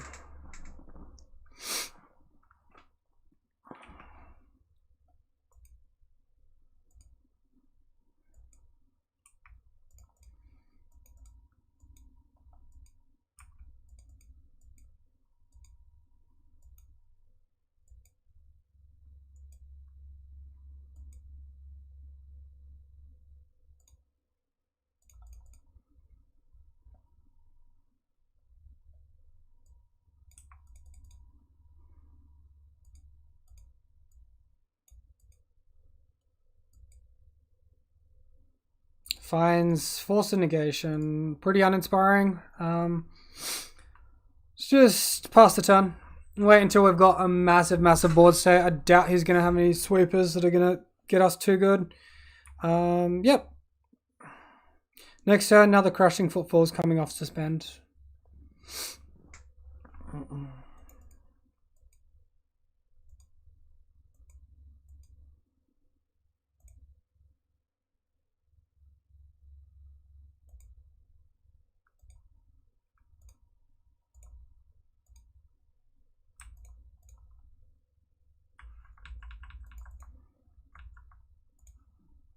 Cast this. Tapping like that. Cool. Fatal Push is a no-go.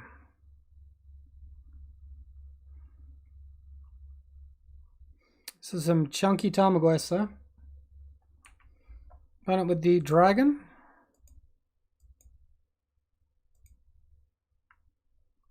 And Thought seizes away my Mystical Dispute. That's fine.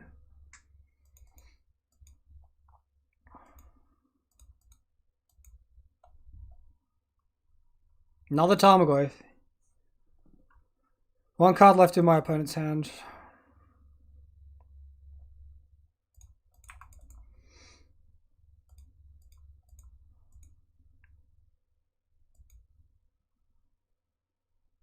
Oh my god, we can't cast this. Wow. That's really upsetting. I think we fetched a single basic and we just drew everything that wasn't mountain. Alright, opponent attacks for 3 in the air. That's not the worst.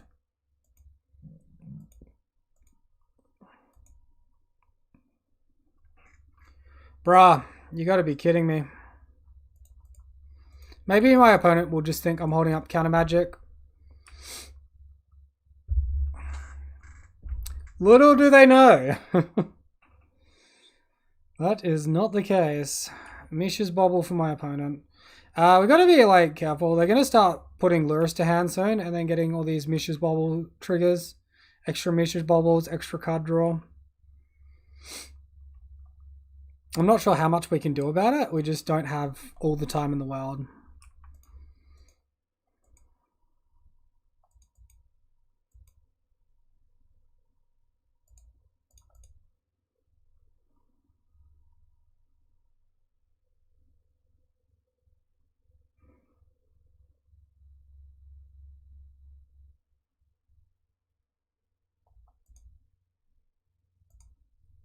It's Isotarmogoyf.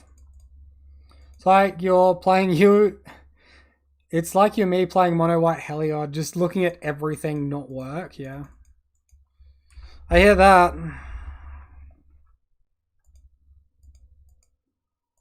Maybe I should have played Mono White Heliod. Maybe that was the go. Maybe that was the play. I really don't like the way we're top decking here. This is like super stupid.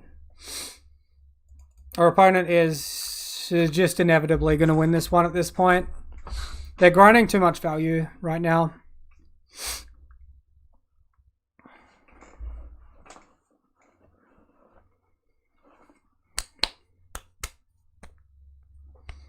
And yeah, this is the worst Season Pyromancer in the existence of the world.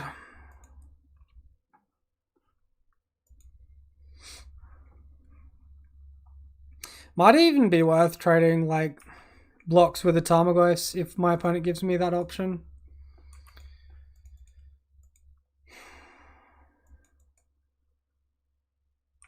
Hex Drinker as well. Fuck.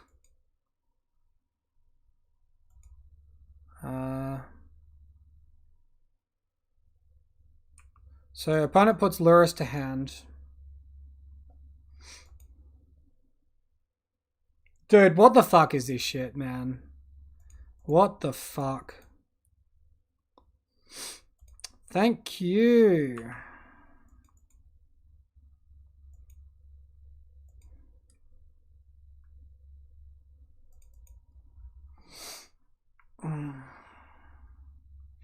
Like, just one Rhino gets blocked by each Tarmogoyf, and that doesn't really help us.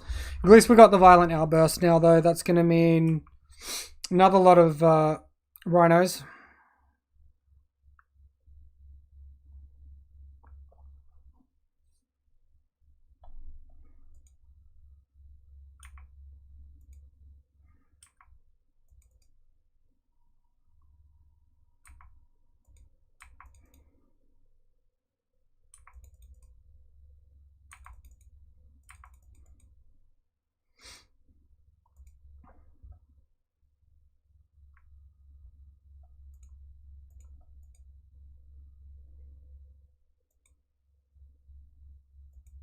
What's Goyf at? They have 5/6s currently. I'd need 2 Violent Outbursts to trade my Rhino tokens with them.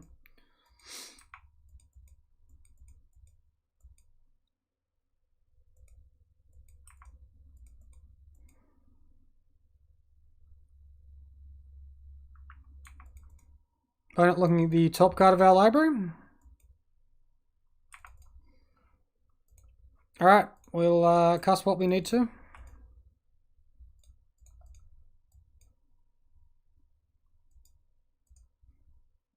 Finds Crashing Footfalls.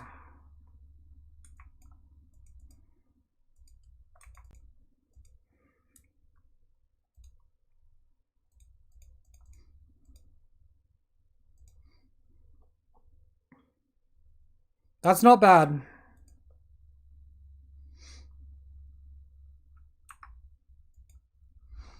So we can kill Lurrus and look to maybe win over 2 turns. It's bad if my opponent has Lightning Bolt. We could tap a Tarmogoyf, look to hit maybe a Violent Outburst, and maybe attack for the win. My opponent currently has 12 toughness here, 13, 14, 15 toughness. We currently have 24 power and could up that to 26.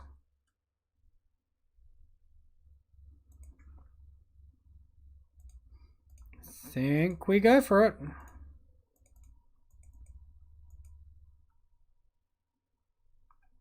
Everything is bad if he has bolts.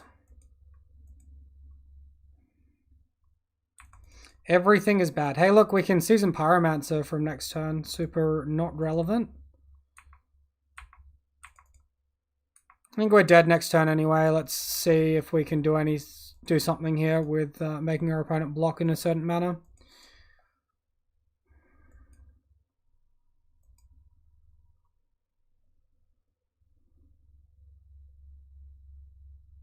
Currently we've got 12 damage, 16 damage.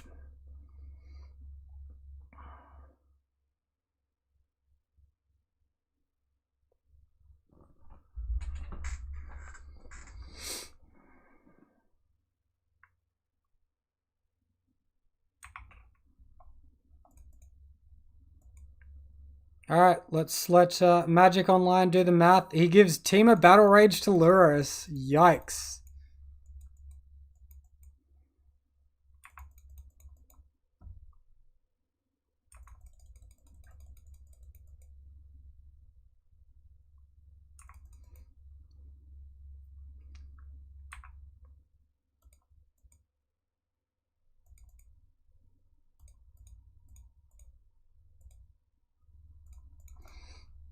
My opponent is on 9 now. So if he didn't gain 6 life off of Lurrus, he would have been at 3. So we didn't quite have it regardless.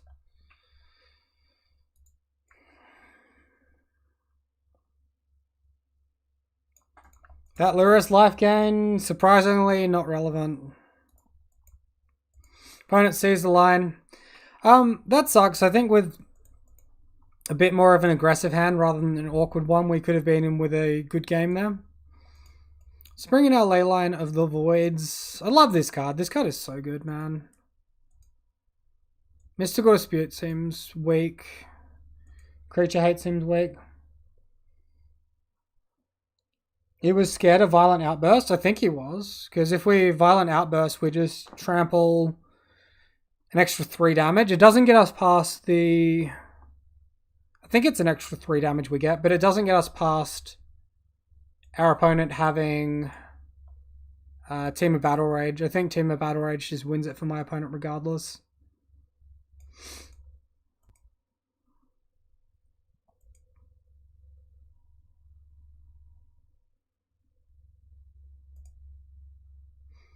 Not sure if I'm super sold on Seasoned Pyromancer. It's a great card for when the game goes long, but it's really shit in your opening hand. Stitch a Hallowed Fountain, because we're bringing in Valakut Awakening. Trim a Borrower, trim... Fire and Ice. Alright, let's go with that. Extra 4 damage by your count? Yeah, it's still not quite enough. Team of Battle Rage on defense, OP.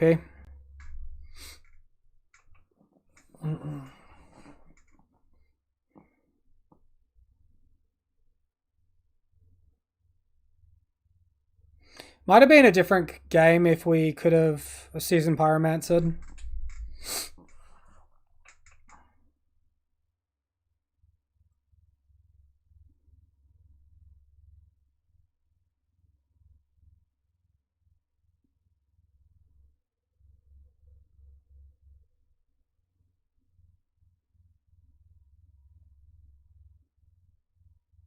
I do like playing a deck that's like strong when you're working out what the format is doing.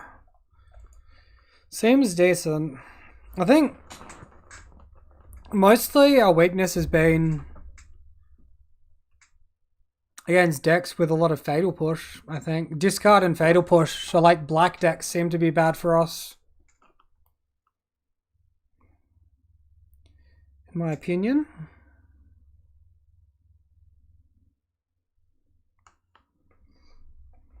Wow. There's 2 Gemstone Caverns. I think we mulligan. Any Bogles today? This is my my last league BDC, so not today. I might play some Bogles on Thursday when I work out what the metagame's doing a little bit more. Mulligan to 5. Alright, this is pretty decent. We'll keep this. Ditch Brazen Borrower.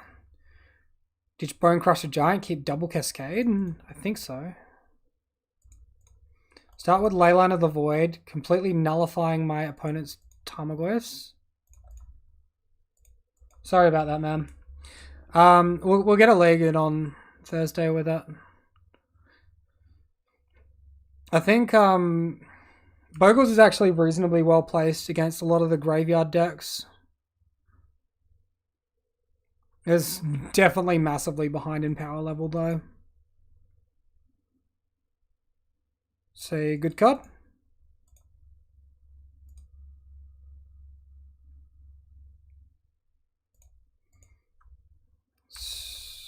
Go ahead and kill, I'm pretty sure.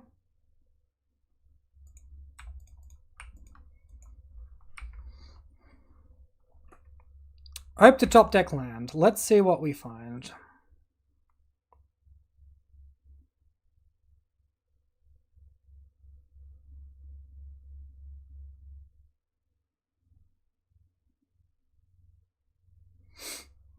Mishra's Bauble, Surveil.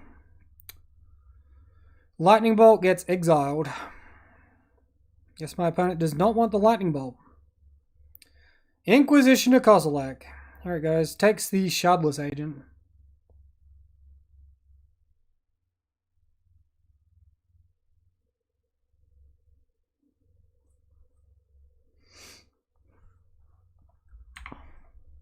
Land. Thank you. Alright, let's look to cast it in our opponent's end step, or when our opponent attacks maybe, in the attack step, and then we can block. Both seem decent.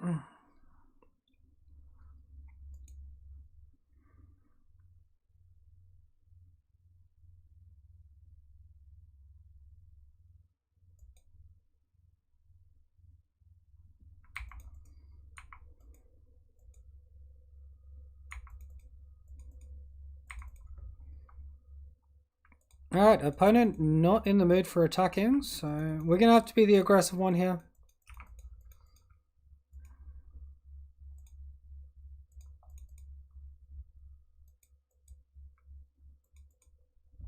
We'll see how many of these bad boys survive.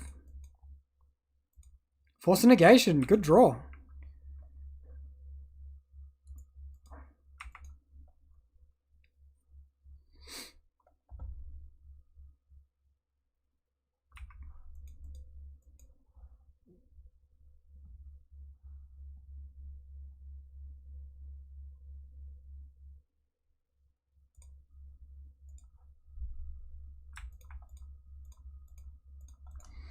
Alright, I'll bite. I'll counter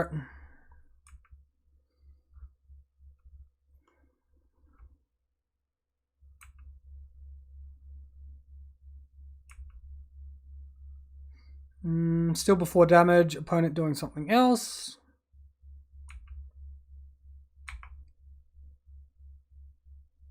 Cool.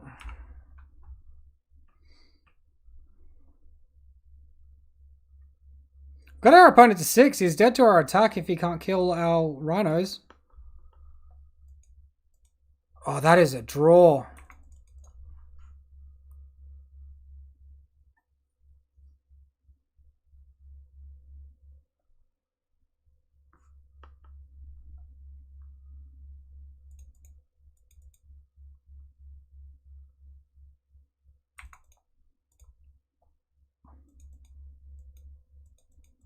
Unlucky. Our opponent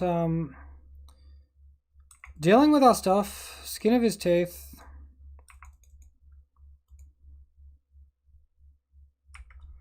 Just attack for 4. Put our opponent to 1. 2 cards left in his hand. Scourge is a pretty good draw.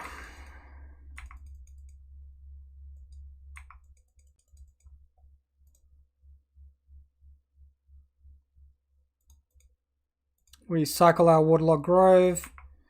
Find a Shardless Agent. Valakut Awakening.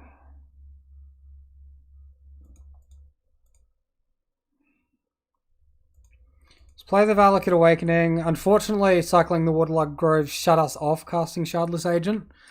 Our opponent now has a chance to make us discard it.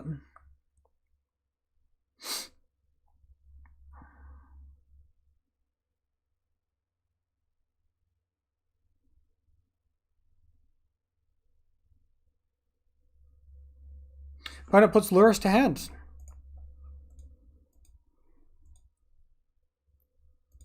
Lurrus not capable of getting too much value.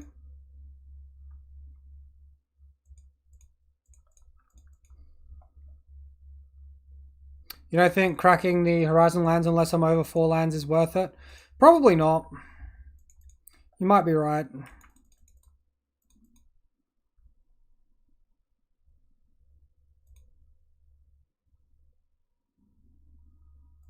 Attacking here is bad if he has Lightning Bolt. We'll save back on defense. Then look to go. At least not until I see my card. Yeah, so we might have got out of making a bad decision, like rewarded for a bad decision. We did, I couldn't say it's like just strictly rewarded, though. Okay, opponent Lurrus.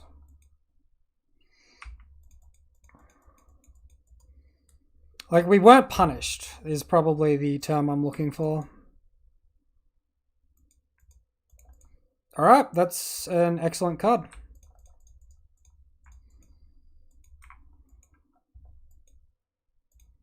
Oh, Cascade into Violent Outburst. Let's go. Oh, good job, guys. Oh, I like that. Maybe bring back into the season Pyromancer on the draw. Seems there's a fair bit of potential for this to be a bit more grindy now. I might bring back in Brazen Borrower and take out some more Fire Ices. Submit that. Alright. Let's see how we go.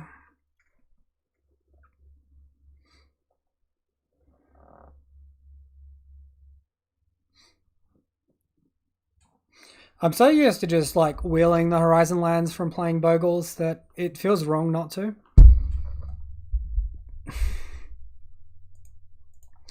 No lander with triple Cascade, Leyline of the Void. I think we have to mulligan. Opponent keeps a 7. Seems better. We don't have Cascade, but it's definitely worth a keep. I think I'll bottom the island here. Leyline of the Void is so good if it's just like full of Tarmogoyfs.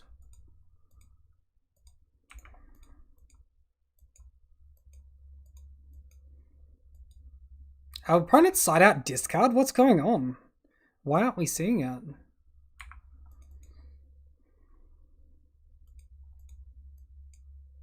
Alright, well we're definitely drawing the grindy part of our deck.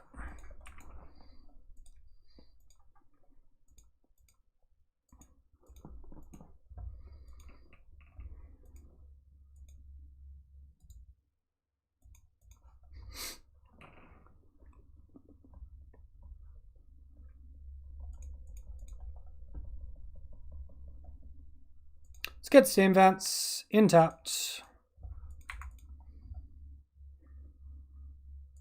Draw Force of Negation, don't mind that.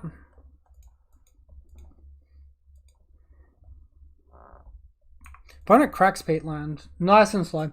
Carry Zeb's Expertise, triple red. Gain control of target creature or vehicle till end of turn. Untap it, it gains haste. You may cast that spell without... you can cast a spell with mana value of 2 or less from your hand without paying its mana cost. That's interesting. Because that's a way for me to cast any crashing footfalls that I've got in hand. Talking is hard. Problem is I always suspend it. Yeah, I mean, I think there's going to be times where I don't have to.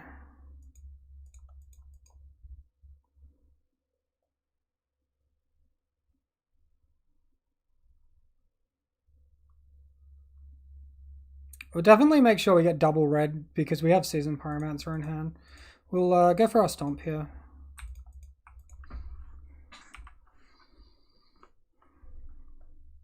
Draws Leyline of the Void, not the best draw. Not sure how it works with Adventure. I don't think it will work at all.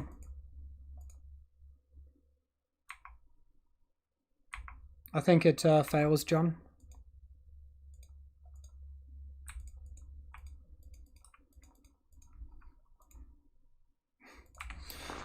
Alright, keep a 2-lander on the draw. I mean, I guess we mulliganed an island, but I definitely feel punished for not very much here.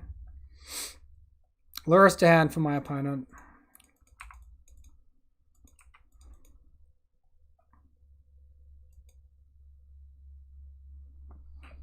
Come on, man. What is this shit?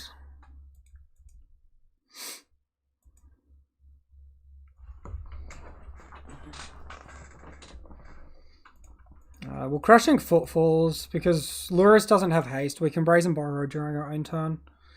It's only bad if he has exactly discard.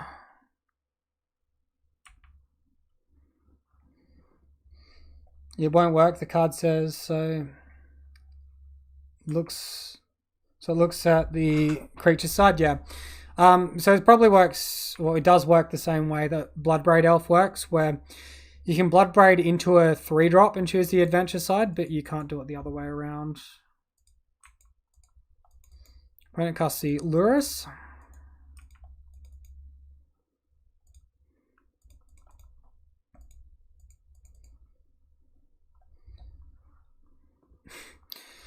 Dude, this is getting beyond a joke. This is so annoying. Does work with other degenerate stuff like breaking entering. What's breaking entering?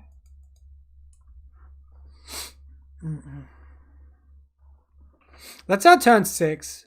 We've seen 4 draws and not hit a mana.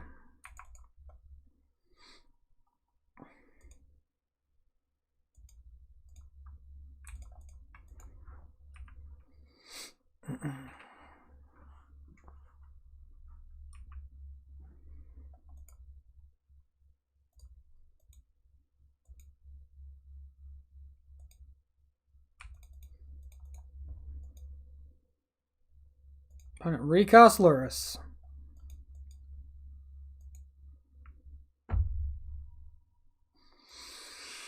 Honest to fucking God, what do I have to do, man?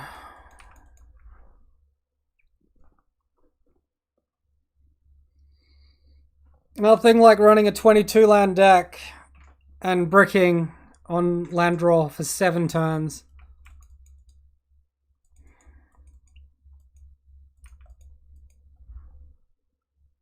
Should have bounced during upkeep to keep him from bobbling. I've got Leyline of the Void. Bobble won't do anything. This is his exile, not his graveyard. Are you fucking kidding me, man? What is this rubbish? Watch me slowly get beat down by Luris when I could literally draw anything that's not a 3-drop in my deck. We could draw our adventure cards. We could draw a land, maybe. You know, land would be good.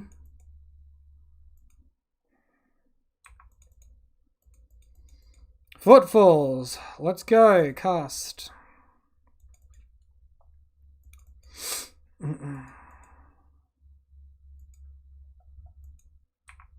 Fatal Push. How long have you been holding those, opponent?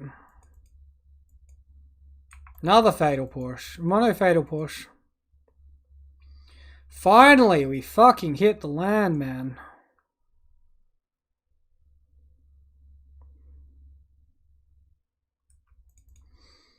Let's look to trade a token with my opponent's Luris.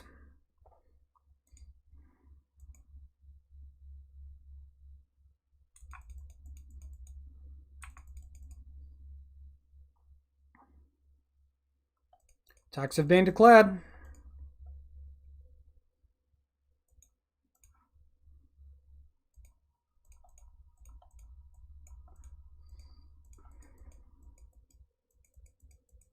All right, turn 10. Our ninth turn, we finally hit our 3rd land. That's insane.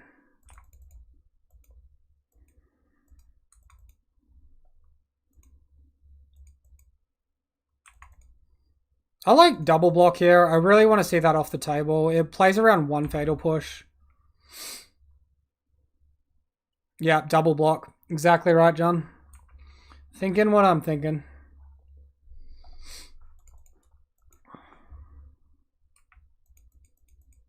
Opponent with the Thoughtseize, it's probably not going to do a whole lot.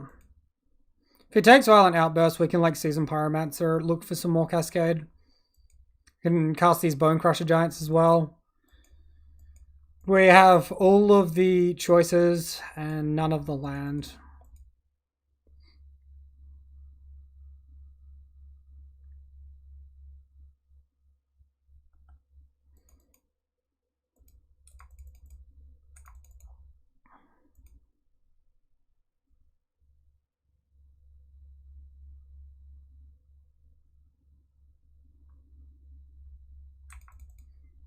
We will kick things off by attacking.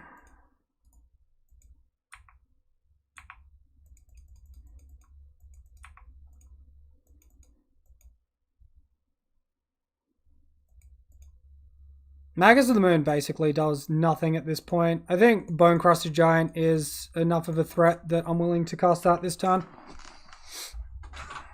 Maybe we could hold up Force of Negation and then like just go for Brazen Borrower instead though. That could be okay.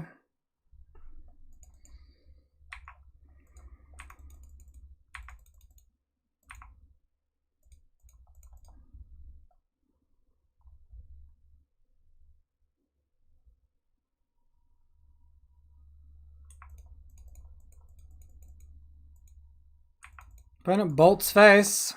Has he got 2 more bolts here?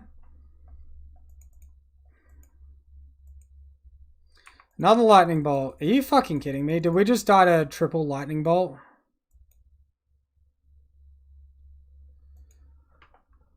Oh my fucking God. I literally had it.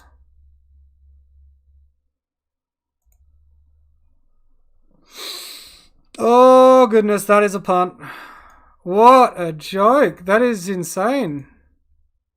What a fucking joke. He's just holding on to 8 points of burn damage exactly. Oh boy. Oh boy, that feels bad. Alright, so that's going to be the league. I think the deck mostly feels good. I don't think we want Hallowed Fountain. I think the extra Wooded Foothills is good. We probably want to just remove Wear Tear from our sideboard and go for something else. So, like, if we look at Ingot Chewer as well, probably like a third one of those. I didn't really see much in the form of like Chalice of the Void decks here though.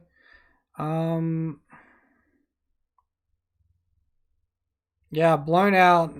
We literally had 12 damage on board as well, which was enough to kill our opponent. Super loose, super tired. I've streamed for like probably a whole extra hour than I'd normally stream for because I'm playing a slower deck. White bad, yeah. Get out of here, White. I mean, unless we're playing the Ardent Plea, then White is probably quite good. I might have a play around and see if I can make like a 4-color deck work with like just Ardent Plea on top of all these other cascades. Seems like it could be pretty fun. So the sideboard, I think I want creature removal that actually deals with big creatures like Timogorth. It's fine when we have Leyline of Void. I like Leyline of the Void, by the way. I think it's good. I think it's good graveyard tech. It's been mostly very good for us when we've drawn it. We want more Valakut Awakening, though. Whether or not they're in the main on the side.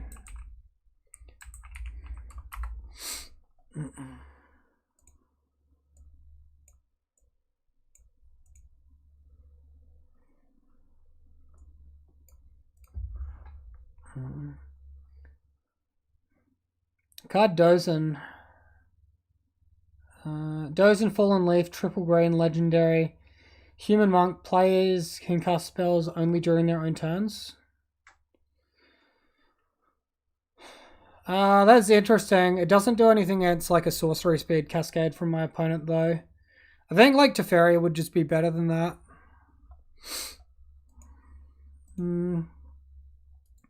We need like an extra card for the sideboard. I'm not really sure what it needs to be. I'm gonna get off soon, but I want to open a new copy of this deck.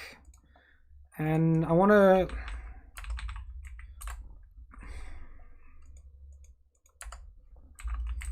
Teferi Time Raveler. I want to look at what this deck looks like if we splash for the 4th color.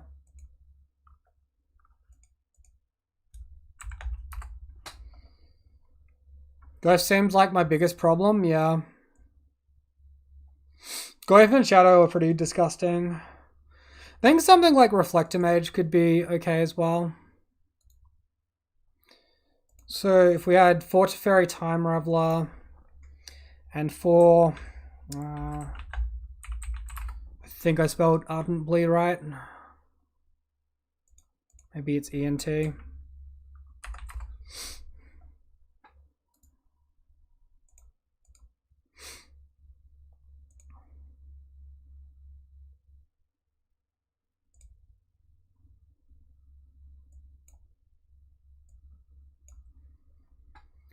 Alright, it's super messy. So we'd be looking at removing things like Seasoned Pyromancer and Magus of the Moon, in my opinion.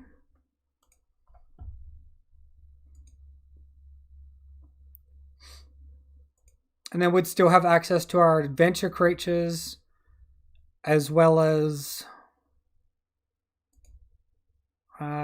where's... Yeah, Bloodbraid Elf. Still have access to Bloodbraid Elf. 4th color looks like Teferi main. Reduced Rubble sideboard.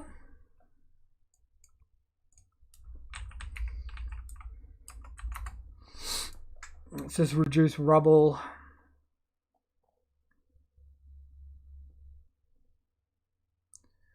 Up to 3 target lands do not untap during their controller's untap step. I'm not really sure where we want that. Like, a 3 mana mana leak is not fantastic, even though it doesn't disrupt Cascade. We definitely want an extra force of negation, even if my subscription won't allow me to run it.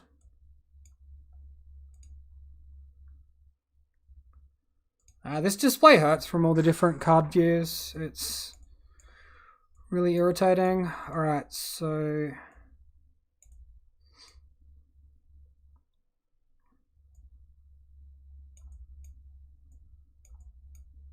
we're then looking at 15 Cascade effects, 3 Force of Negation as interaction, Teferi there, 4 adventure cards, 6 CMCC won't cascade into it, 3 mana leak, locks your opponent's lands for the turn. Turn 3, we want to be cast, like maybe that might be okay with the 3 color deck, but we want to be casting Ardent Plea, Sharpless Agent, or Violent Outburst. Like, we have the mana to go for all of them. I don't think turn 3 I want to be tapping down my opponent's stuff instead of doing what I need to. You know what would be really good against this deck after the first Crashing Footfalls resolves is if your opponent's Surgical Extractions are your Crushing Footfalls, then a lot of your Cascade stuff just doesn't do very much. It's actually pretty strong. I might consider it for Bogles. I think Bogles is decent at the moment if you go for a lot of graveyard hate.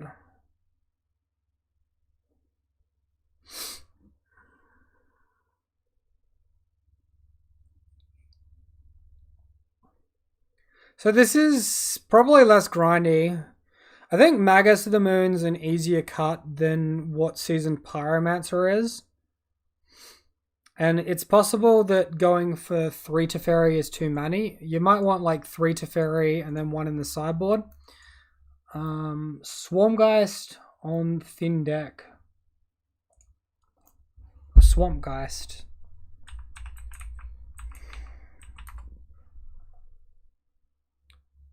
Swampgeist to thin deck. Do you mean...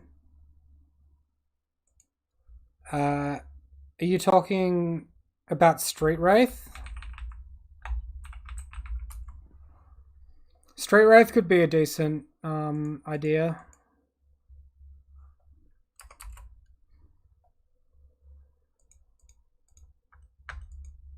If I can remember how to spell Street Wraith. Was that like hyphened or something weird?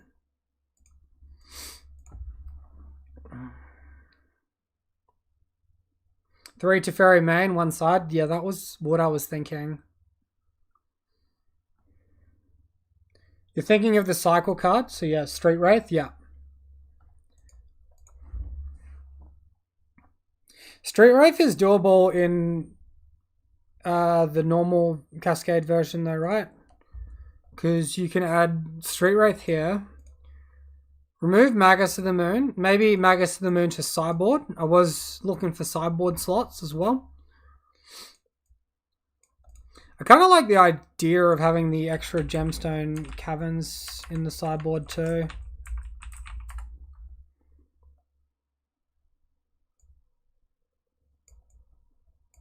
Just for like if you verse Tron or something, you could get a turn 2 Magus of the Moon out.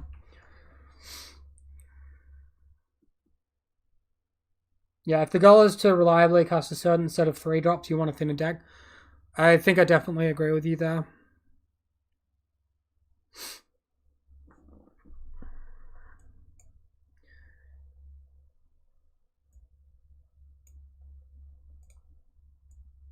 Minus Mystical Dispute.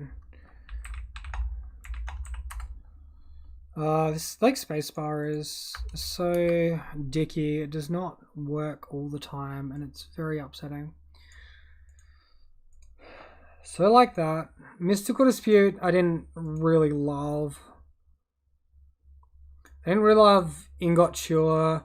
I think this thing to deal with small creatures is sort of pointless. Maybe something like that for the deck.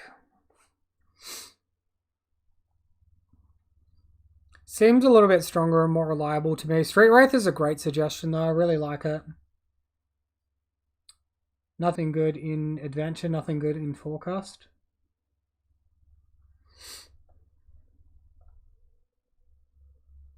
I disagree. I think your adventure creatures are very good. Evoke might be a different story, but I think Adventure is very useful in this deck. If I didn't get land screwed for 300 turns, we would have been in a better spot, obviously. But yeah, like, turn 2, kill your opponent's creature is very powerful. I think I want to work some more Valakut Awakening into the main deck, maybe over Mountain. I could be being greedy, but I'm a greedy guy.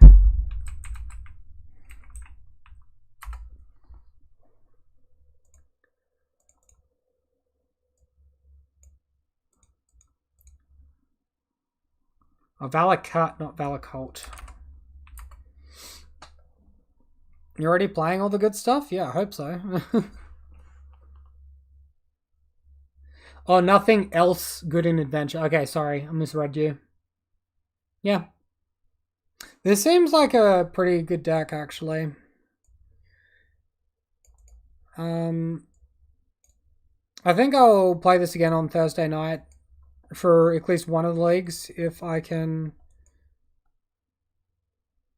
afford the street race with the ticket. That's going to be the main thing. Maybe the Valakut's a little bit as well. One less Magus of the Moons should help us. I also think Flusterstorm might just be better than Mystical Dispute.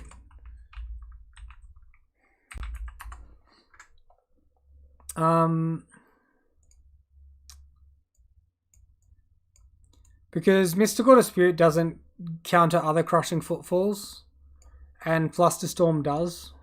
And it's a little bit better in a lot of different matchups. Like, it has playability in a lot of different matchups.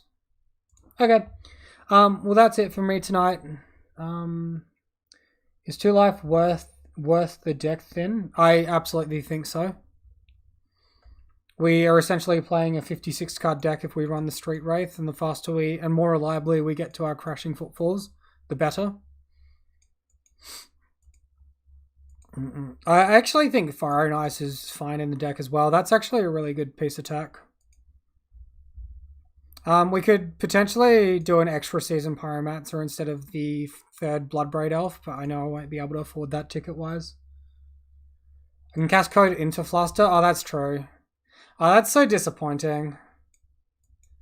I hate my life. Alright. Will do, man. Enjoy your day.